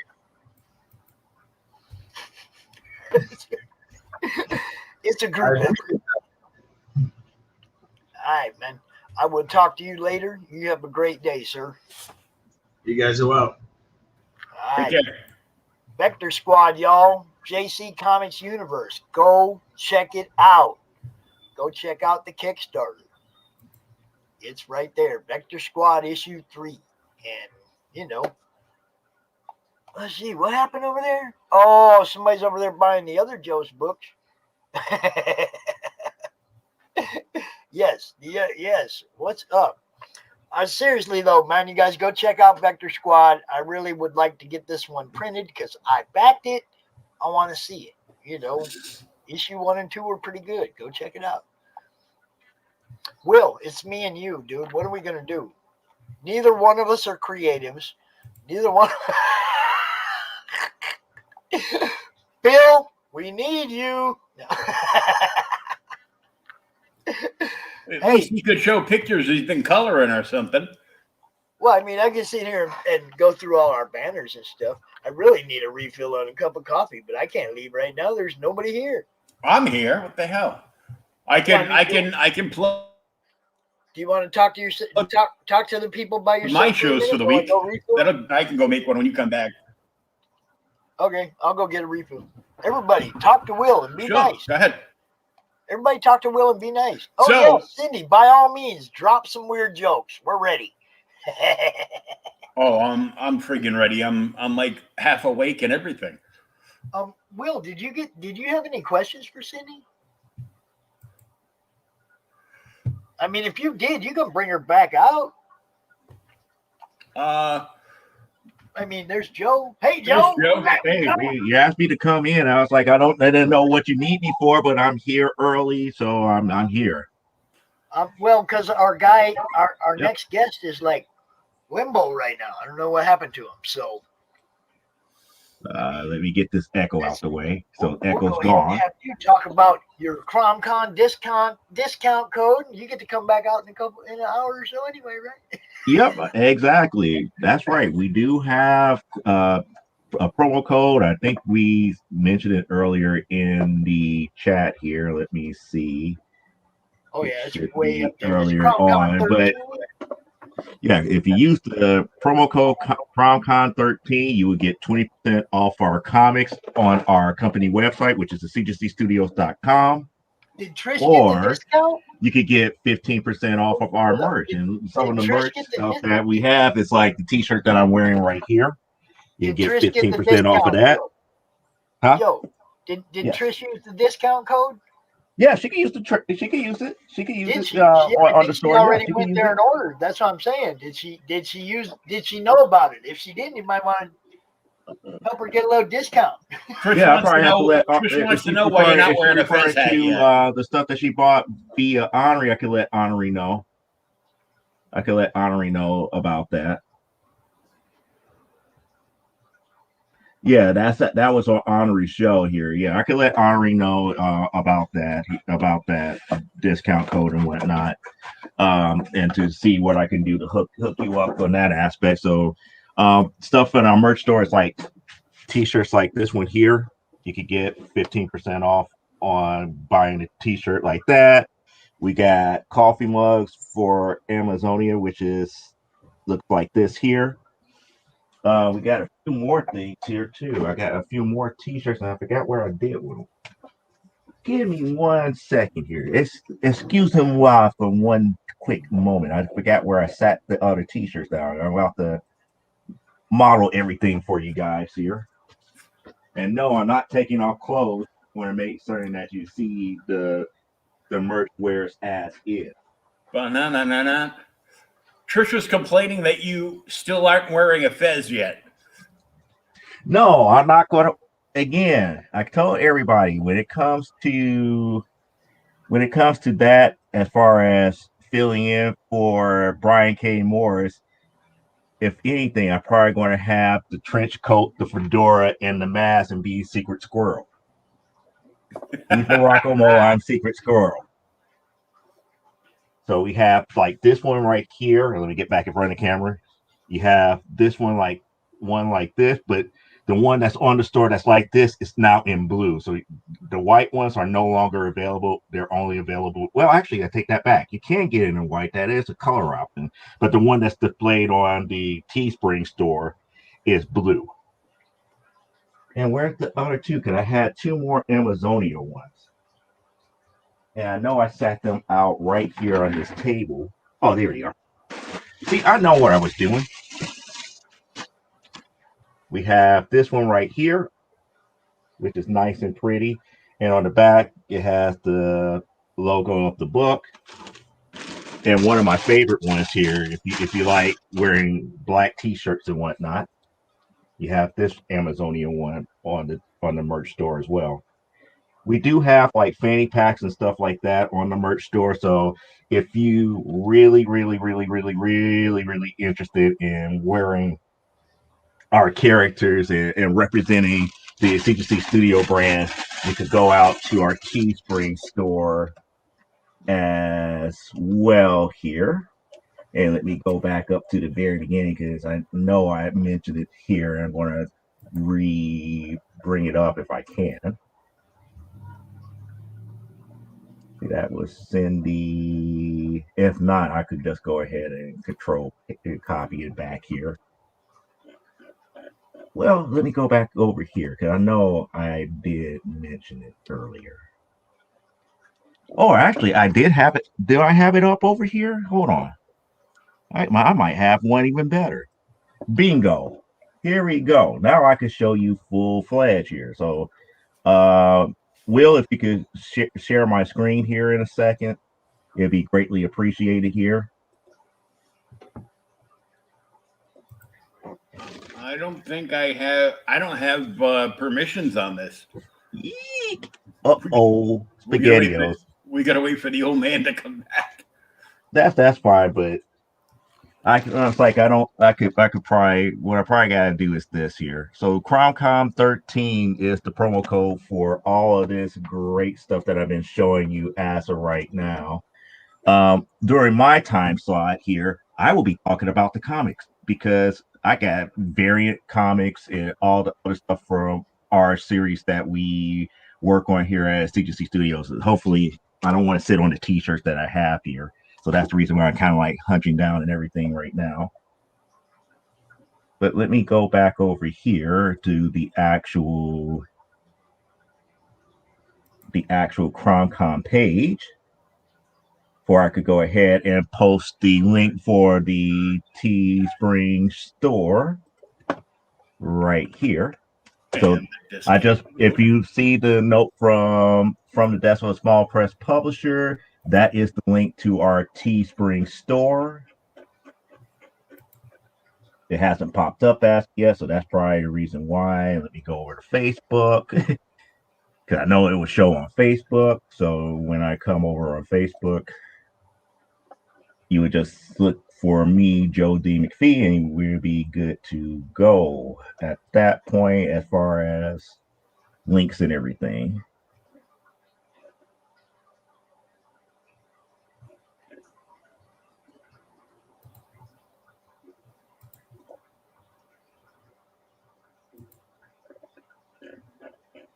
It's not keeping up with me. Oh no.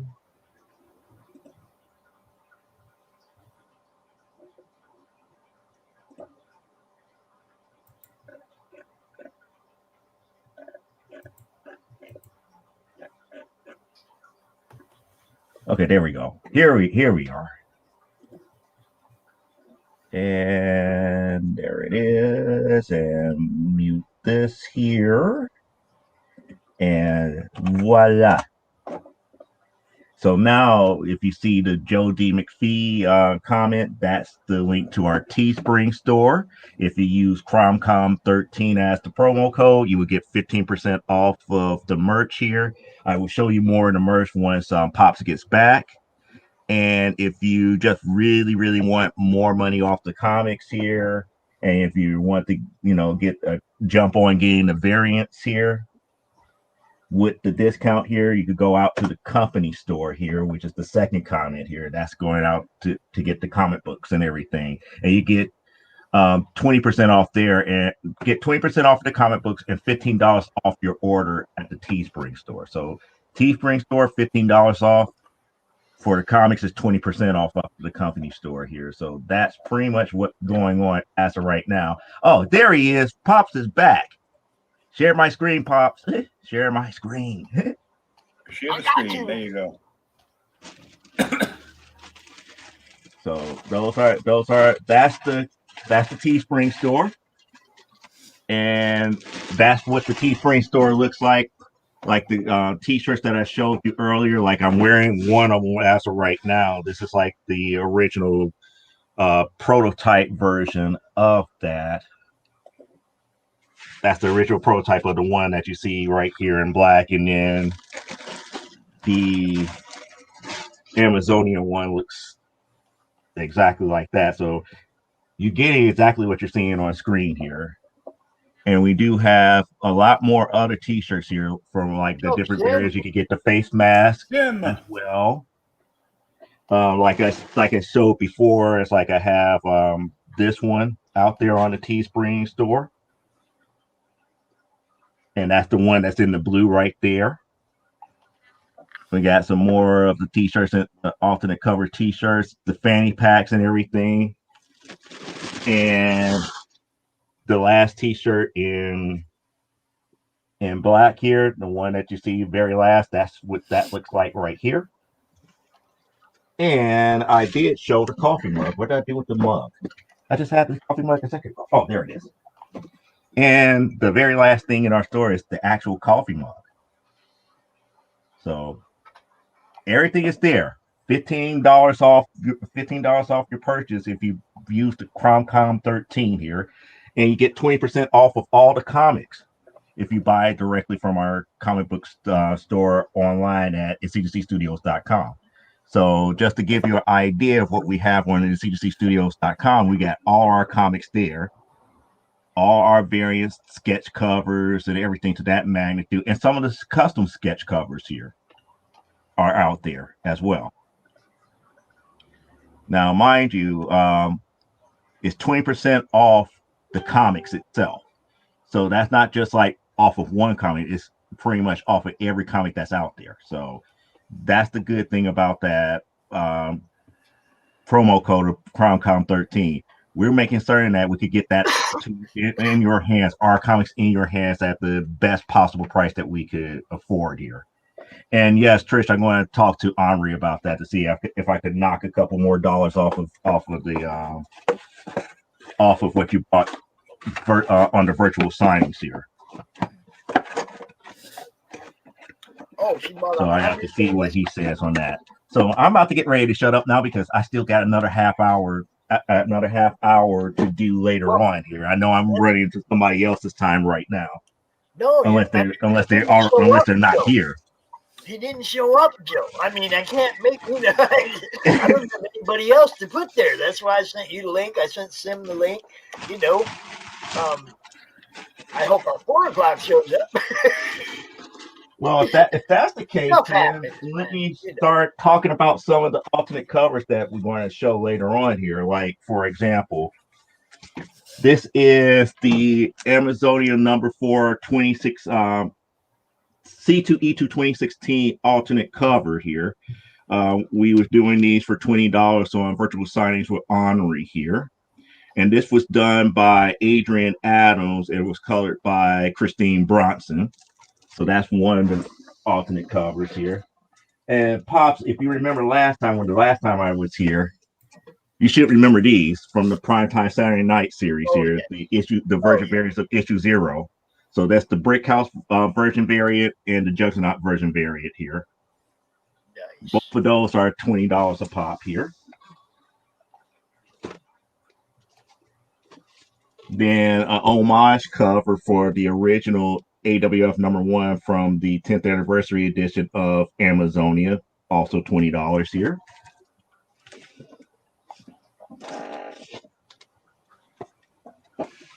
The C2E2 variant for Amazonian number 6. This was the official branded one. Let me move my finger out the way and get the glare off where you can actually see it a little bit better. Tilt it. Look, tilt it back or you tilt it forwards. You see what I'm saying? Because that the glare's gone. You just tilt it back a little bit. It's all good. Beautiful. Yep. There you go. That's the official branded C2E2 variant of issue number 6, also $20. Now, this is the Christine Bronson alternate cover for issue number 6, also $20 as well. And then we have the Elaine Haygood version of 10th anniversary number 1, $20. Now these all fall under the CRoM Con discount, right? Oh yes, they all fall under CRoM Con discount. The Christine Bronson version variant of the 10th anniversary of Amazonia number 1, also $20.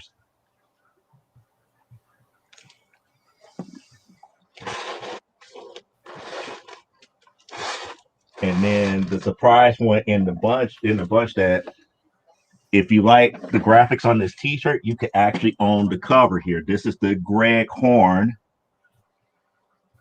Wizard World 2010 variant of AWF number 3.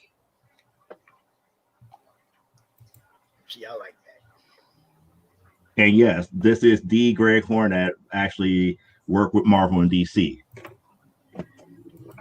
I can't wait to get issue number 5 of AWF out there because he did the cover for that one as well. And here is the Elaine Haygood variant of Amazonia number 6.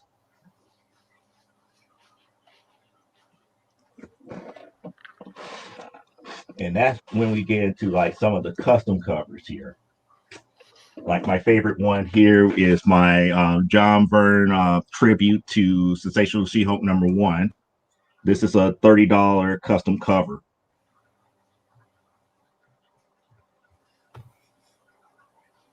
And this is the one that I was like really hard pressed to let go. Right. Yeah, I'd have a hard time letting go of that too. Yep. And then we have Elisa Masters in cosplay of Big Barda from DC Bombshells. So the main character cosplaying as Big Barda. I did this during the Keystone Comic Con in 2018. What's up, Sim? It's, Oh, there's Sim. I'm not. How's it going, Sim? I'm dropping by to say hi. I can't stay for too long because I've been having some internet issues today. Like, I don't know if you saw in the morning, Rose. I kept getting lag. I was on the golf course, bro. I had to get out the house, get out the chair for a little bit this weekend. You know, I had to go play golf this morning. I could not sit and watch the morning roast. So how are you guys doing? Hey, it's another good day, man. We've been, you know, I mean, double-digit viewers all day. We've got a few people backing a few people's projects. Somebody bought another one of Williams' 47 Furious Tales and got to watch them get packaged up right there in front of them. It's, you know, we're doing what we do, bro. Sweet. And as I noticed, your guest didn't show up yet. Yeah, I don't know what. Yeah, we're playing impromptu right now. Yeah. Well, Can I show the more or less kind of like the riskier stuff if I do the censoring on it?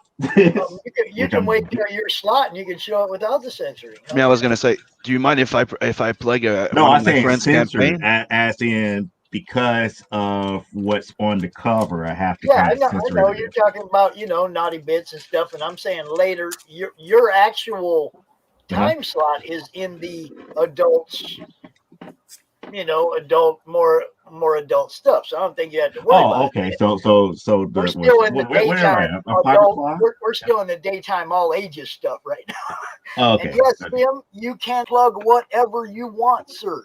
I have one of my friends that launched a campaign by surprise today, and we did the surprise morning roast for him. You got to do one too. And that's why I'm gonna say, let's do a little plug for that from my friend's book called Murder Weapon. Yeah, bust it out. He just launched it. He's asking for $1,000, and you can get the book plus a card and a poster for $10 USD, and you get a double pack, and you can get his one bundle with his previous book. Pretty simple. Okay, the art's cool. And if I saw Christian Rossi on there, but who else we got? Come on. the owner is Aaron, the creator is Aaron Calamari, and He has multiple creators on it. The main artist, I think his name is hold on, what's his name? Anyways, yeah, you have cards. Simon? What's his name? Simon? Is that what his name was? No, you have Christian Rossi doing a piece for it. You have Joe Ball that did a piece for the campaign. Yeah. You have Art of Zoo. You have me here. Yeah, that's the one. That one. And Rafael Crestani is the artist on the book. The creator is Aaron Calimari, lettered and edited by Adam AF, which was the co-writer on Bloodhound. So it's two of my friends doing their own little book, and I wanted to plug it. Yeah, that's why we're here, bro. That's why we're here. You just launched this morning by surprise. Yeah, well, Rich kind of dropped that on me too yesterday. He's like, "Hey, man, is it okay if I launch the Indiegogo tomorrow on your show?" I was like, "Okay." And right now, he said that anybody that goes back it right now today, right, will get the trading card of this. And if it does well and he reaches his funding, he might unleash it as a variant cover. Nice. So go check it out. Do that, y'all. It's his third campaign, and don't worry, he fulfills. He did Cybershock, the one I colored, and he did More Lethal. So all those two books got fulfilled, so don't worry about it. Sim, do you know JD? Yep. What's up, Sim? We've been on a few different Oh, streams. Mr. Calderon is here. Mr. Joe, what's up? What's up, Pops? JD said, I ain't missing my spot. Yeah. These guys don't know what they're doing. I better hurry up and get in there. I couldn't tell you. I wasn't. Unfortunately, I was preoccupied doing something else. But yeah, I'm sure you guys know what you're doing. You guys are pros. I do my best. I was late today. Yeah. I had everybody. Yeah, one year anniversary, and he's late today too. Right. Well, you know. Well, we went to the golf course this morning, JD, right? And we got behind a couple of old people that were walking. Oh, okay. No carts? Come on. And it's like, so we weren't like trying to go fast because we didn't want to be like right up their butt, but they never offered for us to go ahead of them either. Right. You know what I mean? They didn't like, hey, you guys go ahead, you know. So we just kind of sat behind these old guys all day.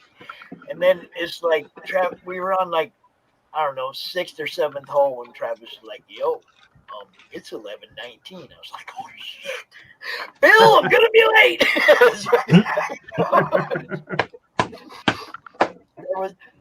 We got done by noon, but I didn't get home by noon. Right. Live out in the boonies.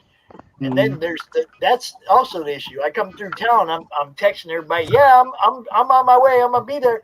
And then once you get out of town, it's a total Wi-Fi dead spot all the way to the house. Ah, gotcha. So there's no more contact once you get out of town. That's still 20 minutes away. Right. You know, so I mean, yeah, we made it. We're here. We're having a good time. Sorry, 20 minutes on the internet. That's like a lifetime for some people. So. Well, I mean, for me, trying to get home in time, 20 minutes was, yeah. You know, hurry up, drive fast, hurry. Hey, Pops. Will's out here by himself. Joe, JD, I'm gonna dip out. I dropped by to say hi because my internet is buggy a bit today. I don't know what the hell's wrong with the internet here today, but you're botting out a bit. So before I get kicked out, I'll say later, everyone. Take it easy. Later, Sam. Okay. Murder Weapon #1. Go check it out. And real quick, yeah, Joe stuff too. Go check it out. Joe's gonna be back out here and come back at 5 o'clock because I got more stuff to show you. Nice. Joe'll be back out here. So. Yep. Nope. So I'll talk to you in a little bit. The floor is yours, Mr. Calderon. Thank you, Joe. I'll talk to you later. All right. So what's up, gentlemen? I need links, bro. Drop me a link in the private chat. Oh, yes, I can do it. Just give me a sec. You know. I must make banners. It's one of my things. Gotcha. You know, I got like probably 150 banners in the studio now. I got everybody's links, everybody, you know, all my stuff. It's crazy. Right. But yeah, everything. You got everything everything. So let me ask you a question. Like, how many people are you interviewing or like are coming on to talk this weekend, bro? I'm just curious. Well, I didn't count, but it's usually, I mean, it's like 20 something a day. It's usually around 50 for the weekend. But this weekend we added Friday. We got 6 or 7 people that missed out that want to be on Monday. So, you know, I'll still be out here tomorrow night from 6 o'clock on. It's crazy. Yeah, it's CRoM Con weekend, bro. It really is. It really is. Shit. You know, that's cool though.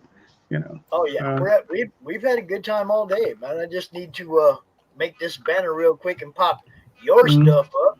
Do you want to share a screen? Do you want me to? I can do it from here. Hold on. Right. I pop up the banner. There you go, y'all. Nice. Hold on. No matter how many times I do this, it's always like, okay, I gotta hit this, I gotta hit this, you know. My problem is always hitting the one that shuts everything off. I already kicked myself out of my studio, I think, twice today. So right. Have to come back. There it is. There it is. There it is. That's that's the one that's currently running. We got 9 days left. We got 77 backers. We're 2,300. We're in a good spot. We already broke one stretch goal at 2,000. We're looking to break another stretch goal at 2,500, which we're not too far away from, which I think we'll get through that. Yeah. We have we got that's for a trading card, and then at 3,500, our third stretch goal, if we get that one, it's going to be a metal bookmark. So that's going to be really cool. And this is what the book looks like, right there. It's 100. Yeah, volume 1. About 144 pages. This is 5 issues of the first of 4. So all illustrated by Daphne Lage, written by myself many moons ago. We're printing these through Mix'em. I don't know if anybody knows them. They do quality work. They do fantastic work. We got like a few of these printed up just as early. Just so we know what we're getting, you know, just so we knew that the files were set up properly. Like we made little corrections on them, like Daphne on this one. By accident, she had used, I guess, Times New Roman for the numbering, you know. And I was just like, nah, that doesn't look right. And so she changed it. So we changed it to a different font. So it looks a lot better. Do you have one book that you went through barking shit up and trying? We need to move this bubble over here. I got an Tessie like that was Rich's. Yeah. We editor copy. Oh, okay. Yeah. The editor with all of his edits in it. Right. Dude, I think I need to collect those now. Well, let me know if you want one, because I have them. I tend to destroy them after a while. Oh, dude, no, that's like, look, this ain't just his work. This is his correcting his work. You know? Let me see. Yeah, I think there's a niche for that in collecting. I'm a weird collector. What can I tell you? Right. I don't know I don't know if you heard me what I was talking about before. It's like I used to collect things. I didn't want Stan's autograph on a book. Right. Like I wanted Stan's autograph on his favorite album. Yeah, if you look at this is the Oswald Chronicle. So this is one of my advanced copies, right? So it has no blurb in it, so there's no description as to what happened in the issue before. And in the back, there are blank pages. Right? And that's because, you know, I was just like, I don't really care if I have a couple of blank pages. I only ordered a couple copies for my printer, you know, and then I don't know if it doesn't look like this is the one I marked up, but I have a copy that I marked up in like a red pen, and I just take it all. Yeah, man, that's part of the process, man. You have to go in there. You have to, you know, really fix that stuff, you know? Yeah. And as a collector, to have that particular issue of somebody's book, the one that they use to make their corrections and stuff. Come on, man. What if you end up being like super fucking famous later on, and my grandson comes up with this book that you used, you used to edit the copy that people actually have? You know, I mean, that's like, yeah, I want to put as much of that kind of stuff in my grandson's hand as I can. That's really cool. That's another thing everybody has to remember about me. All this stuff that people send me, it's all my grandkids. It's all for them. You know. Yeah, I mean, man. I'm gonna read it and I'm gonna talk about it and I'm gonna show it off, but I'm gonna be gone and it's gonna be there. You know? At some point, I'm gonna be gone. It's gonna be there. So anything you send me is for the grandkids. Remember that. Right. There you go. But yeah, man. But it's how you market. It's how you market it, bro. You know what I'm talking about. Of course. I know exactly what you mean. Yeah. So I mean, look. So I mean, Tall Tales, long-running series. We have this is a reprint of a volume that we had done a few years ago. We had done an omnibus. The omnibuses, they're out of print. We don't have anymore. So we're not producing those anymore. So we broke it up. And this is going to be the first time we're going to do it like this. Because originally, even the omnibus is only a 6x9. And we were originally doing them like this. So this is the new printing. So you can see this was a digest. That's the old printing. Hold on. Let me get that up. Yeah. Okay. So you can see there, that's a digest size, right? And that's the full comic size. So this is the way we're doing it now. So this will be the first time it's gonna be done like this in this format. So, and this one was originally 4 issues. This one has 5. So, so anyone who wants to jump in is new. This is the perfect jumping on point. The book itself, if you just want the copy of the book, is $15, $5 shipping. They come signed by myself and Daphne. That's pretty much it. We're also offering up, and let me show you this guy. If you wanted to add on, we have this guy, right? And this is a Silvermane. He's one of the characters in the story, and they're limited edition. So if you wanted to get one, you can actually do it as an add-on. So you can buy the book. Who's doing these for you? I had these done about 12 years ago, right? Oh, so we've had them for a while. What happened was I had done probably about, this is a vinyl figure. Okay, so this is vinyl. All right. So I had done about 2 years worth of research. I said, oh man, that's something we can get into. We can sell those, make a lot of money. Okay, fine. We had about 1,200 of them manufactured in China. 2 weeks after I get them, the economy collapses. I mean, collapses. And that was it for that. So we ended up stuck with a bunch of these, but we've sold a boatload of them, but we still have, a decent amount left. So we're moving through them. And like this guy here, $15 plus I think maybe $10 shipping. So and that's and then with a little bit extra with the book. And like I said, if you look at him, he's a little bit posable. His arms move up and down, his waist moves, his head moves. So he's actually really cool. So yeah, it's a fun little thing. And like I said, it's vinyl. It's not like your regular action figure material. This is a vinyl figure. So if you know anything about the vinyl scene, the quality of it, it's just really, really good. So yeah, those things will last forever. Yeah. And after you read the trade, you can make a shadow box, put the trade inside and the figure on the outside ledge, and it makes a beautiful display. There's your display. Exactly. So, so it's fun for the whole family. I mean, to let everybody know what Tall Tales is about, Daphne likes to describe it as Robin Hood meets Disney, right? Or Lord of the Rings meets Disney. It's that sort of thing. So the story itself, Daphne and I were very young when we first came up with this. I mean, we're old. I mean, I started in '92. So when we first, it starts off as kind of like a quest adventure. They're on this quest to seek out this ancient relic that was stolen. So they're trying to get it back. And they come into conflict with some family. They come into conflict with some other warriors, and they find out there's this entire mystery behind this child that was stolen. He was an emperor, and then we find out it's not just a mystery. It's also his uncle who's trying to do something to gain control of of their country.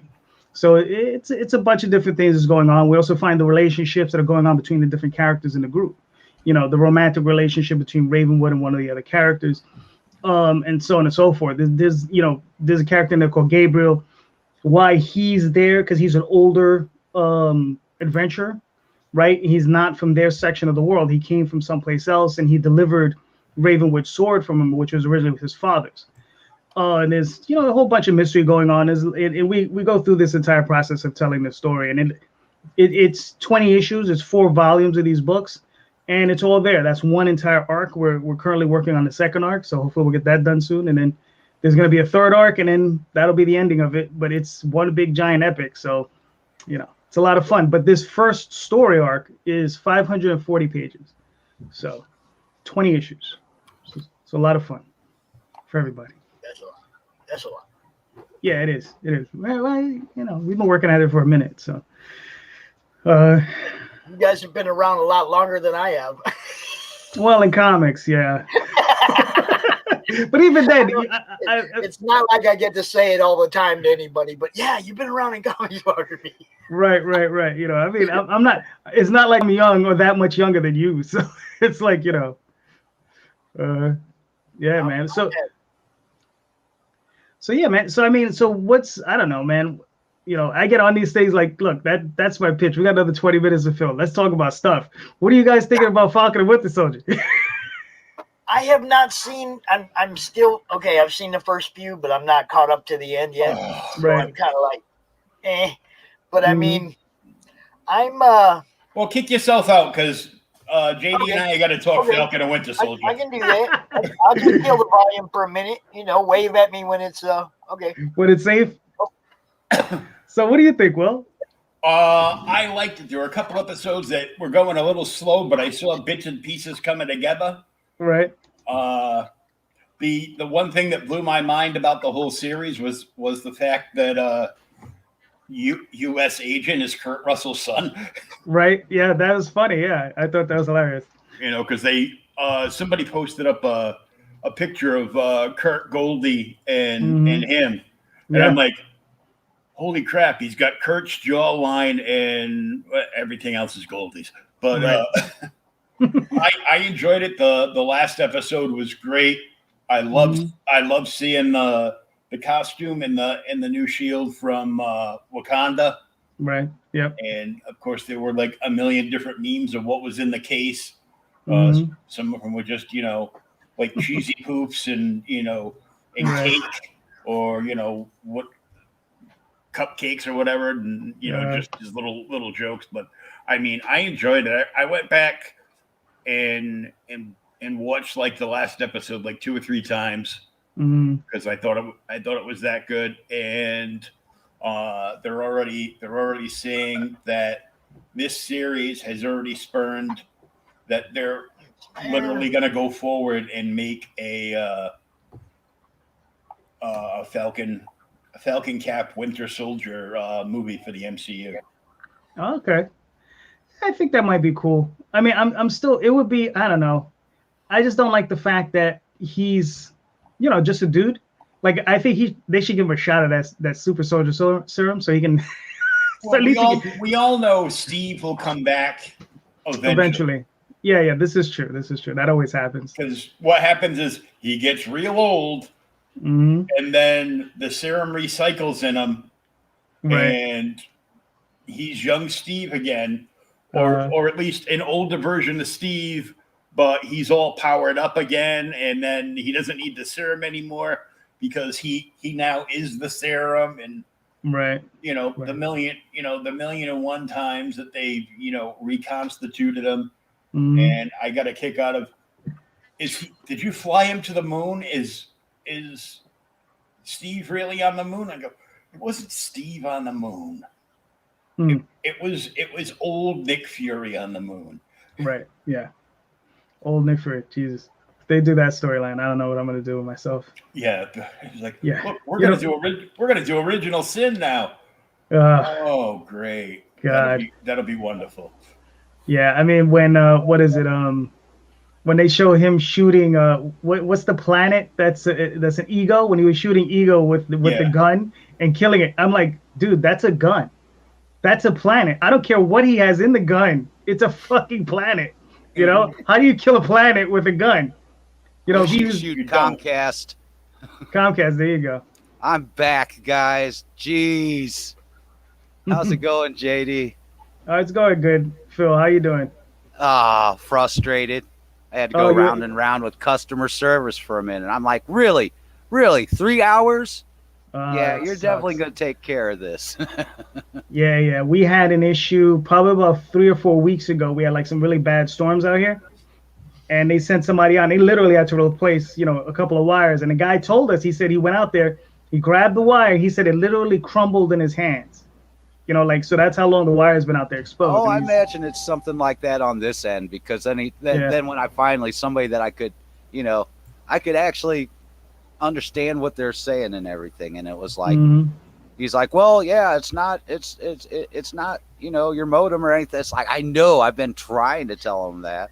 It's like, and there's a signal degradation in your area. It's like, yeah, I could have told you that a long time ago.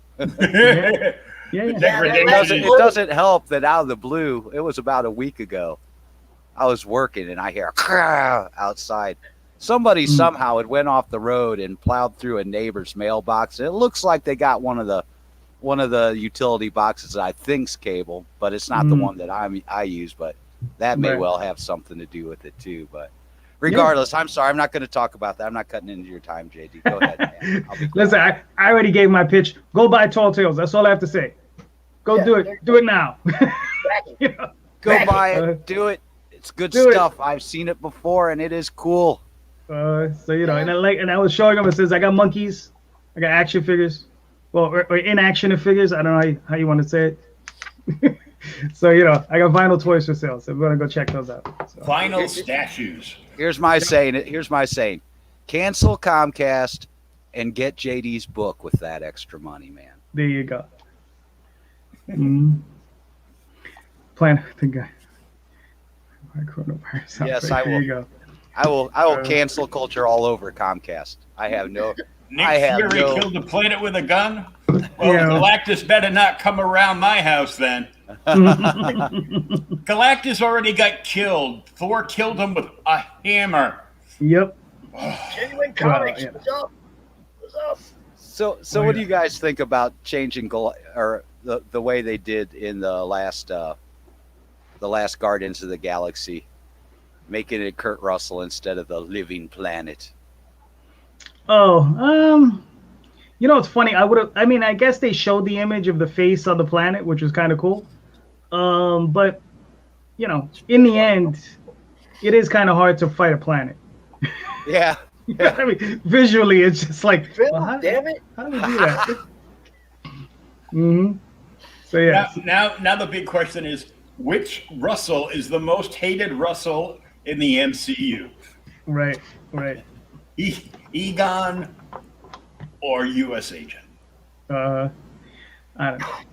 I can never really truly hate Kurt Russell, after watching The Thing and Big Trouble in Little China. Yeah, I just rewatched that. That is such a good movie. Come on. Escape from New York.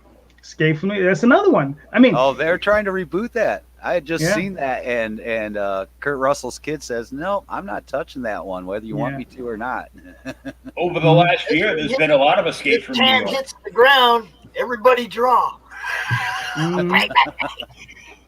Yeah, I mean, Kurt Russell, I don't think gets enough credit for the amount of like crazy sci-fi fantasy movies he's been in. You know what I mean?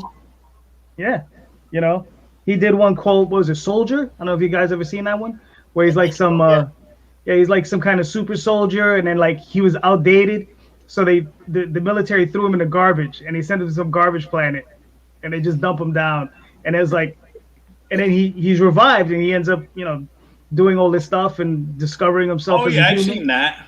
Yeah, for free on Tubi. Yeah, hell, it doesn't matter where you saw it. Hey, if you can give me an app where I can watch like free TV and movies, I'm happy. All right, there you go. Shit. JD, I'm so glad to see your campaign doing so well, dude. Oh, thank you. Yeah, I mean, the only time my campaigns don't do well is when I put them on IGG. It's just Indiegogo is a tough one for me, man. It's just a tough one. Well, we're starting to build the madness presence up there, bro. So maybe next time we get you a little more play. Yeah. Like so I said, you doing both, JD? You doing both Kickstarter and then over to Indiegogo? Yeah, we'll probably transfer this one over. I mean, we'll make a few $100 on there. I look at it like this. I mean, I mean, there's a lot of people creating a lot of new content. I've been in the game for a while, so this is stuff that I've created a while ago. So this is new. This is for people who are coming new to it. right? So what I'm trying to tell people is like, look, this stuff I've printed over and over again, you know, and there are ways, you know, you have the money you're gonna make now, and then you're gonna have the money you can make in the future, you know, and this is just one extra way. If you know, my goddess in this is Wendy Peeney with ElfQuest, all right? Yeah. She's been printing, I mean, way longer than I've been in the business. She's from like the early 80s. She has reprinted that book so many times in so many different formats. It's incredible, you know. And I take my hat off to her. She keeps that her IP alive, you know, so many different ways and so many different companies, and she's made, you know, a huge living off of it, you know. So I mean, it's one of those things. People think, you know, it says, oh, you got your campaign now. I says, yeah, but you got campaigns you're gonna be running for years and years and years, because this stuff, it's evergreen. You can just keep printing it, you know, as long as your stuff, you know, as long as your stuff is good, you can just keep going, you know. And even if it is the first run, I always find that, you know, you run Kickstarter, and then with Indiegogo, it gives everybody that didn't have a chance or didn't know about it off of that first run at Kickstarter to get a chance to actually get in on it. Exactly. Yeah. Like I said, my books tend to do decent on Kickstarter, and then, like I said, Indiegogo, that's my mean mistress. You know, you go to her, you get punched in the mouth, but you try to have a good time with it. You know. Yeah. Well, it's like I said, it's, you know, you have some people that only use one or the other exclusively. Right. And they're only going to buy it on one or the other, and then you have the people that, you know, I mean, might have missed it on the one, and they have no problem with picking it up on the other. They just need to know about it. And the problem with the IGG, I've noticed, is a lot of people won't push as hard on it. Right. They'll go out and they'll talk about it a little bit, and then they go, nobody's paying any attention, and they just kind of like, you know. Right. Well, I know some people try to use that. They kind of use it as, even though it's frowned upon, they kind of use it like they don't put the time limit on it, so it kind of becomes just like a short-term little in demand. That's the goal, is to get it to in demand on Indiegogo. Right. That's what William's doing right now over there. He already has everything printed, so he can like instant fulfill, right? Right. That was in demand before he even got funded. The only reason he even went to Indiegogo, he went over there, he set up a low funding goal so he could get to in demand and just pump them out as people order them. He's already doing that, but that was his whole purpose of going over there. It wasn't to make some huge goal or anything. It was to get to that point where Indiegogo is your store for that book now. Yep. Yeah. I have a store in demand. Every now and again, I get an email. You know, they're like, "Oh, we're sending you some money," and I'm like, "Oh, that's cool." And I'm like, "Ah, shit, I gotta go fill that order."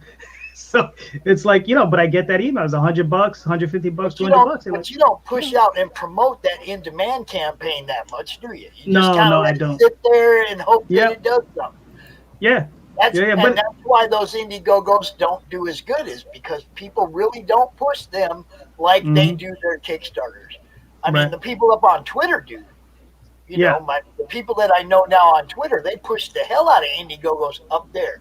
I try to bring that stuff down to the madness and send the Kickstarter stuff up to Twitter where those guys are at and bounce everybody off of each other. You know, we're trying to bridge that gap between the two. You know. Yeah. The one thing I've been finding interesting is this book here is a trade, right? What I've been doing up until this point is mostly just comic books, just regular books, you know, Saddle Search books. The one thing I notice about this is I don't see a lot of my regulars. What I'm seeing is a lot of new people.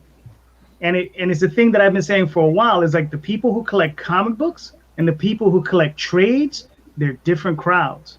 Yes. So that's why I always tell people, it says, do a comic book first and then do your trade, because you're going to pick up on two separate groups of people, and you're going to be able to make, you know, extra money that way, you know? Right. Well, and people want it all all the story self-contained, so they don't have to worry about all the different issues. They get it all right there, and they don't have to wait for the next one. They got the whole story arc going on and all that. And see, I'm that collector that wants every floppy. Yeah. Right. because that's the thing. Different people got different what they like different. You know, Right. I mean, Yeah. Right. they You didn't want have those virgin trades when I covers? started collecting comics. I just thought that was a shortcut. Now, my question for ongoing, and I don't hear about it much, is Trades are for readers, not collectors. Basically, what do you guys think? And I don't hear many people say too much about it. What do you guys think about the print on demand with something like Kablam and like Indie Planet, where they can get it at any time and you don't have to worry about making new runs because they're printing them up as they come and sending them out? I guess you have to talk to somebody that's using them and see. Right. I mean, I think it's fine. You know, the only thing is that their core cost on it is a little high. Yeah. So that's the only issue I have with it. That core cost is a little high. It should be a little bit lower. It's, you know, like I could talk about the business and maybe some things I would suggest. I don't know what Kablam's margins are or whatever. They might have really high margins. I don't know. But like I said, that core cost is probably a little bit high. But I know for myself, whenever I do my books, they're all limited edition. So when I get them, I number them, I sign them. Oh, yeah, yeah. Yeah. So like, you know, the trades aren't, but the regular comics that I do, they're all limited edition. They're either 200, they're limited, of 250 or of 500. Once those runs are done, I will not be reproducing them in that format ever again. You might see them with a new cover. You might see them as a trade. You might see them in color. You know, you'll see them in some other form, but it's going to be different than the one you got. Nice. Yeah. All right, go ahead and give everybody that final rundown where they can find you, bro. We got. All right. And then I'm going to introduce you to our next guest. All right, cool. So yeah, like once again, Tall Tales currently on Kickstarter, right? We got another 9 days. You go check it out. Along with the book, we're selling vinyl figures of Silvermane. He's one of the characters in the story. Oh, cool. Yep. And and that's pretty much it. It's 5 issues in one book, 144 pages, $15 for the graphic novel, another $5 for shipping, so it's not that expensive. And the figure, the toy can be added. It can be an add-on. So there you Can go. I see that figure a little bit closer, JD? Yeah. That's what you get for being late, Phil. We already saw it. See? That is cool. You know, his head moves, his arms go up and down, his little waist moves. That's about it. You know, it's an action figure. Cool. All right. So our next guest was somebody that was sent to me by Alex Daw over at Energy Comics, and his name is Bleynat. Hey, welcome to the madness, sir. Welcome to CRoM Con. Glad to be here. 1 second, let me pull my mic up. There we are. All right, so Pops, with that, I'm gonna make my exit. All right. All right, JD. All right. This is Webb. Webb, this is JD. Y'all have Good a to good meet you, day. JD. Good to meet you too, Webb. As always, buddy. All right, Phil, Will, I'll catch you guys on the flip, as they say. Oh yeah. Take All care, right. man. Take it easy, guys. I'll talk to you soon. Webb, good luck, bro. Sell Thanks, them man. books. Sell All them right. books. All right, will do. All right, bye. That guy gets it. See, he says, "Smell Yeah. it, sell those books." Sell All right, those so books. Hop Crop. I don't know what Hop Crop is, but now I have to go follow you on Twitter. Yeah. The name sounds more interesting than it is. It just I named myself that because I wanted something that was catchy and I like beer, so hops, a crop of hops. That's what I was thinking. Yep, There you go. that's the one. All right. But I'm Irish, so Yeah. Alright, so- See, this guy knows what I'm talking We about. won't hold it against you, Will. I wouldn't let you hold anything against me. I'm joking. I got Irish blood too. It doesn't Come on, matter. kids. Come on, kids. We have a new guy. We got to set a good, first. Well, I mean, I'm a spaghetti potato myself. Got I hear ya. Irish and Italian. That's, Yep, me too, bud. Me too. Yep. I like it. That's a great combination. Ask my little Precisely. mom and my big dad. So yeah, Webb, go ahead and introduce yourself and tell people about your project. I already have it ready to pull up, so let them have it, man. You got people watching. Let them know what you're about.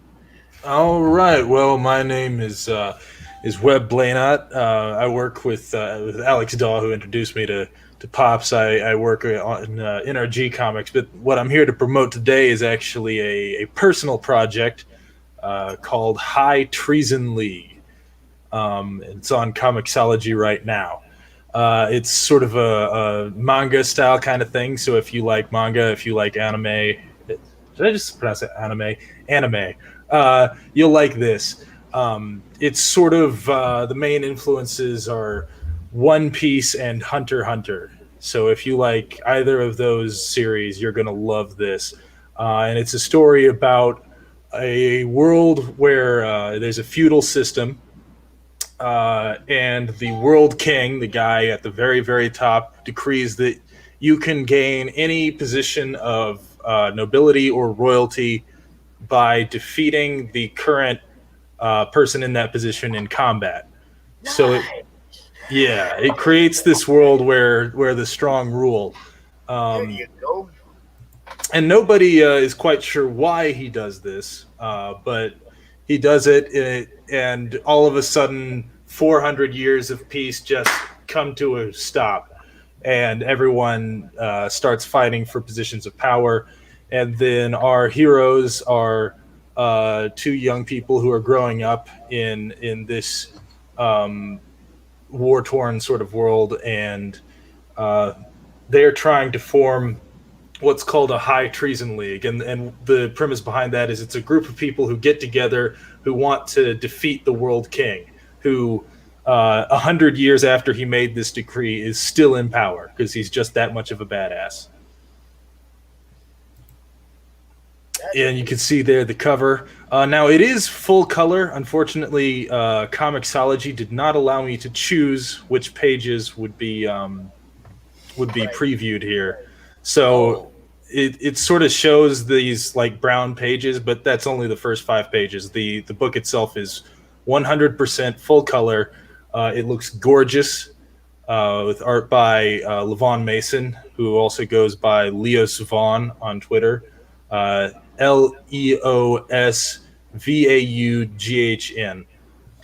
You should definitely check him out. He's a fantastic artist, and I'm really lucky to have landed him. And is his name somewhere in this so we can go look for him? Yeah, okay, I see it. Yeah, Levon Mason. Actually, let me just link you. There's a link right there. There's a link right there. Boom. Yeah. All right. It's all right. We can find him. Sweet. And to send him an invitation to the madness, my friend. So might as well. Is that how Comixology does? They just pick your first 5 pages for your previews? I guess so. I mean, I've submitted it to Indie Planet, but it hasn't made its way through the process yet. I currently have the one and only print copy that currently exists right here. Oh yeah, but Indie Planet seems to take a minute. Yeah, they take their sweet ass time, but they allowed me to choose whatever pages I wanted to preview. With Comixology, they just took the first couple, and that was that. Cool. Yeah, I did not know that. I wasn't sure about Comixology. I know how Indie Planet does it, but not Comixology. Yeah, I don't know why that's the system, but for whatever reason, that's what they go with. Yeah.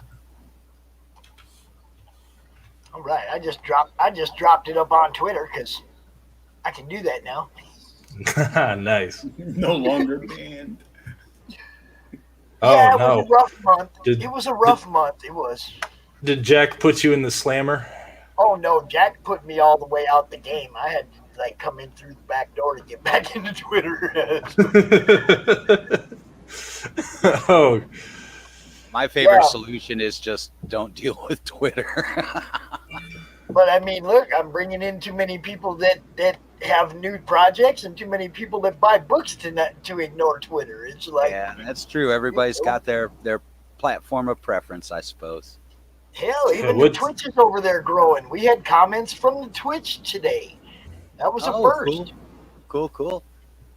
You know, we went over 300 subscribers on YouTube. The Twitter is only like a little over a week old, and it's almost back up to 300 again. So nice. You know, we'll get it back together. The platform shall grow.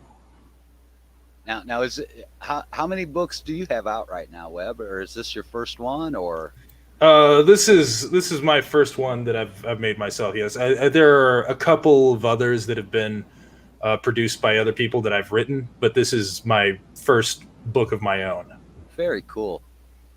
Now, is it gonna be an ongoing series, or? Yeah, it's going to be long running.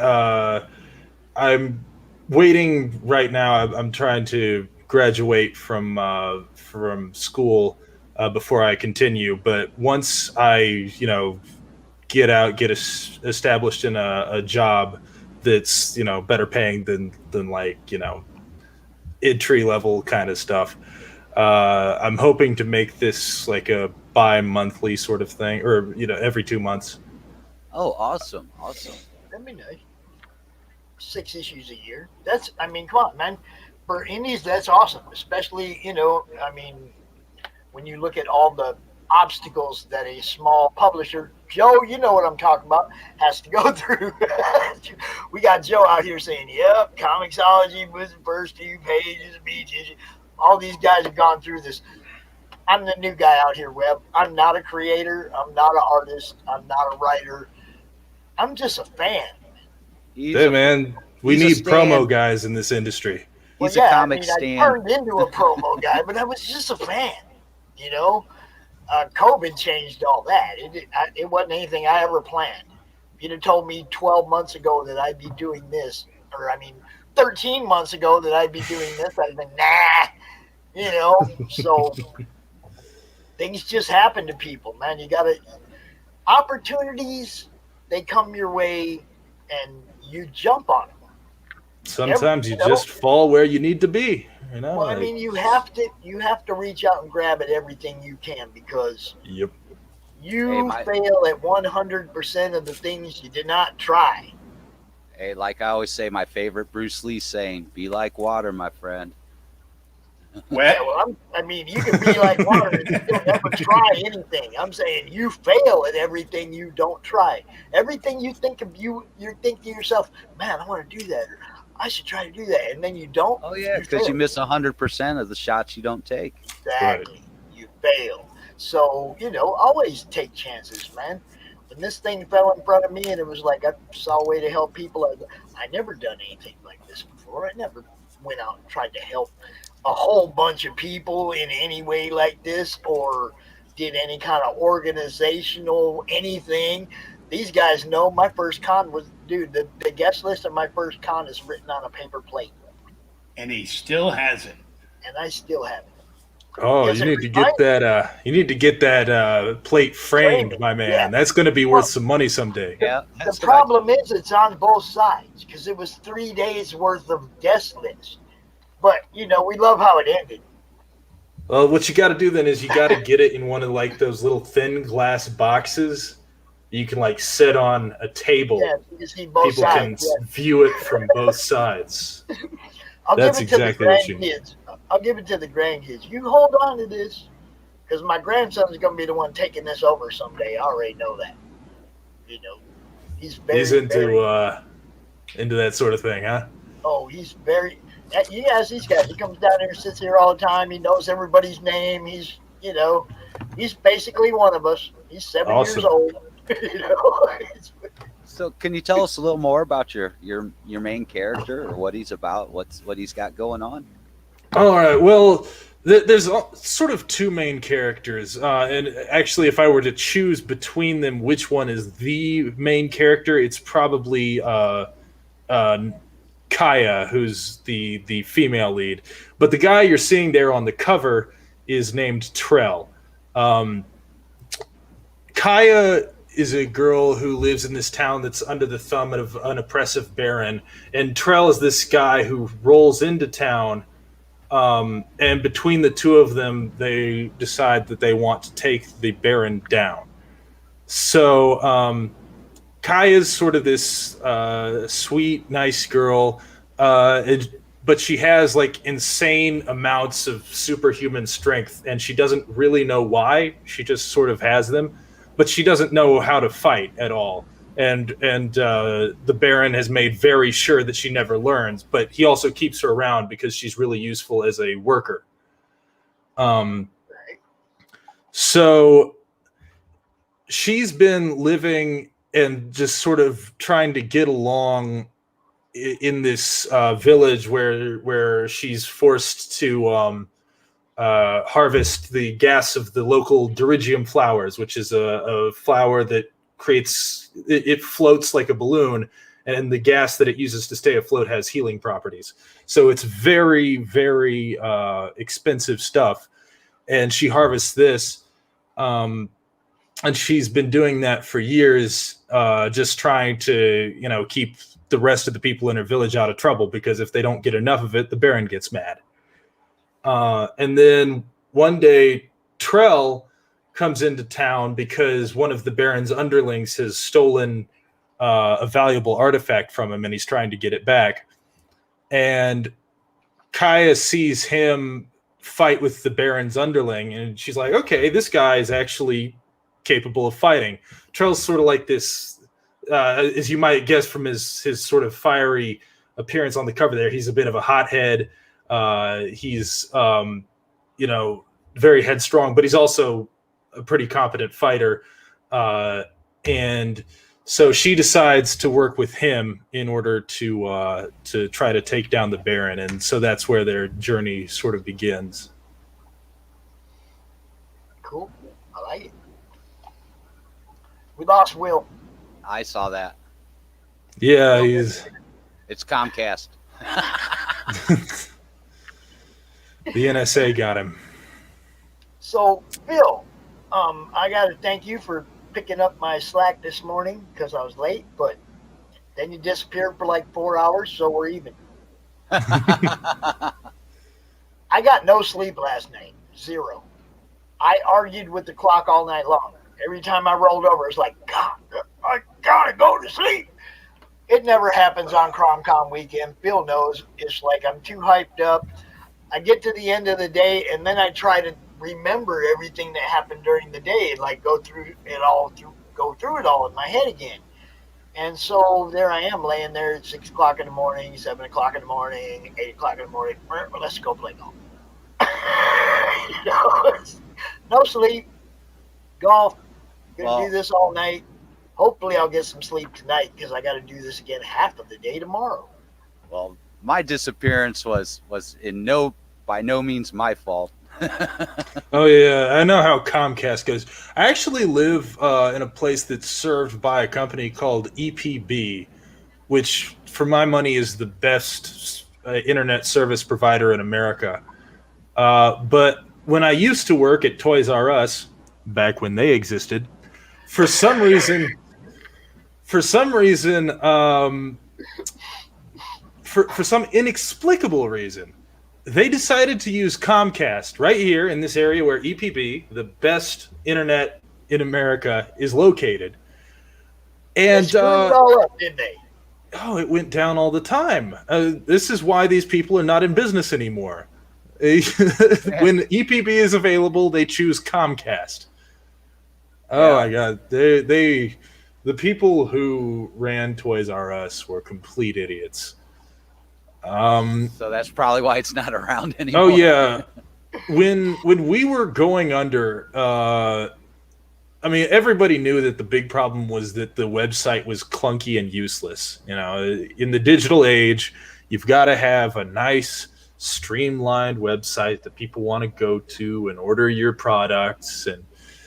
And I was actually in shipping, and so I knew that the website and the shipping software were absolute trash. It would crash all the time. Images of what you were supposed to be finding would fail to load. So there was all kinds of opportunity for errors and just the worst stuff. And you want to know what they decided, like at the last minute, what they decided to put their money into to invest in order to try to save the flailing company? What was that? They were like, oh, let's update our truck fleet. Because it sounds like shipping was the problem. Sure. Yeah, shipping. That's You where we're seen my having head issues. Go down before you even said that, huh? Yeah. Just yeah, the trucks. That's what we need to change. The trucks are too out of date. We need to get some nice, pretty painted trailers, and then people will see those and think that we got our stuff together.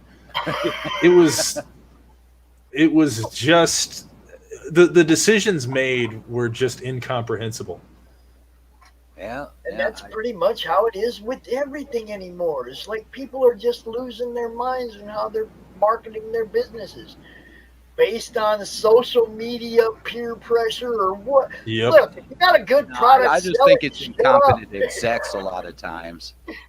If you got a good product, you sell it. You sell the product. You don't sell your position in politics. You sell your product. Just like this great people book are right gonna buy here. it, no matter what side of the fence they're on. As long as you're not out there declaring your side, that's like it's simple marketing. And there's too many people that are just like lost in social media and all kinds of look, there are a lot more people in America that don't use social media than there are that do. Now that number's slowly evening out. Maybe someday there'll be more of the other, but right now there's still a lot of people that don't come out here on Facebook or Twitter. They might use the internet, but they're not social media. They're not addicted to the social media aspect of it. Look, I mean, there's 7 billion people, 8 billion people on the planet. There's not that many people using Facebook. Well, I find as a creator and an artist that you gotta kind of span all the different platforms that you can. You do. I mean, what I'm saying is you have to be just selling your product as a good product, not because of some media issue going on out in the real world. Like this great product here, man. Yep, Yeah. High Treason League High number Treason 1. League. Yes. Definitely should purchase that. It is well worth every cent. 52 story pages of incredible action. Some really, really great character designs. Me and the artist both worked together on the character designs. I've tried to collaborate with people on character designs before, and sometimes it goes well and sometimes it doesn't, but I think his and my styles really work very well together. Oh, cool. So you write and do the artwork. Yeah, I don't do the book art, but Right. I like to design my characters at least up to a certain point, and then the artist will take over, and because I'm just barely above my mom's refrigerator sort of level of artwork, but That's good. That gives your artist the kind of idea where they're going to go. It helps them out, define it a little bit better for you. Yeah, I can at least give them enough of a vision of what I'm looking for in order for that to then be translated onto the page. So, and I like to make my character designs really unique and eye-catching. One of my actually my favorite manga/anime of all time is JoJo's Bizarre Adventure. I don't know if either of you have watched that. Yeah, I know about it. Yeah. Lots of very interesting character designs in that. And I don't have quite the same style Araki does, but I definitely, I like to try the whole balls to the wall kind of aesthetic, which is why Trell has a big phoenix on his back. It's awesome. I like it. It looks cool. Thank you. Yeah, that's one of my favorite elements there. And heck, I think even with JoJo's Bizarre Adventure, I believe, if I remember right, there was even a video game back in the day of it. Oh yeah, there have been several. I think the one most people would know these days is Eyes of Heaven, which it's a fun game for sure. I've played some of it. It's really cool. I do not get much of time to game that much anymore. I used to, but now I just stay busy. So I can't complain. I love working on books and on art. So, if that's the trade-off, that's fine by me. Yeah, there used to be a time where you couldn't convince me to put a video game down, but these days I mostly just like, maybe if I have a little spare time, I'll play some, I don't know, Minecraft or something. But for the most part, I don't play video games much anymore. To me, I keep getting caught in that. Okay, now we're repetitive. Now it's the same thing over and over again. Okay. Or you've hit that wall where the only way you can compete with people is if you start forking out money. Right, the pay to win games. Yeah, if every game is going to be like that, I'm just not down anymore. Well, that's why you need to do those single player, self-contained, story-oriented games, man. Yeah, you don't have to worry like about all that. like Fallen Jedi. Yeah, I did that. And, Fallen Jedi was the cool. farther you go along, the more you realize you're basically doing the same thing over and over. It's like Warframe. I liked the game. I started playing the game. I was like, oh, this is cool. It's cool. It didn't take me long for this is all the same. Okay, it's a different outfit, but I mean, yeah, once you know how to manipulate the different outfits, it's all the same. Give me pole position any day. Talking about outfit, I love that graphic design layout on the back there. That is really cool. Oh yeah, Leah is not just a book artist. He also has a background in graphic design. Okay, and so yeah, that really helps a lot. So I did sort of a basic kind of Phoenix look myself, and then he took it and ran with it and just made this awesome thing. And by the way, thank you to Ninja. I'm glad you like the style on this character. I really like how he turned out. Let's see. I wish maybe I might screen share to show you the female lead, because I really like her design as well. And of course, as I pointed out before, Comixology did not see fit to include a page that she's on. That's about right.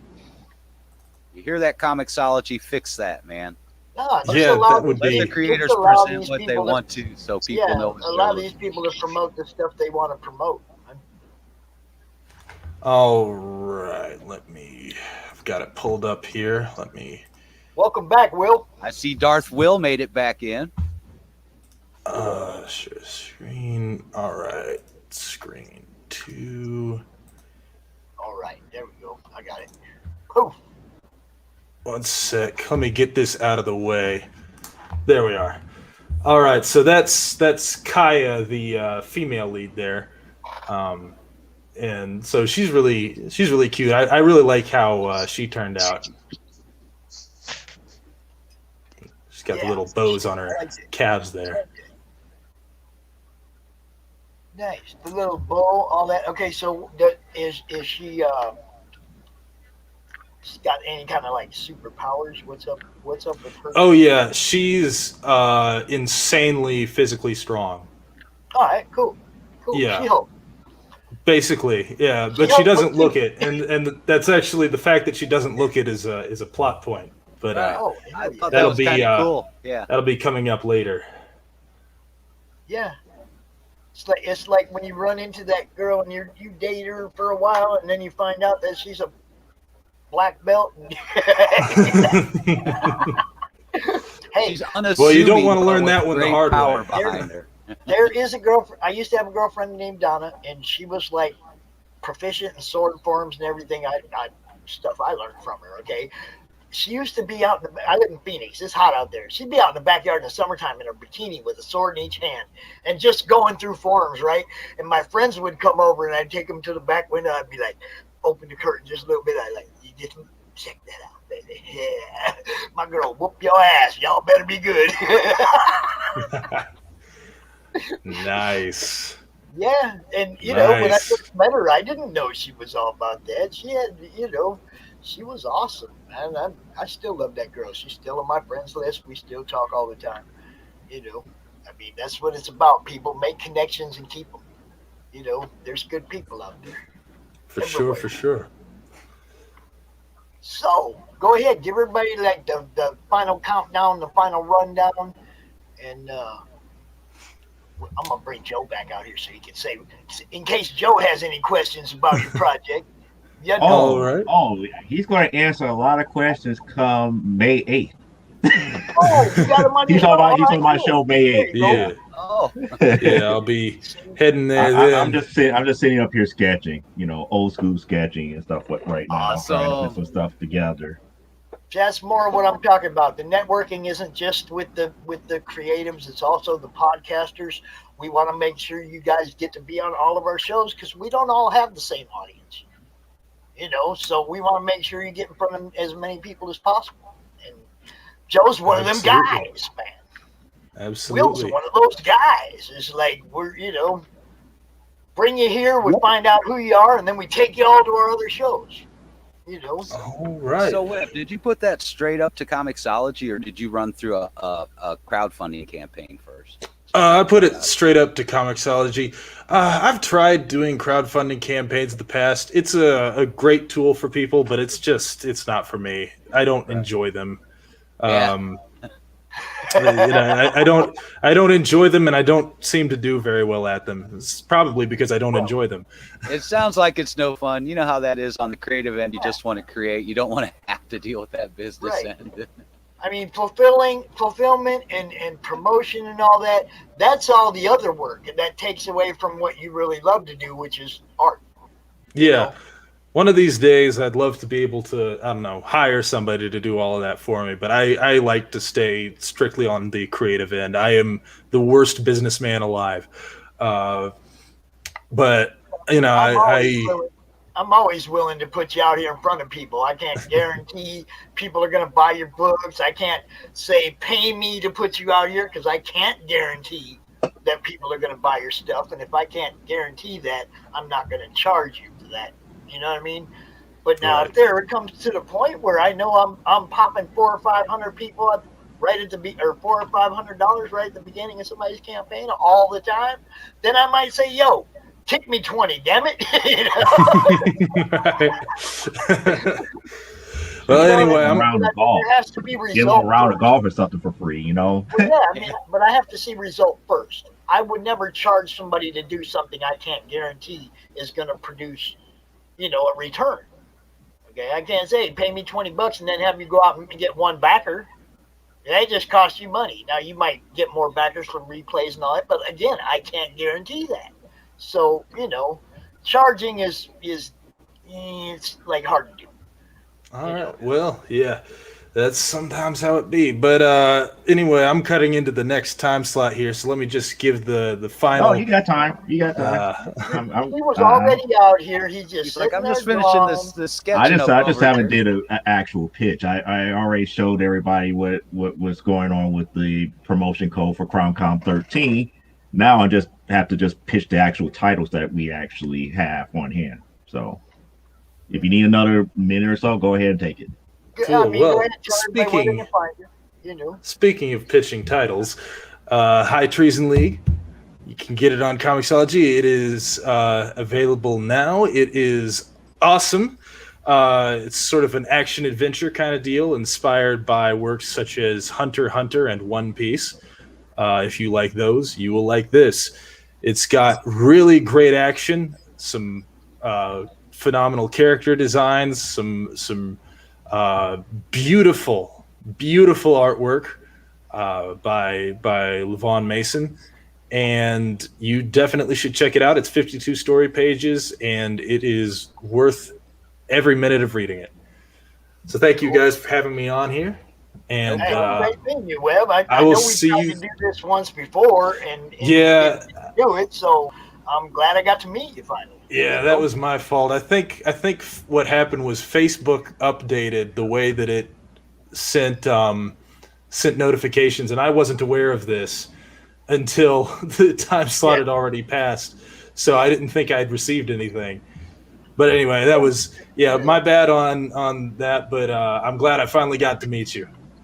I don't hold that against people because, I mean, life happens, man. You know, we've had to juggle some people's time slots this time, and Martin just sent me a message. Dude, I'm sorry. I was at the movies. Forgot all about it. I'm going to get you, Martin. I'm going to get you. But, you know, I mean, I don't hold that against people. Life happens, man. You know, I mean, as long as I can get you out at some point, that's where it comes down to. And well, it is great to finally been able to come on, and I'll see you later. And Joe, I will especially see you later. Yeah, you might see me again on the 8th here, where we can actually discuss a lot of the stuff that you mentioned here. All right, looking forward to it. All right, have a good night. It was great meeting you, dude. Peace. All right. I see Dean in the chat. I see Dean out there in the chat. Yep. What's up, Dean? Yep, Dean was there on the he show is. Friday night. Woo, comics. Hey, Pops, I put a link. I put a link in the private chat. I know you missed the first. I know you missed the actual pitch the last time for that particular book that drove you up the wall, because we finally got pro wrestling. Finally got a good pro wrestling comic book out there. That's the trailer that I've been using as of late. So if you could go ahead and put that on the screen, we will start with that, and then we go with pitching that particular book as a whole here. Okay, let me see. We got a YouTube. Well, where did it go? Why didn't it go? It did not go where it's supposed to go. I hate that. I didn't put it there. Dang it. I put it there. Yeah, it's not giving it to me. It's not taking me right to anything. It's just taking me to a whole bunch of different YouTube stuff. Okay, it took me right to it. This is it, right, Joe? Yeah, that's it. Yep, that's Okay. it. Here we go. Now, since I got to use the mic here, I'm going to be quiet for a minute and turn up my volume so you can hear the video. And away we go.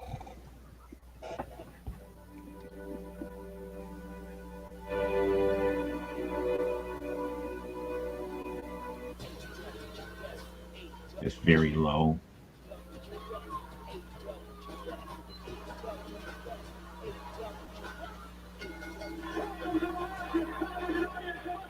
Turn up, Phil.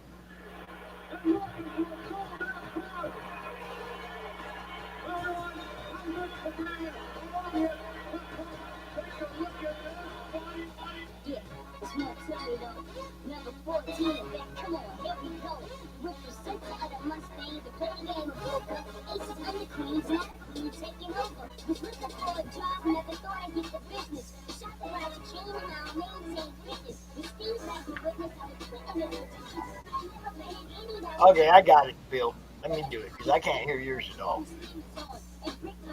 I cannot hear yours at all, Phil. Let me pull mine up.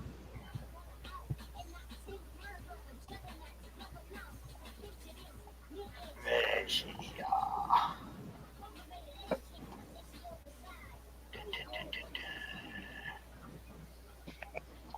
Are you ready? Full screen this dude. Jack it up.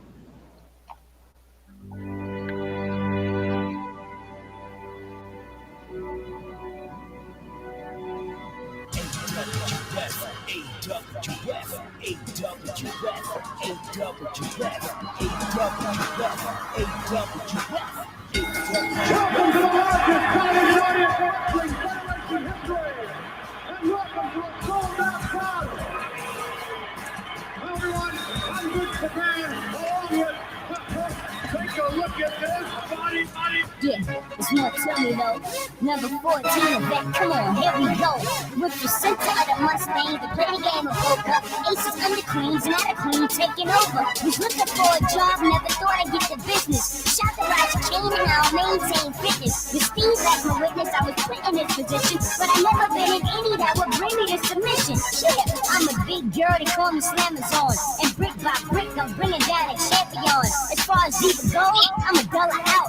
And not 10 pounds off a juggernaut's rubber mouth. Now picture this, mid-air choke out.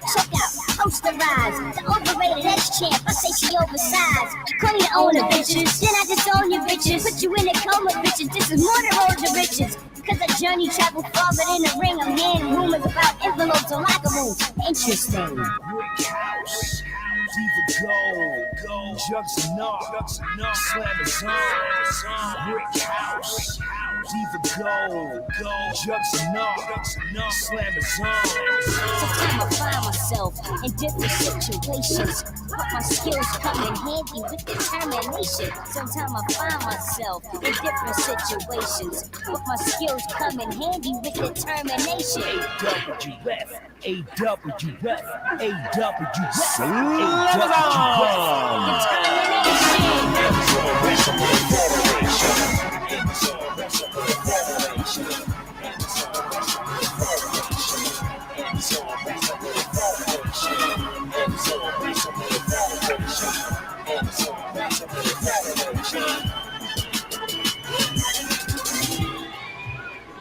And that pretty much is the trailer for primetime Saturday night here.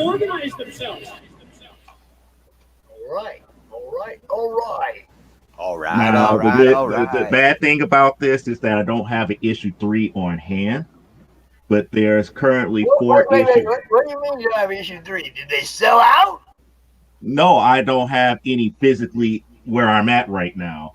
I sent my last copies to Henri Compton for his store, 100 Killer Collectibles. So I have to wait till my next shipment comes in from Kablam, and I will have them on hand.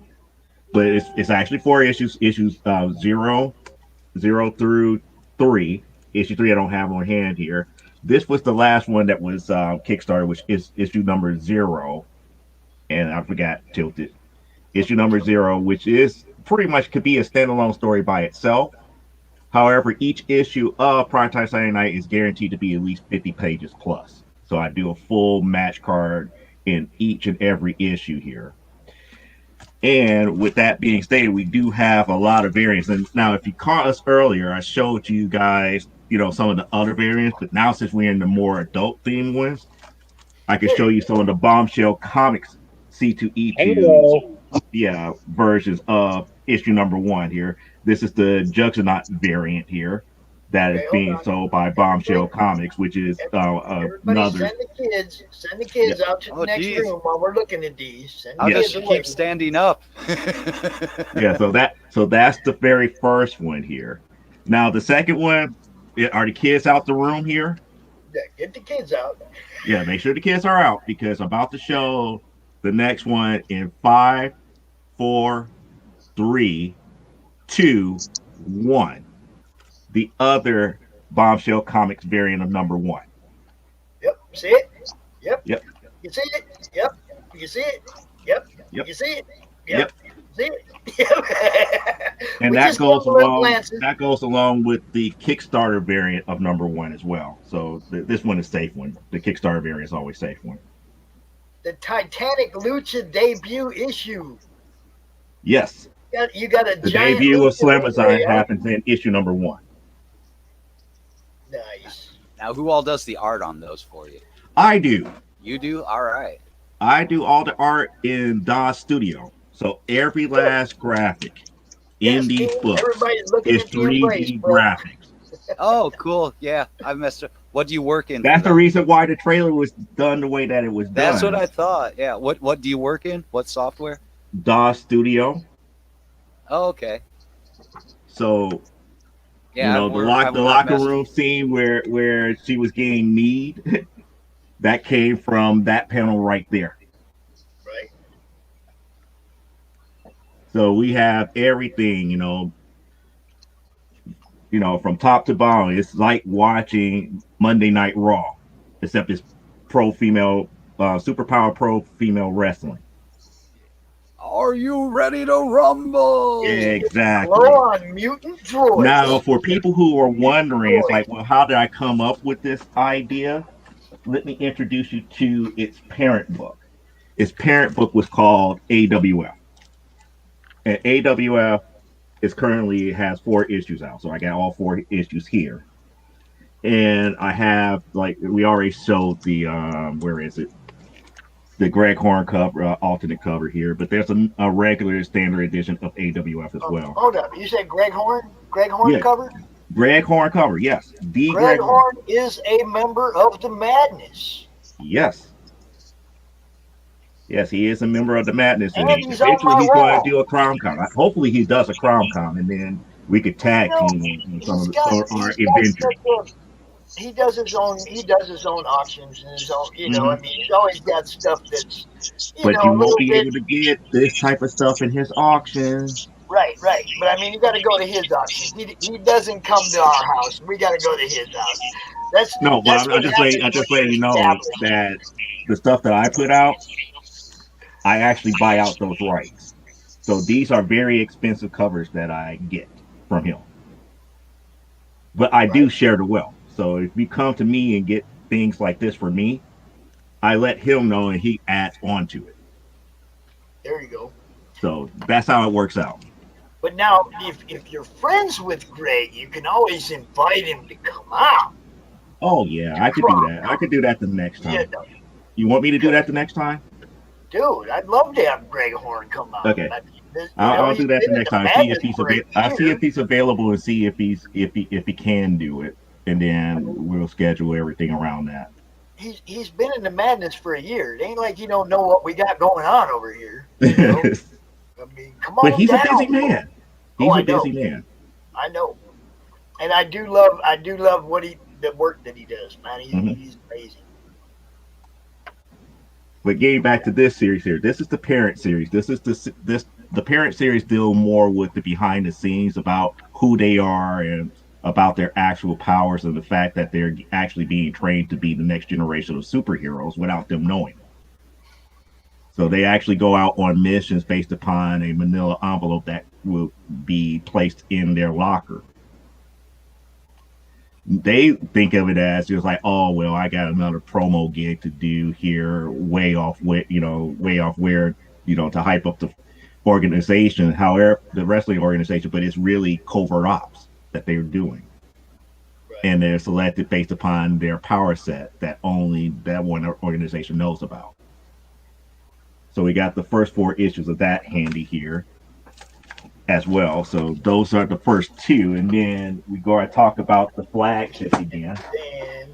The flagship series, and that's a lot of books. That's a lot of issues to be a part of the flagship for all the different various versions of Amazon. Yeah, if I give you 2 hours, you'd be out here going, and then. Oh, wait a minute! I have another book over here that hasn't been seen. Oh, wait a second. Let me show you the CGC graded version of this book, which is no longer in print. And then, see, you just out here do this all day. You got some work under your belt, brother. Yeah.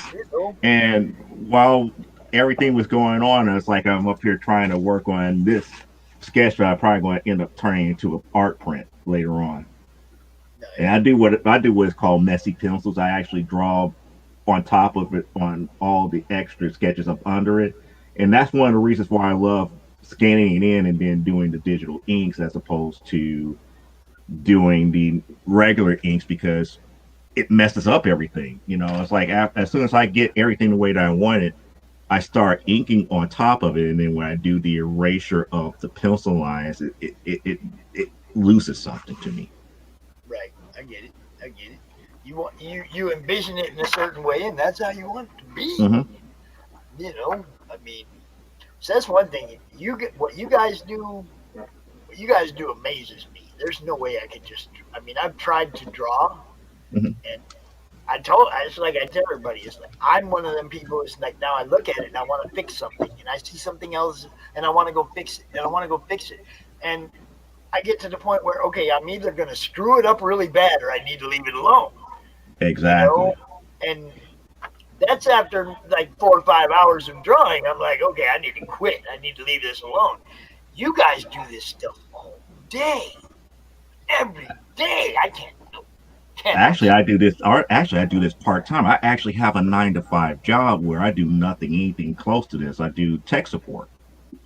for my 9 to 5. Oh, you're the guy I'm supposed to have for a co-host. Are you who I need to talk to about my Comcast connection? Oh, no. I work for the state of Illinois. I'm up here trying to keep state agencies up and running. And it's like, oh, my PC is not working. How well did you turn it on? Oh, yeah, I forgot to do that. Yeah. Mm-hmm. Oh, man. But what I'm showing right now is the actual inks to issue number 7 of Amazonia. I've been doing this all week. I've been showing like the actual pages and everything that to expect here. I've been kind of using this as a preview here. I have Corey Green coming back to actually doing the colors for the book here. So that's like page number 3 here of the book and everything like that. And the cool thing about this issue here is that we do have a origin. The origin of a character is done here. I'm going to show this page, and then I'm going to allude back to the cover. The cover says it all. She's alive. She got Dr. Frankenstein right there. Huh? Well, kind of like, not Dr. Frankenstein, but yeah, you could equate him to Frankenstein. Let's just say he is a disgruntled employee who has a different idea of using his work as opposed to what the main evil villain in this series wants. Okay, cool. And this individual is the vehicle that's going to bring it to happen. Nice. So we have that here. It's like I tried to do my best art-wise here because, again, one of the things that people always tell me is like, well, why don't you hire an artist? Because, again, a lot of artists don't really see your vision for your work, especially the way that you write it. And like I said, I've been trying to improve and get my work out there in better and better quality and fixing those things that need to be more technically sound before I could do the more elaborate stuff as a whole here. So pretty much what I've been doing with issue number 7, I've been showing the previews just to get people more acclimated to expect what's going to be inside the book when I do decide to crowdfund it later on this year. I still got to get the book colored. I still have to get it lettered, and then I have to get it edited. And once the book is all the way together, that's when I start building the campaign. So for those who are watching, you're getting to be real big behind the scenes of how I operate right now. So this is the book that is going to be coming out hopefully sometime in October, November for a December release for C2E2 this year. Oh, cool. So you're gonna be at C2E2 if there is a C2E2. That's there is a C2. No, there is a C2E2. And here's one of the cliffhangers that of one of the side stories that's happening. I'm going to let that work and ponder here. You're under arrest. Oh. Yeah. Yes, she's actually a police officer, and she was going, chasing after her, and then she gets there, and they're like, "Wait a second! If you're tied up here, who was chasing?" Yeah. There you go. Dun dun dun. But that's the cool thing about doing kind of like the not stereotypical superhero type thing. I mean, the best way I could explain Amazonia is to think about Wonder Woman crossed with Jessica Jones. So that's kind of like the aspect of what I do with Amazonia. So hopefully, people will kind of understand that and get that. And for those who don't know what the story is about, just imagine that you have a person who was pretty much arrested for murder during their high school prom, all because of self-defense.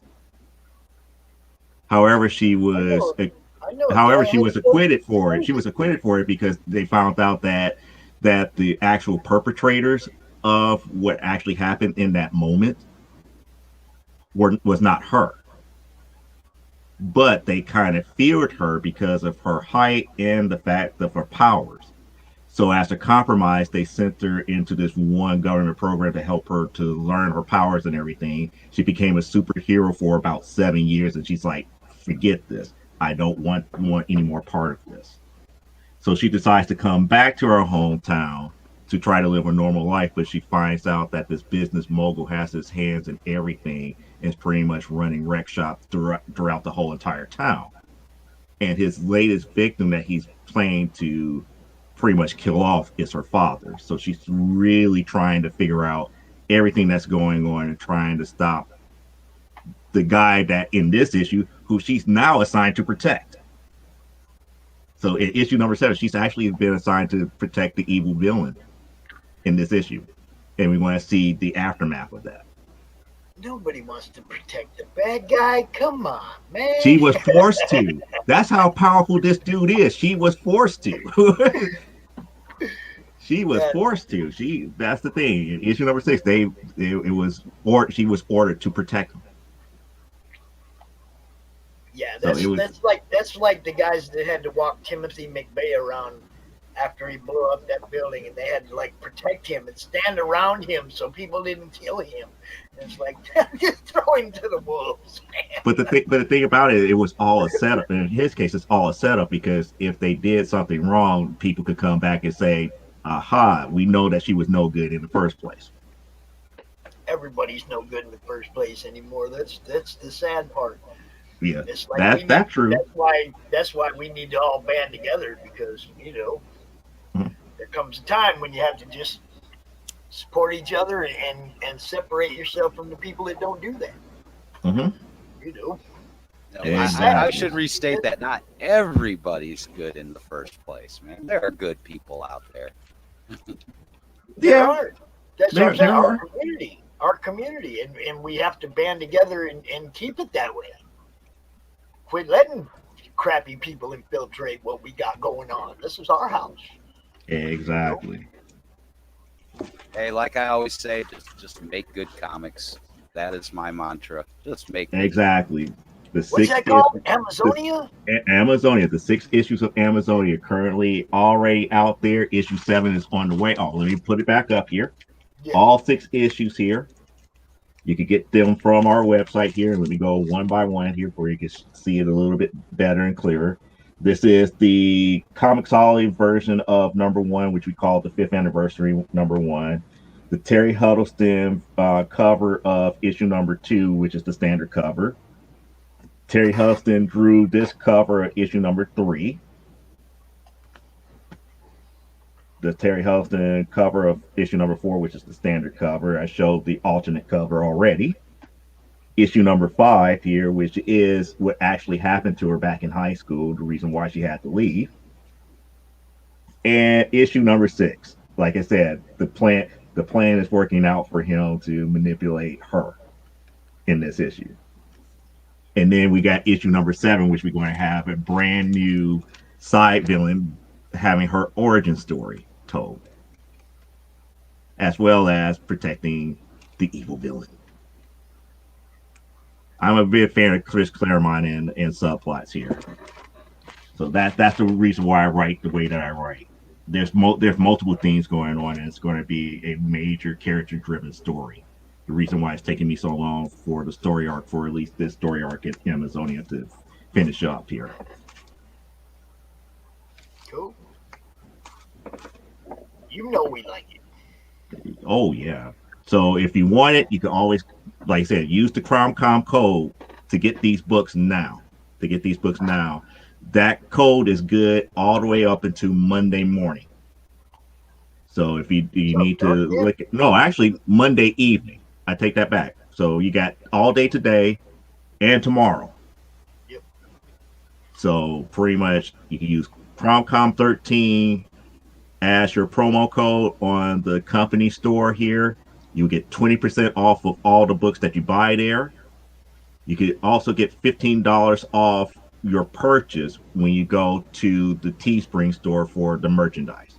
We won't go back over that because we already spent 30 minutes to fill up somebody else's time with that. So just rewind the tapes to go back to the earlier stuff here. You can Well, I'm watch surprised things that like, most people didn't have questions about the well, book. I mean, everybody's watching. They know what's up with you. Everybody knows you, Joe. Yeah, but the thing about it is, like, everybody knows who I am, but everybody doubts that I actually do comics until I start showing what I do. Yeah, but see, now you have your own show, and people That's true. actually see you out there talking about your stuff. It's not like it's not so much like you're a guest here promoting your stuff as you are a guest here promoting your show now. Right. I promote the show more so than my comics. And your CRoM Con was the first place that I felt comfortable enough to really start promoting the products like I've been doing. That's what we try to do, bro. We try to make everybody feel comfortable, feel at home, and get over that hump of being able to come out in front of people online and not, dude, come on, you know, at first it feels weird. I remember when I first started just showing comics off. Look what I got at the LCS. I remember when I just first started that, my son's over there looking at me like, what are you doing? You know? And it was like, now my son's like, yeah, go, Dad. Go, Dad. You know? So, see, it was kind of the opposite. It was kind of the opposite with me, Joe. It's like everybody just thought I was co-hosting and dropping in on shows, but it's like, no, I make comics. I work on lots of different companies' books. Yeah, I have to make Phil pimp himself out here so that people know about him, because he does come out and just kind of hang out like a co-host. I have to make him, hey, Phil, the guy looking for a colorist. Phil's a colorist. You know, it's like I got do a lot better about it now, man. Yeah, I have stuff loaded and ready when I'm on the show. Yeah, he does promote himself a lot better now. But at first it was like he didn't, you know, throw himself out there. I had to drag him out in the spotlight. Come here, Phil. Come here. You know, tell everybody everything you do, not just, you know, that you can co-host a show and be the tech support, because he was a guest. And, you know, when I'm co-hosting, I'm not gonna, you know, it's about whoever's on, you know. It's Exactly. not about what I got going on. I know. And that's how my show is. My show is exactly that. So I don't get to promote myself except maybe run one trailer. Right. He was a guest. He was a guest, and I had no tech support. And I was like, hey, Phil, can you hang around and share people's screens and stuff? Because all I would do is knock myself out the stream. Every time I tried to do anything. I didn't know nothing about nothing, right? And Phil, will you hang out? Will you share people's screens and stuff? And he became my co-host. Just that easy. Yeah, I know. I was there to, here's what I'm working on. Hey, can you hang around and pull the buttons and the levers? I'm like, I guess. I'm technically adept. I guess so, man. And now I'm a lot better at it. And now we can, like, we pick each other's game up, you know, if he's doing the questioning or has, you know, then I'll be in the background doing the sharing and bells and whistles, and vice versa. You know, if I'm up here doing the actual talk, then he's in the background pulling up the bells and whistles, and we make a good team. And just like I said, today, I wasn't going to get here on time. Wasn't no way. You know, there was no way. It's like, Phil, you got me, Phil. And I'm just waking up going, oh, no, let me get coffee on real quick. I hit up Glenn. He's like, yeah. Oh, no, Glenn hit me up. That's right. And who? You sent a few people over. Wake up, Phil, for me. I figure if his inbox is blowing up 4 or 5 or 6 times in 15 minutes, it'll get him to look at it, you know. So, had Rich well, I'm send glad a my message. internet was working then. Yeah, it's a good thing, huh? Otherwise, Glenn would have just been sitting there going, where the hell is everybody?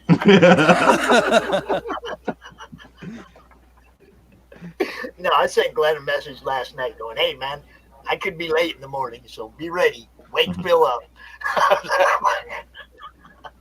Sent him the link last night and everything so he could get in the studio, but Phil still had to be there to make everything run. Yep, to make everything run correctly. I had to hit the power button, man. I don't know where my boy Moto Glass is. Where you at, dude? He just talked to me a little while ago. He's like, I'm jacked. I'm ready to go. He should be there. Okay, 4 hours ago, you were ready to go, dude. Wow.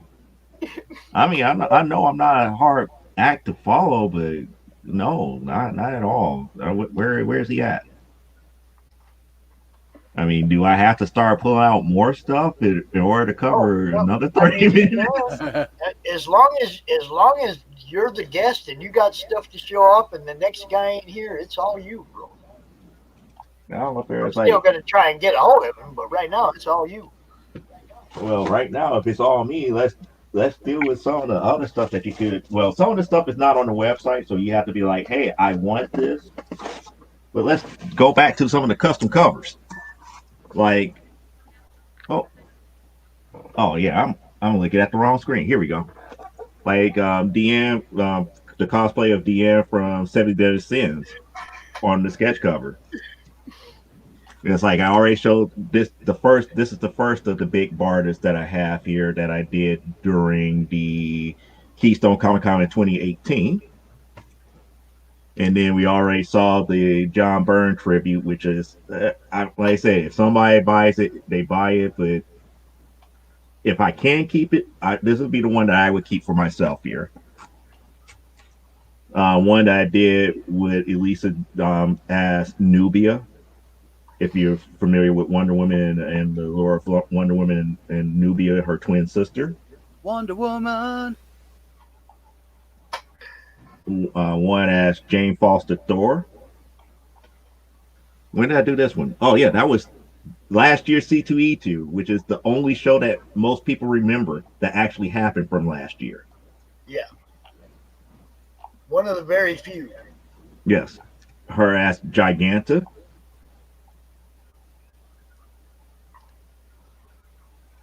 Now, if you remember Doom Patrol, not the TV series, but the actual comic book, this is her as Elastigirl. All done at C2E2 last year. And I like doing like little bitty whimsical stuff, stuff for like the custom covers here. And I do these custom covers during our Kickstarter campaigns as well here. And this is like a real early version of it. I really don't care too much for it, but some people actually like it. And then the Marilyn Monroe version. There you go. Now we're talking. And then the other big barter from the DC Bombshells that I did. This is what? Yeah, this is Keystone Comic Con again. So yeah, I do a lot of stuff. I just don't talk about it all that much. It's like people be surprised at my comic book history. I haven't worked for any major company, but I have done other things. And there he is. So we finally here. He's 5 minutes late, but he's here. Bill, I just popped a link into the YouTube that is Moto's Facebook page where all those beautiful glass etchings are. You know what I'm talking about. Pull that up. You broke up. My connection's being weird. What'd you say, Pops? I say this right here. It's in the chat on YouTube. It's in the chat. Like, pull that page up for me, please. On a share screen. I'll try, dude. I'm warning you. My connection is fragile right now, dude. You're fragile.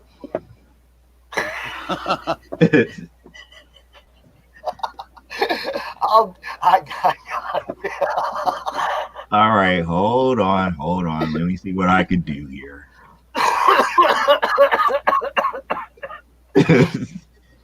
Since you already already got my share screen already going here. There we go. I got the page if you need to. There it is. Oh, thank you, Joe. Thank you. Now, if you look at the photos, he's just got tons of his work there, and you can just go through it, and he can just talk about it. His stuff is amazing. Look at that. This is one of the few vendors that always comes back to CRoM Con and shows us what he's doing, man. Go ahead and click on one and then go arrow to arrow, if you know what I mean. Go like screen to Okay, screen. let me go back to the first one here, and we're going to so go people can through see it. him. Oh yeah, look at that. These are all either a frosted glass where you're taking the frosting off of it. Is that how you do it? He's muted. Oh, unmute yourself, sir. We cannot hear you. No, it's sandblasted. You're masking out the areas that don't get the frosting. There you go. Now, no, it must be your. Are you plugged in? Is it nothing? Ah, unplug that sucker. Nothing. Try going out, coming back in, sir. Go ahead, try going out, coming back in. Can you? Yeah, there you go. Go out, come back in. No, his stuff is awesome. I ain't lying. You guys know the Star Wars logos where you have the Rebel logo and it like disappears into all the ships, like the Thanos effect. You know what I'm talking about? Is everybody muted here? What's going on? Why is Joe muted? Oh, that's because I thought it was something else going on. So I was like, let me mute myself to make certain that people could probably hear him. No, his sound just isn't coming through. These glasses are amazing, dude, and he can get in such detail. I mean, if you want to click through some of these, Joe, you get to the like real detailed ones. You're gonna be amazed that he can take pretty much anything you draw and put it on one of these glasses or a decanter. Oh, just like how he's showing here, like how he took that Spawn statue, See the that? Skeletor. I mean, dude, he crushes this stuff, and some of them are so detailed and fine, you'll freak out, man. It's like Oh, the alien from Mars Attack. Mars Attack. Yep. But just like keep punching them because you're gonna be like, oh, there's Phoenix Comic Con. You bet. And that's like Jack Skellington from A Nightmare Before Christmas. Right. And that's what Game City Expo shot glass. It looks like. Yeah. I mean, he does like I said, the big look at that. Those are awesome. Look at those. You got the whole matching set, man. Little Scotch decanter and Scotch glasses. Those are awesome. And that's for Ready Player One glass. He did a CRoM glass for us. I gave it away, and he did CRoM on a glass, and I gave it away to in a random drawing. Oh, the Umbrella Corporation. It might have been our 2000 when we got to 2000 or 1500 or something in the group. Then I gave it away. I really have to have him make another one for me. I gotta quit giving away all my cool stuff. Oh, a Silver Surfer one. So this is right up your alley, isn't it, Pops? The Silver Surfer one. He does so many that are awesome. Just watch. You'll be amazed. Let's see if we got sound this time. No sound. Man, what happened? Oh, no. We're going to talk about your stuff anyway, bro. You just sit back in the background and give us a thumbs up, all right? Everybody, you can check out his page. Let me this is a dinosaur. Okay. That's his Facebook profile. It's Moto Glass. You can go look at all this stuff yourself. Dude's amazing. And that is a nice T-Rex glass. You can even see some of his con setups. Oh, and that was the Cyberpunk mug. Oh, Cyberpunk, yeah. Wake the fuck up, Samurai. We got a city to burn. That could get you kicked off Twitter right there. Yeah, but no, man, I ain't lying. Hey, I Johnny bet. Silverarm. There you go. Now you get to see some of his con setups. Look at that.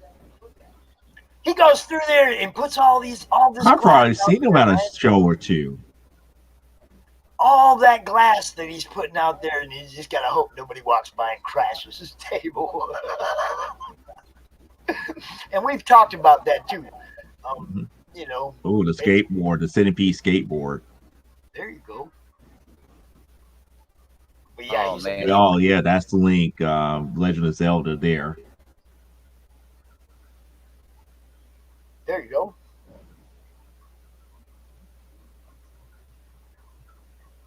Oh, Boondock Saints. Saints, right? I was like, I'm trying to think, what movie was this from? He's just back there smiling. Look, he's like, "Yep, they know Look. all of them." Norman Reedus when he Norman Dragon Reedus Slayer. when he first started acting. Yeah, we got Duke the Daring and Princess Daphne. Oh yeah, I wasted many a quarter on that game, man. If there's something you want to highlight or whatever, Moto, Oh just put it in my, the chat. we got You Captain know, if you Sulu. go pass something you want Oh to go my. back to, or, you know, I mean, if you got something you want to talk about, just type it in the chat. We'll put it up there where people can see it. Yeah, I gotta hit them up. I might end up getting that one. Yeah, there's more. You got the Wonder Woman. You got the Wonder Woman. You got can't recognize what color that is, but we also got Assassin's Creed in the background too. That's the Assassin's Creed symbol in the background as well. Oh, and that's what that other one was. It was Nuka-Cola. Nuka-Cola. Nuka-Cola, yeah. That's what it was kind of hard to see in the shot glass. I don't think it's a Moto, but it is a Wonder Woman shot glass. It was these guys were at the Grand Rapids. Frank Castle Punisher. And they had all these, and we got some. Got a Venom one. I got an Agents of S.H.I.E.L.D. one. That was the one I wanted. The Agents of S.H.I.E.L.D. logo. I'm trying to think, what character is this here? I see the dragon armor. I can't think of. Who is it? No, not the private chat. Do it in the regular chat, bro. Breath of the Dragon from Tragedy. Yeah, from Tragedy. Okay, yeah. I'm about to say. Type that stuff in the regular chat, not the private chat, so everybody. There we go. Yeah, there it is. The other side of the mug, we see it. From the Tragedy series. Yeah. Over here. Over here. Where it says comments or on YouTube, where just if you're watching on, I don't know where you're watching it, but it's yeah, you could pull up heavily. It's Chuck. Yep. What is up, Chuck? Yes. Up, Chuck. Chuck is Legion. I bet he's got 4 other of his clones doing other stuff right now, and he's still got time to send one of them over to watch us. They're huffing hot sauce. And while the main one is seeing on somebody's show promoting away. And Chuck edited that. What do you think of that? Yep. Oh, a Mortal Kombat one. Yeah. That's how connected we are. There's Sonya to carry Haskins, Sonya Blade Glass. Good to see you, I Chuck. believe that's the Mortal Kombat 2 Sonya Blade 2. Ready, fight. Exactly. Look, everything this guy does, I mean, I've been amazed by all of it, but you still haven't seen some of the really detailed work that he can do. Oh, he said that was signed by her, an etched signature too. Ooh. Cool. He's still in the private chat, isn't he? It's okay. I'm keeping. No. Yeah. Phil, you could be his voice. I'm just, clicking away here. I'm just being amazed by the way that the artwork is just so prominent on these glasses. Cool. Glad to know you're working, Chuck. Glad to know you're working, buddy. Yeah, Chuck's BioShock. Always busy guy. Chuck's in demand. Ooh, he did a Doom selection here. Ah. So. Rich wanted me to let you guys know that he's up to 28% funded. Cool. Getting there, moving up. Yep, there's the Doom. The whiskey set. Yep. Now look, you see that whole thing? Look at those. Those are awesome, man. This is the guy you want to buy your stuff from. If you're into glass stuff and etchings and you have something you want to see, that's it, man. This is the guy. That's the classic. That's the classic Dungeons and Dragons logo. There's the ampersand. That's the classic one. Yeah, like 2E, isn't it, or even older? I don't think it's older than 2E, but it is one of the older ones. Yes. And I can do shot glasses for Kickstarters. That's just what I was going to say. What he was saying is what he just brought up. I was going to say that man, for a Kickstarter or another crowdfunding with a perk, man, that would be perfect. That Yeah, would be awesome. Yeah, this would be a part of what I would consider a high end perk. I would right. make one of these like a high end perk. There's a lot of work involved in these, and then the shipping and the care that goes involved in getting this to you is a little different. Ooh, a missile command! Oh, wow! A missile command, actual. That takes me and way with the back. Atari logo on the bottom. Oh, jeez, that takes me back, man. So, And if you're there's looking for Nuka-Cola. glassware, if you're looking for cool stuff like this, look, I encourage vendors to come out and show off their stuff too. Not necessarily like, The goodies. Wow. not necessarily like comic books, because we have a whole sister group for that. But if you do stuff like this, or bookmark, the metal bookmarks, or any of that kind of stuff, and that's what you do, by all means, man, come out and show people what you do. He does Now, say that. what's the average going rate that he charges for a particular glass? Let's say for like a shot glass. If I came to him with a particular graphic, how much would he charge? Because people need to know that now. Now, I know he does say that pint glasses are way expensive to ship. Regular price, $15. He did a pickle Rick. He did a pickle Rick. I'm Pickle Rick. It's like I put myself into a pickle, Elijah. Pickle Rick. Hey, Morty. He did a pickle Rick. Well, Rick, I think I want one of those. Jason Voorhees. No, that's Michael Myers. I'm sorry. No, that's Michael Myers. No, that's Michael Myers. Yeah. That's not a hockey mask. At first, I looked like it was a hockey mask until I recognized, no, that's hair, the hair and everything. Like, no, that's Michael Myers. This is Halloween. Oh, he says This with is the Jamie Pickle Lee Rick. Curtis Halloween. With the Pickle Rick, it said it was a custom. Dang it, where? Okay, let me go back to the Elijah never one, because opened that jar. was definitely the custom. That's a Yeah, custom. he said never open jar, man. Custom. Yeah, you can Wow. see that now. See through the frosting, you can see the pickles in it. Mm-hmm. Nice. Wow.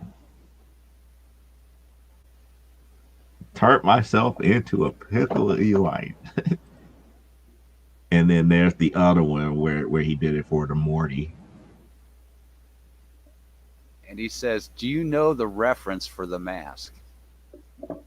For Michael Myers? I'm guessing that's what he's. I have no clue on the Michael Myers. Oh Or yeah, how yeah, his I know mask- what he's talking about. Yeah, it was an inside-out cap. Somebody took a off-the-shelf Halloween Captain Kirk mask and they spray painted it and everything. That's how you ended up with the. Yeah, I know that story. Yeah, but yeah, initially that is Captain Kirk. It's one of those mass-produced Halloween store masks, and they grabbed it up, did a little painting and a little working on it, and that's where the mask came from. So that is actual movie history for those who did not know that. Like myself, I did not know that. I thought he was talking about why he was wearing a mask. I was about to get ready to say something to the effect that's like when he killed his older sister, he had like a clown costume on at that time. Yeah. And they pulled it off of him.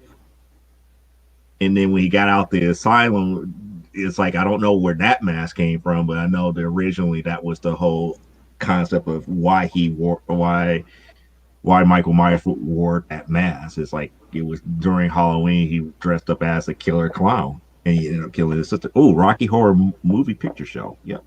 At the late night double feature picture show, I wanna go. Exactly. I don't know how many times I've seen that movie at the midnight movies back in the day. That I looks a am little Groot. bit like Groot. Yep. I am Groot. Oh my goodness, a Matthew Broderick and Ali Sheedy War Games glass. no, that's just only Matthew Broderick. I thought Ali Sheedy was going to be like right beside him when he changed their grade. I only saw one side, so I didn't see it on this side here. So it's like when I saw it on this side, it's like, oh no, Ali Sheedy, but it is Matthew Broderick. Would you like to play a game? Let's play thermonuclear war. Global thermonuclear war. That was Oh. a fun movie too. Yes, the child. That must sell a lot now. If you ever get back to shows, the child would sell a lot here. Grogu. Oh, Betty Oh, Page. Betty Page. Nice. I forgot who this character is. I'm not sure either, but it looks cool. Oh, Penguino?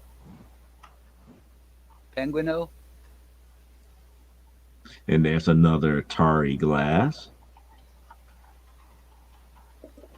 Sega. Oops, wrong one. Yeah, tragedy.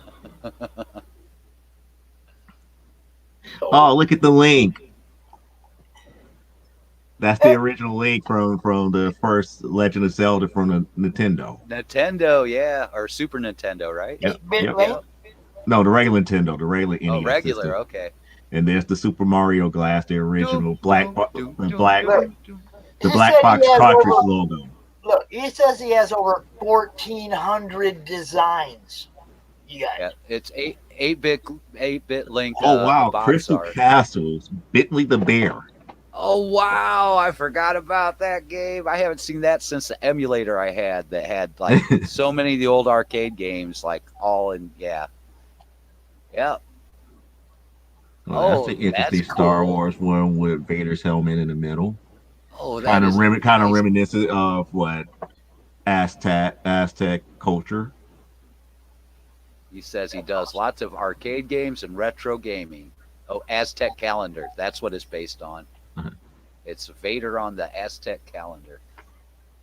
That is a cool design. Intricate, too. Okay, Bill, I got to duck out and get the second stream ready. I'm going to kill Twitch now. For all you Twitch viewers, we will be back in just a couple minutes with segment 2. You guys go ahead and, keep talking for a little while. I'm going to hook up with Daphne, and we'll be back out there at 6 o'clock. Right back here on Comic Talk with Pops Panzan. We will be back in a few minutes with a new stream. You guys are good, man. Go ahead and All right. give Moto some time. Okay, so we got the DeLorean logo here. Oh, yeah. Back to the Future reference in the back. No, actually, it's one glass. Is this one glass? Yeah, it's one glass. He just had the other side covered up where you can see the actual DeLorean on the other side. One glass to rule them This all. is but a scratch. I love that. You got Monty Python and the Holy Grail. This is It's but a okay. scratch. I'm fine. It's just a scratch. And there is another Michael Myers one with the this is from 2 where did he have the clown? He had the clown costume like that? No, that's from the movie poster. That was from the movie poster. Yeah, Now it's just a regular mechanic's jumpsuit that he'd wear. Freddy Krueger. Rick, you're such a little meatball. And the claw. Another Michael Myers. Now that's a kind of nice Freddy Krueger there with the claw and everything. Yeah, that's a different design. With the sweater. Sure. Yeah, that's a cool graphic, man. And we got all the lantern rings from Blackest Night. Oh, nice. And here's the retro arcade collection. So we got Battle Zone, Frogger, Centipede. Holy crap! even Cubert. Cubert's right there in the center. I'm trying to make out what's on. Oh, that's Crystal Castles at the top. Okay, so we got from top going all the way down. So we got Asteroids, Crystal Castles, Space Invaders, Cubert, Missile Command, Centipede, Battlezone, and Frogger. Nice. It's kind of hard to make out Bentley Bear here, but when I saw the gems and I kind of put 2 and 2 together, it's like, yeah, that's Bentley Bear, that's Crystal Castles. But you can always recognize Cubert because when you start seeing cussing like that, it's Cubert. Ow! Boink, boink, boink. Yeah, And I played he's Cubert a already lot back. Going, how he could take photographs and get them etched on actual glass here.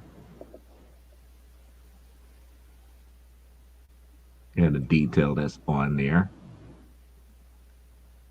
Oh, a reference to Alice in Wonderland. Wonderland, yeah. Yeah. We are all mad here.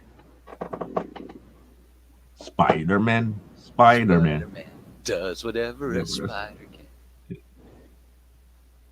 And we're back to Rocky Horror Picture Show again.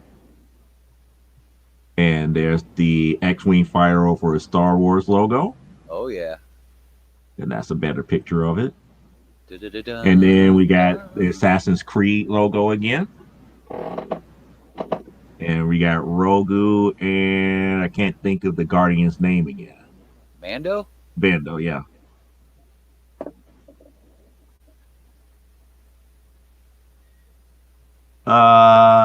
Shoot. I want to say that's Cthulhu. No, that is the that's Mando's tribal mark from the Mandalorians, the tribe he's at. Yeah, I believe. And that's the Joker. I wonder who did the original sketch for that Joker. And there's Spider-Gwen. Spider-Gwen, yeah.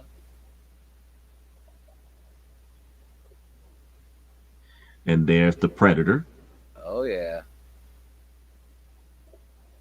Get back in the chopper. Yes, and then Frank Castle, Punisher. And that looks like Jack Skellington. So that's Nightmare Before Christmas. Yeah, it's the Nightmare Before Christmas. Yeah, it's the Boogeyman. Mm-hmm. I wonder, has anybody asked for the Corpse Bride? Because that's like I haven't seen that in a while. There's the Corpse Bride. Oh, yeah, I haven't seen anything with that for a while.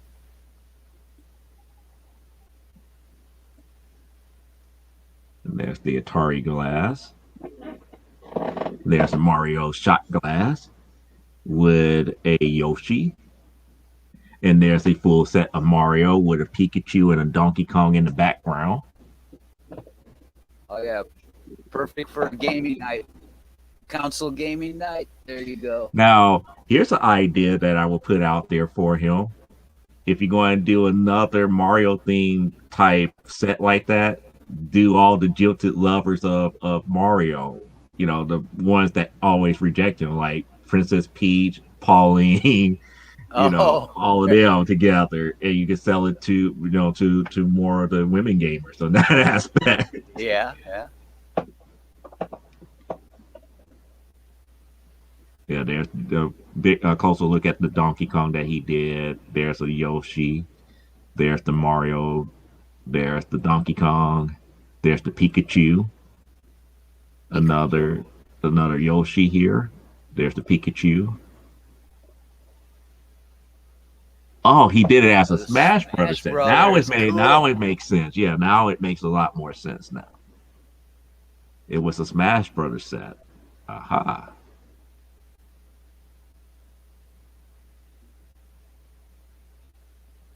That's cool. If I'm correct, Moto, you do sandblasting on those, right? Yep, that's what I was thinking. Did that back in the graphic arts days, man. Zavala Artistry that says, "Will you marry me?" And the date that they proposed, or she said yes. Oh, what was that? Full set of wine unopened. Wow. So that is the Zelda, another Zelda logo, and then we got. Let me see if I can make out this crest here to figure out what it represents here. I know what it is. See if you can guess it.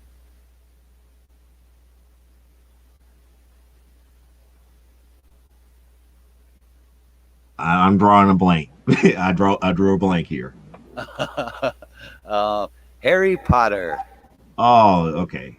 Hogwarts. The Hogwarts. Yeah, it's the school insignia. Yeah. I was like, I seen it. I was like, I'm just drawing a blank. And that's definitely a picture. Just okay. So now he's taking like the different memes and stickers. Throne Brewing Company. Okay, that's kind of cool. I ain't afraid. Ghostbusters logo over what? Phoenix? Over Phoenix logo? Yeah. It's like it's representation of two games, so I know that two different franchises here. So what I'm thinking here, that probably could have been like a logo for like a local Ghostbusters chapter, that local cosplay Ghostbusters chapter. Phoenix, AZ, Arizona. Mm-hmm. Yeah. Ghostbusters chapter. Yep. Yeah. Tron with the light cycle. Tron. Fun game, fun movie. Panda Bear playing the DS. There it is, the Corpse Bride. There.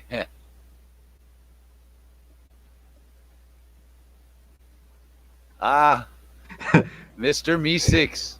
Hi, I'm Mr. Meeseeks. Oh, Morty. Can do.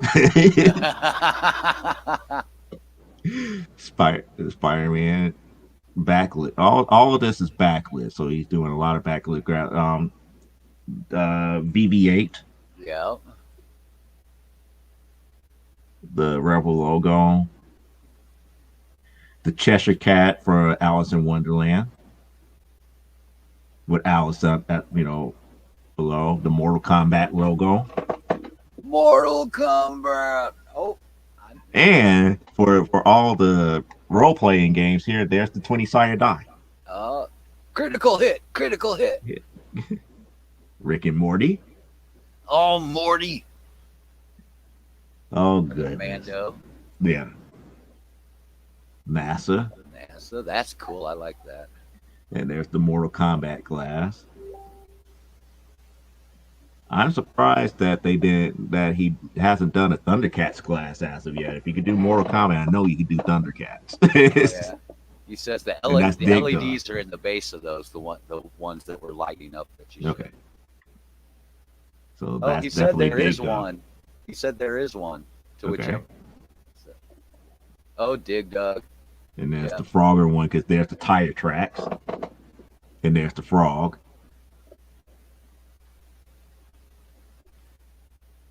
That's Galaga.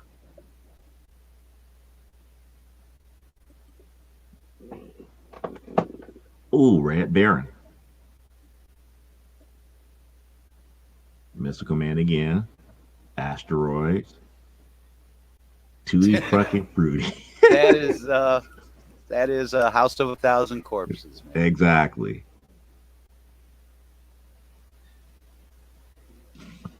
Yeah. I can't even think of that character's name. Spaulding. Captain Spaulding. And there's Slave Leia. The Addams Family. And there's Wednesday.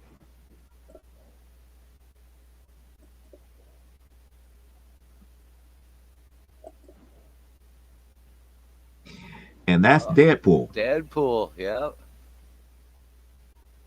And the classic Atari joystick, the 2600 joystick. Or some might remember that from other things like the Commodore 64 had an equivalent to an Atari joystick.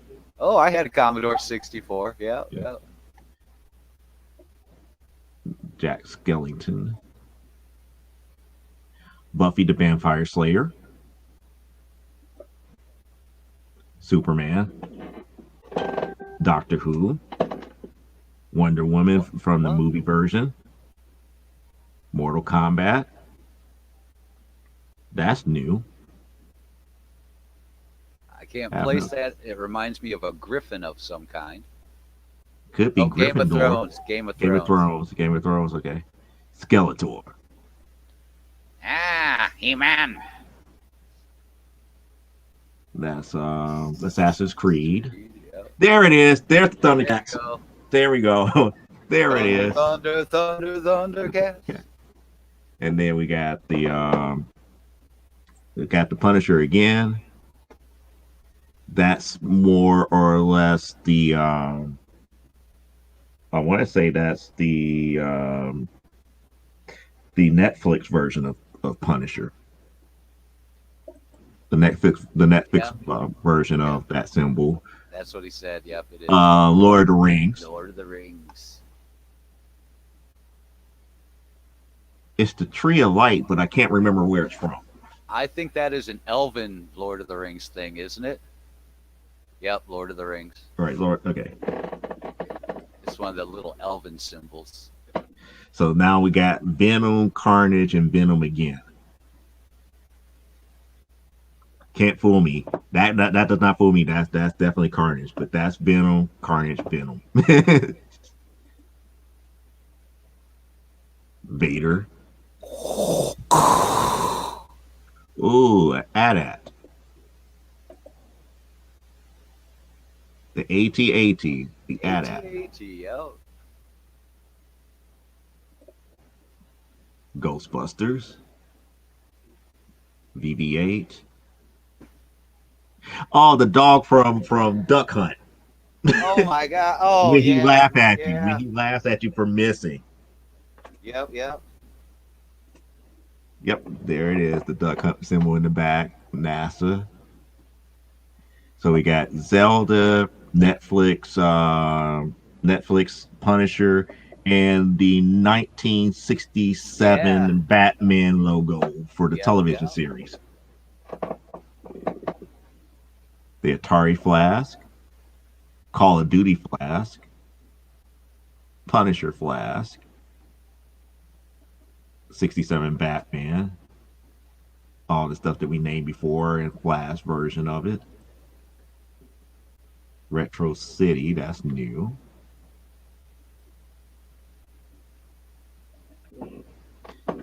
Okay, that's new. Jack Skellington again. Assassin's Creed. Thundercats as a flask. Cool.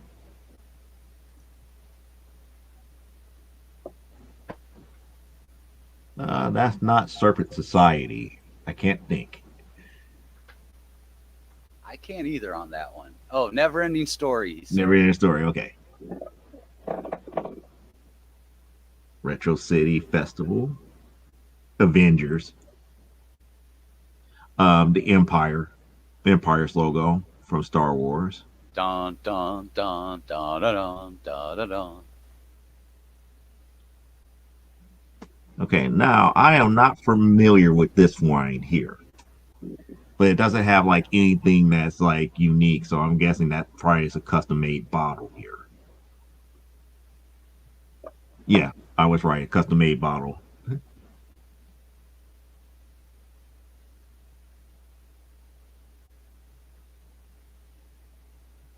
Man, he's got all the cool stuff, man.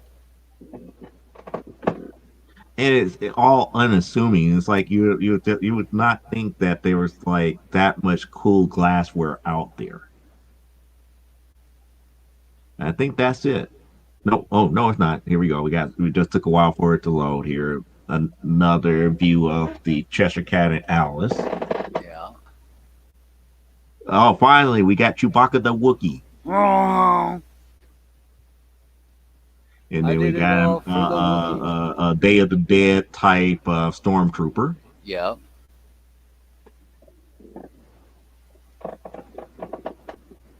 And that is a Harry Potter glass because I remember the type of lettering. Well, I see the Slytherin there. That's what I see. And it's like, oh, yeah, Harry Potter. Yeah, the Hogwarts. It's like, it took me a while, but at least I got there. Yeah, the Slytherin side. The Gryffindor logo. Yeah. Ravenclaw. Huff and Puff.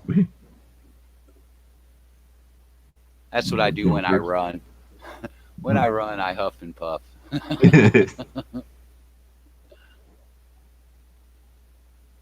Oh, now that's a cool one. Yeah. That's older Luke and Vader.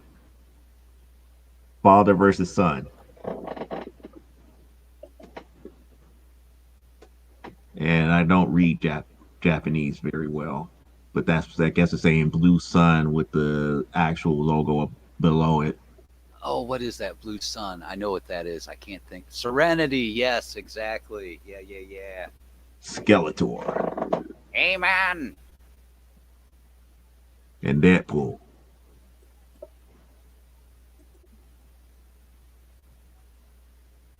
Uh-oh, we got Negan in the house. Negan, yeah. And Lucille. Yep. Oh, why am I blanking again? Damn it. Because that's what I thought. Yeah, it's Daryl. Daryl, It's yeah. Norman Reedus. Centipede. That's cool. Yeah, that one too. Okay, that's the movie Wonder Woman. Oh, that is definitely Captain Marvel. That's a Captain Marvel glass. That is Doctor Who, because that's a TARDIS and the derelict. Game of Thrones, yeah. Yep.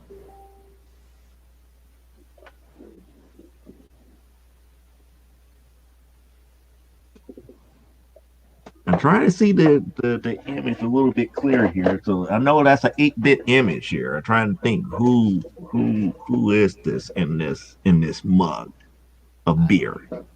Leisure Suit Larry? No. No, that's definitely not Leisure Suit Larry. I know. I was just guessing real quick. I'm just trying to think somebody with glasses. I don't know off the top of my head here. Oh, I guess that's just the arcade logo for the logo for the arcade, when an arcade, I guess. Well, it says of the person. He is a retro gamer. So it's based off of a retro gamer. Yeah, there's Legend of Zelda. There's the Triforce. Ooh, a Vectrex cup. A Vectrex shot glass. Put it this way: if you was not born before, I would say 1979, you probably would not know Vectrex as well as some of the people who. Yeah, maybe, because I don't think I've even seen that in emulator or retro packs either. I remember seeing those systems in catalogs. When we used to get Christmas catalogs and whatnot. Oh yeah, it's a system. He said, yeah.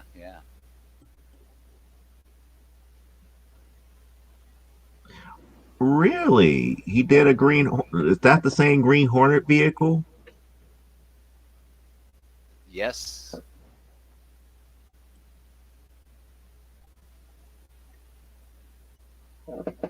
Oh, Killer Queen. Okay, I get it. There's the blue sun again. And the dragon. I like the dragon. This one's a little bit hard to make out here, and I'm trying to think. The image.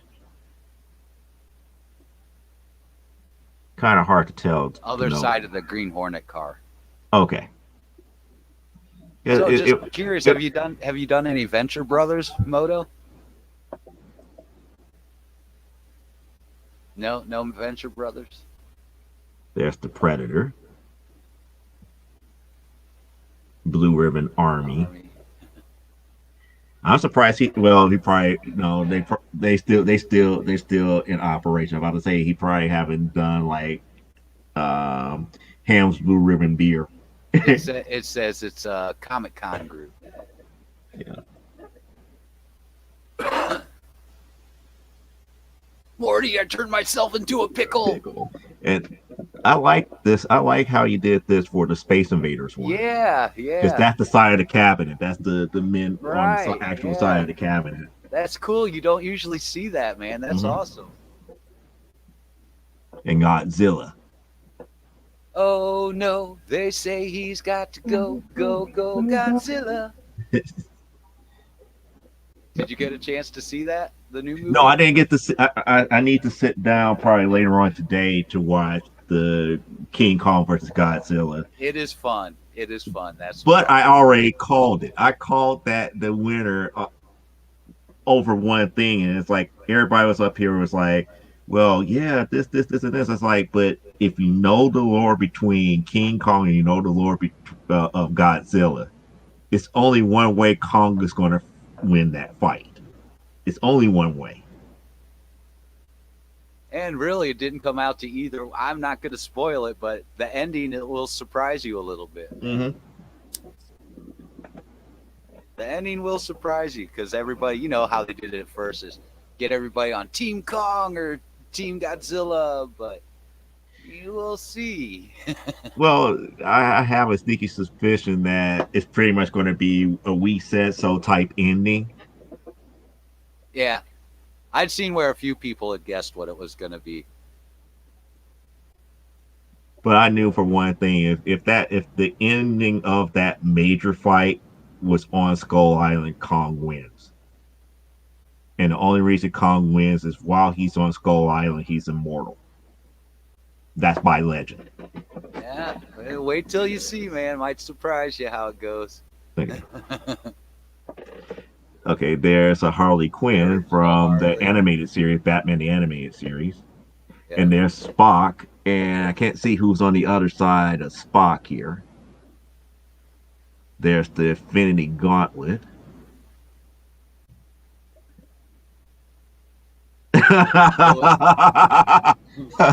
Play dead. It's the other side of that Spock glass. The other side of the Spock glass was Kirk. Oh, that was Kirk. Okay, because you couldn't really see it very well. Okay, I guess I'm being summoned. It says, "Oh, so that's right, the end of this. guys." That's the end of this stream here." So he says, "Okay, bring the viewers over, man, with you." So, all right. I guess we gotta wrap up. I could spend hours looking at all this, man. This is great stuff, man. It's like do we have his information? Well, we got his Facebook page up, so just look up Moto Glass on Facebook here, because I'm definitely interested in seeing what type of images I could give to him and maybe get a glass done in the near future here. So look up Moto Glass on Facebook, and you get to see his whole arrangement of all the different glasses that he has produced here. I didn't catch your name here. Do you have his name, Phil? I'm Moto. Just Moto. Well, that's okay, it. Moto Glass on Facebook, and thanks guys so much, and you're more than welcome. This is great stuff. I always love seeing. Yes, it is. It was a great trip down memory lane. Oh yeah, the nostalgia gets you. All right, Moto, we'll catch you later, buddy. All right, and pull this down. Oh, Will's still hiding in the background. Will, we're over at the other stream, buddy. We're going over to the other stream. I think he probably figured out once he's the only one here, and he's like, "Where did everybody go?" And he's still streaming on YouTube. But yeah, thank you much for helping me out there, Joe. I've had not a problem. It's like you guys helped me out by promoting here, and now I can take these banners down in the back and get my life back to normal to some degree. Yeah, it's good hanging with you, man. Yeah, you hit me up sometime. I'll drop over and check out, what you got going on over there and everything, man. All right, not a problem. Just to let you know, I do stream every Saturday at 9:00 Central Time. So if you're in Eastern, it'd be 10 o'clock. So look for From the Desk of a Small Press Publisher. All right. What all do you have going on over there? Lately, it's just been turned into a whole interview channel because everybody's asking me to interview them left and right and left. But normally, what I typically do is I either draw or talk about stuff that's happening in the comic book industry and stuff to that magnitude. In all of these stacks of comics up there and on the other side of these pop figures are independent books that I still need to do reviews for. Oh, awesome. Yeah, hit me up anytime, man. I'll come over. I'll do some color work with you while you're drawing, or all right, talk some pop culture, or I'm work across the spectrum with a lot of different comic companies, man, to talk about what they got going on and stuff. Whatever. If you want to, man. No. I as soon as I can get beyond this interview type stuff, I want to go back to doing stuff like that, to talk about what really matters, the actual books and what goes into the process and how I do things as opposed to other people do things. And, having a kind of like a drink and draw session, that's kind of like, one of the things I haven't done now yet. So I'm very open to that. All right. Well, definitely. That sounds good. I've had a good time hanging out with you, man. All right. I've had a great time seeing Moto's work. And Yep. okay, we'll see you on the other stream, everybody. All right.